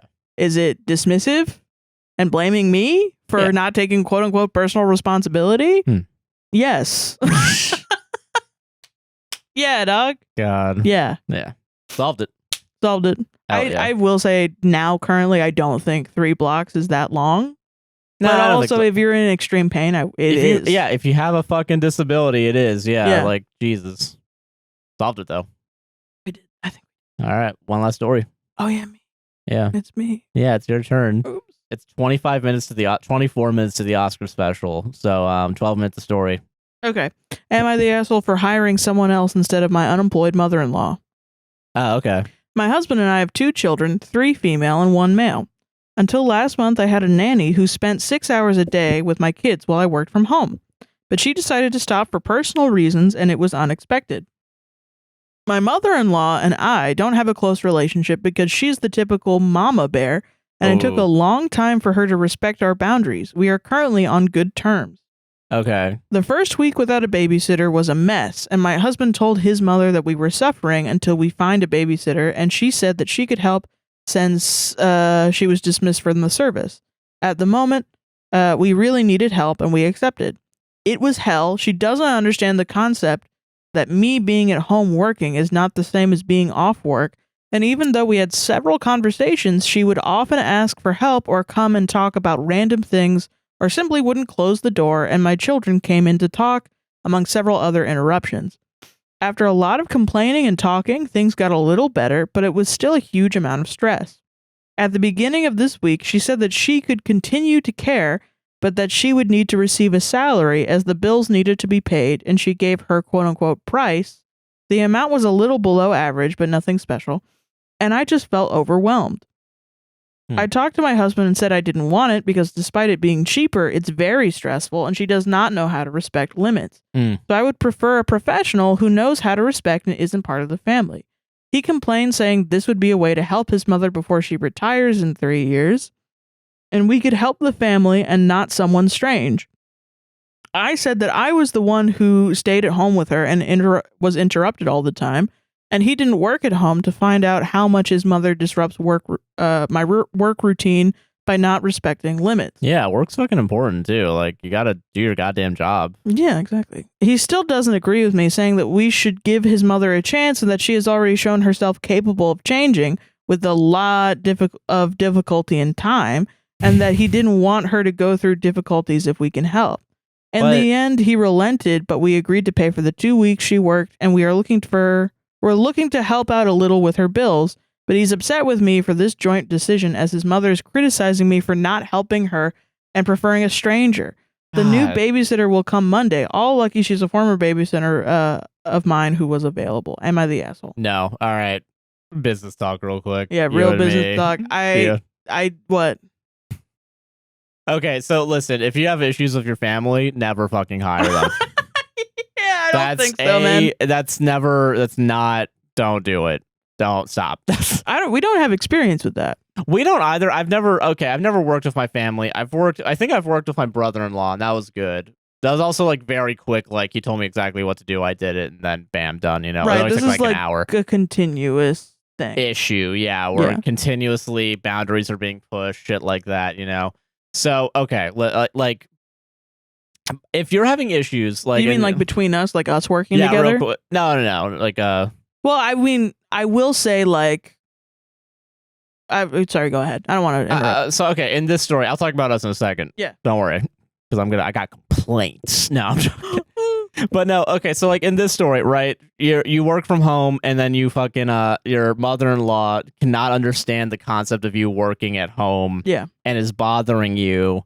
The whole point you have to hire a babysitter and a nanny is to help when you're working, because you have to probably keep yourself in that office for as long as possible, wherever your workspace is. Right. Stay on the computer, do your typing, not ready be distracted. For shit. Or like you have meetings, stuff like that. Right. Cool. Yeah. Because if it was an easy thing, your work was easy, you probably wouldn't need a nanny necessarily. Exactly. It would still be good to have, and it would be nice, but it wouldn't be like a necessity, you know? Yeah, from a business, like in business language, there's a need for a job. Yeah. Which is why you're hiring someone. Yeah. If you hire your mother-in-law, she's not capable of performing the duties needed in the job. So why would you pay her to not do a good job? Exactly, yeah. Yeah. Because she's your husband's mom? Like, yeah, that's, first of all, nepotism. Second of all. But no, like, if you're not good at the job, you're not gonna keep the job, you know? And like, there's probably other ways to support your mother-in-law that you can do without giving her a job, you know? And like, because you don't need to surround yourself with her 24/7, you know? That's the thing about hiring people that you know. Yeah. Like, even your friends, or like just people in general. Yeah, I feel very great. Okay, so with us specifically in our business, right?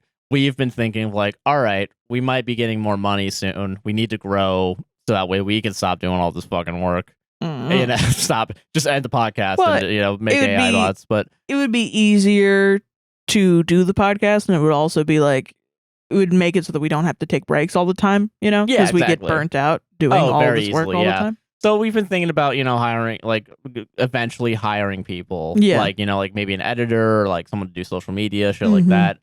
But like, get ready to get so many emails. Send your resumes to contact@apwstr.com and we'll review them in like a year. Yeah, so it's not happening soon. It's not happening soon. We do not make it. I'm surprised we're gonna make rent this month. But me too. So, but like literally though, like okay, so I worked with a bunch of people in film. I would not give 90% of those people a job. So real. That's so real, though. And when it comes to like, like family, like I would probably consider it a little bit more than my friends, but I would probably still reach out to people that aren't in the family. Yeah, because it's not that it's a personal. Yeah, it's because of nepotism. I don't want to be. I want them to be nepo babies. Not just like on a personal level. Like it's not like okay. When you hire someone, yeah, you have to account for a situation where you will have to give them feedback and criticism. Yeah. If you know that someone's bad at taking criticism, that's not a hireable person. No. Right? Not at all. Because you're most likely, if you're just a regular ass person hiring someone, you're either hiring them to do something like childcare, or like like doing your hair or like something like that. If you're running a business and you're hiring the first person that you're ever going to hire, you need them to like not be new at that job. Like you need them to be like pretty good at that job, because otherwise you're going to be essentially training them, because there's going to be a level of training anytime that you hire someone. But if you hire someone and they don't know how to do the job as well, you're going to have to spend more time teaching them how to do the job, as well as teaching how to do the job in your company. Yeah. So, Jesus, like that's already a lot of work and effort that you're going to put into it. And it's like, maybe if it's like a discount, maybe that might be worth it. Oh, yeah. But you're also, if it's your family, you're in an extra special weird position where you're like, oh, fuck. I got to tell my family what to do. I got to tell my family that this design they made, this graphic design they made for my website is dog shit. And I need them to redo it, or I'm going to redo it. And then that's why am I paying them? Yeah. What am I paying them for? They didn't take any work off of me. Yeah. Yeah. Yeah. Fuck, man. Yeah. And that's it. It's not a personal, like, you're bad at this or whatever. It's more of like, I don't want to be in this awkward position where I have to give you feedback. That's uncomfortable for me as a person to do that to you. Yeah. I would feel more comfortable with a stranger because I'm like, oh, well, this is just purely a business relationship. Yeah. Yeah. I feel that. God, man. So yeah, I don't know. Fuck the mother-in-law being like shitty about it too. Like fucking I think when like there's specific people that I will work with, and if I have worked with friends and you're listening currently, you're one of the good ones. But because this is about everyone besides you. Yeah. This is not about you. Don't worry about it. Funny story, Mark. But I just made fun of my own laugh. Sorry. Oh, what's funny story, Mark? From The Room. Oh yeah. Ha ha ha. Funny story, Mark. That's what I feel like. I just laughed exactly. No, like it sounded like a good laugh. Stop being sure. But no, I totally get not wanting to fucking hire your mother-in-law, dog. Yeah. That's totally fine.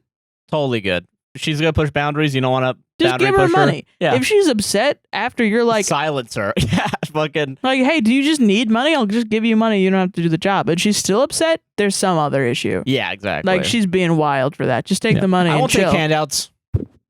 I have to do a job to do it. I have to ruin your life to do it. Yeah, let me ruin your life. Let me fuck up your shit. God. I want to be a nuisance. Yeah. I solved it though, man. Solved it, man. Yeah. Damn. All right, last story of the night. Yeah. Am I the asshole for telling my fiance she can't invite her friend to our wedding? Depends on the friend. Throwaway account because she knows my Reddit name. Not gonna help you. I, male 36, am engaged to the love of my life, female 29. I've always had issues with a male friend of hers. They've been friends for about 10 years as part of a broader friendship group, and while she said that it has always been platonic from both sides, I believe that there is something between them. Okay. I'd prefer she wasn't friends with him. They mostly communicate by sharing memes and occasionally catch up for coffee one-on-one, which I think is inappropriate, or see each other at events with the broader group of friends, which I'm invited to but prefer not to attend and see him. I don't think one-on-one with coffee is inherently bad. No, I think you can have catch up with people over coffee. I think that's normal. I think that's normal. Yeah, shit. Yeah. No, she's fucking sucking his cock. That's crazy to think that immediately, unless there's some other shit where they like have they had sex before or like something? I don't even know. Yeah. After we got engaged, I told her that one thing I wanted for the wedding was for him not to attend. Jesus. She said that it wasn't fair to exclude one person from a group of friends because I have a parentheses incorrect from her perspective belief that there is something between the two of them. I think this is grossly unfair, and I can't believe that she would reject my feelings like this. The fact that she can't honor the one thing I'm after and is choosing him over me makes me want to reconsider our whole relationship. All right, guy, come on. This is crazy. Is that the end? Yeah, there was an edit. Apparently, he told his friend group, which includes women, and they were all on his side. So he's allowed to have female friends. Oh my God, really? Yeah. Wow. But not the other way around, baby. Yeah. I mean, maybe just other male friends, just this guy he specifically is weirdly jealous of. I don't know. I don't think it's weird for friends to hang out one-on-one. I do think it's weird if you're in a relationship with someone and you're like, you're not allowed to hang out one-on-one. Yeah, it's a little like, that's strange. Where's the trust? You yeah, know? There's no trust. Also, like if your main form of communicating is just sharing memes, that's not... It's barely... That's barely communicating. Barely a friend, my dog. Yeah, you're just sharing, like if it'd be like if I got mad at you, like if you and your friends were sending TikToks to one another and that was the only form of communication. Which, are you doing that, you motherfucker? Absolutely, dude. My friend, he keeps sending me just, and I don't know why he does it. It pisses me off. He sends me TikToks of him, of like people. Of him? No, Wait, not of him. No, never mind. This is different now. Okay, he sends me TikToks of people making food weird. Oh. Putting weird ingredients in a food, like, I guess to piss me off. Because I think I used to be like, oh, my family's Italian. I'm not jealous or upset by that because he's pissing you off. He sent me one, I swear to God. He sent me one where these people, they blended up Oreos and they put Oreos in with water to make it like a weird mixture. That's kind of weird to do it with water. I mean, then maybe they put beans and corn into it to make it look like a black bean situation, and then they put it on like I don't know what I forgot. I thought it would be like a dessert dish. No, it's like shit to specific. He sends me like food based rage bait, and then I respond, "Why do you do this to me?" And then he never responds back to me asking that question. He just sends more food rage bait. Oh my God! And it baits me into rage. Jesus Christ. That's what having male friendships is like. Yeah, it's platonic male friendships is they are pissing you off. Yeah, exactly. All the time, and they think it's funny. God, that's fucking funny as hell, dude. Fucking God piece of damn shit. It. Yeah, fucking censor that name. He used to send me cartoon memes with big titties. Like full ass big titties. Awesome. Like Patrick Star with a full set of nails and huge titties. Hell yeah, dude. Yeah, that's fine. Yeah, fucking who gives a shit? That's funny as hell. No, I'm so fucking mad right now. I know, you're so pissed off. So mad, dude. Whenever you ask like to go meet him one-on-one, and I'm just like, how fucking dare you, dude? But maybe there is something there, one little shred of like, maybe maybe there is something there, but it does not seem like it at all. My thing is, if you had a female friend or something and you went one-on-one and I was, I don't know, I don't think I would give a shit, even if I did think there was something going on. Yeah. Because it's not my fault that you're cheating. Yeah, exactly. Like it's on whoever the cheater is, it's their fucking fault. Yeah. If you come to me after, like, if you cheat with your best female friend or whatever. Yeah. And I say that to the next some person, and they go, "Damn, you were an idiot. You didn't notice? Like they were doing all that shit." That person's You're a shitty piece friend. of Yeah, shit. that's a shitty fucking friend. Yeah. Yeah. I believe when you're in a relationship with someone, you expect them not to fucking cheat on you, dude. Yeah, exactly. It goes without goddamn saying. Yeah, and like fucking, because it's what am I thinking? Fucking I remember like early on too, like I think I talked to like also like growing up, like I only had like female friends because like those were the only people at my school. I only had male friends, so yeah. Yeah, exactly. And I remember getting mad at you for having male friends, and then I was totally cool to have female friends. But well, there was some people that like they would say they would start pushing weird boundaries shit with that. And then you were like, I'm not okay with that, and I cut them off. Yeah, immediately. exactly. But there were other there was one that I still not I haven't talked to in like a couple years, I feel like, but like for a while we were just sending each other like dog videos on Instagram. Yeah, the corgi videos. Yeah, that was fun, and then it dried off because like fucking I have ADHD.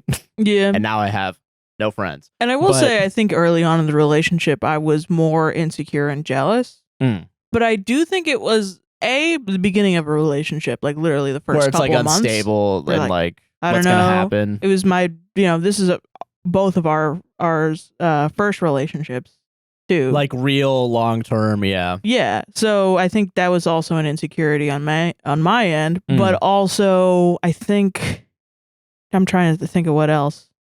Fuck, we got 20 minutes. Yeah, and we got 7 minutes to the Oscars, so we got to get there right now. Oh my god, fuck. Yeah. We got to go. We got to get to LA. But now I'm trying to remember. Oh, it was also before I knew I was pansexual too. Yeah. So I think part of it was like I was like actually genuinely, I feel like I was more of a like pick me internalized misogynist before I realized I am attracted to women. Yeah. Because I think genuinely there was an internally something that was like I was mad at women for being attractive. Which is misogyny. There's a lot of men that hate women that's the same thing. They're upset that women have some sort of power over them by being attractive, and they're not doing anything. They're just living their damn lives. Yeah.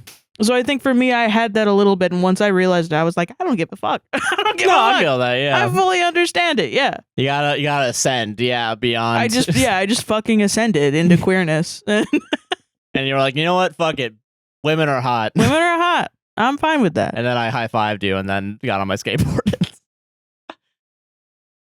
God, I don't know. Yeah, fucking, I feel that. Yeah. Yeah. Interesting. Yeah. So I don't know. Once I became more secure in myself, that was when I think I ascended into this. I could not give a shit what you do. Fair enough. With someone, unless you're cheating. But then I'm like, we'll just break up. Yeah. Understandably. Yeah. It's pretty easy. I'm trying to think of what else I was gonna say. What were we talking about? Fuck, what was it other than that? I think, he's upset. He wants to disinvite this guy from the wedding.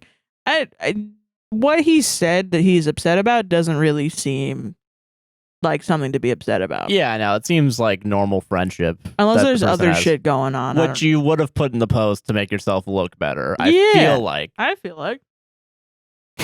I walked in on them having sex. Yeah, then put that in the goddamn post. And then you're the asshole for not putting that in the post. Yeah. I wonder if it's projection, because like if people are like saying that like he has female friends and he's allowed to have female friends, but not this one specific male friend. Yeah, well, and so that's also a good point. That was what I was going through too when I was insecure. Was I was looking at women and feeling attracted to them. So you must have been looking at women and feeling attracted to them, and that's wrong. Oh, because you thought it was wrong for yourself to look at women. Yeah. Right. Well, yeah. And also I was like, Josh must all be fucking love it. Like be looking at every hot woman and think that they're hot. So both of us because I was. Both of us walking down the street, both of us looking at like women walking by. I'm the one getting mad about it because I think it's not okay for me. And then I'm just like, ooh. And then I turned your whole body. To see one specific, being super obvious about it, like not good at like being conspicuous about I don't staring down women. I do think you shouldn't sexualize people in public. No, I don't. You know what I mean? I in general, but like strangers. But once I realized it, I was like, oh, okay, I'm secure in myself. I'm not attracted to every single woman on the street, so Josh isn't looking at every single woman on the street and getting attracted to them. Oh no, he actually is. That's the joke that he's doing. Yeah. That's the joke he does every time. And then all of a sudden that's where the trust came in. But also that was my issue. No, I understand. And I know that was my issue. Yeah. It was not your fault for having a female friend. Yeah, exactly. Yeah. Men and women can be friends. Yes, believe it or not. And they'll send you fucking Oreo bean paste fucking videos. I'm gonna write a sternly worded letter. I gotta show it to you. Nah, that'll be the outro. How about? Okay, sounds good to me. But that's our fucking podcast. We did it. We're back. Sarah, what do you want to plug? We gotta go to the Oscars in 3 minutes. Oh my god. You can follow me at That's O'Hearon, THATSOHEERON everywhere. And I'm Joshua Chenland on most things. There's a guy nicknamed JC on Twitch. I'm gonna try streaming on Sundays from here on out. We're gonna see how that goes. That'll be fun. Yeah, but everyone have a great time. Go check out APWSTR on TikTok. Podcast Saves Relationship on all podcasting platforms. APWSTR Productions. Don't forget to like, comment, subscribe, hit the gosh darn bell, and raise 5 stars on Apple and Spotify podcasts. Enjoy the rest of your day, evening, night, Support us whatever on you happen to be in. Patreon. Support us on Patreon. Buy me coffee at those websites /APWSTR. Buy our actual coffee. Buy our coffee at straightforcoffee.com and go check out the Palestinian links below. We have a new link that will allow you to automatically send emails to your senators. Please do that. Yes, Enjoy if you have an the- iPhone. If That's you have that an one. iPhone, yeah, I think so. They don't yeah. have it for Android yet, but Well, it's really we'll see. cool. Maybe it's by the time this podcast goes out there. See you on the next one. Bye. Bye.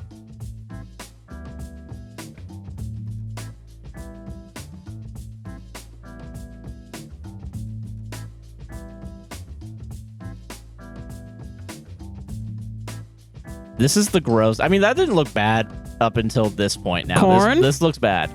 You're literally making shit. And over rice.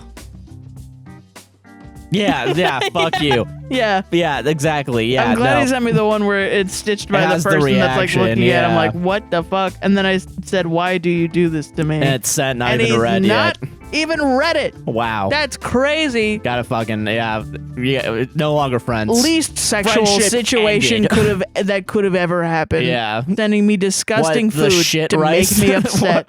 The shit, yeah, you think I'm fucking this dude over shit rice? You're crazy.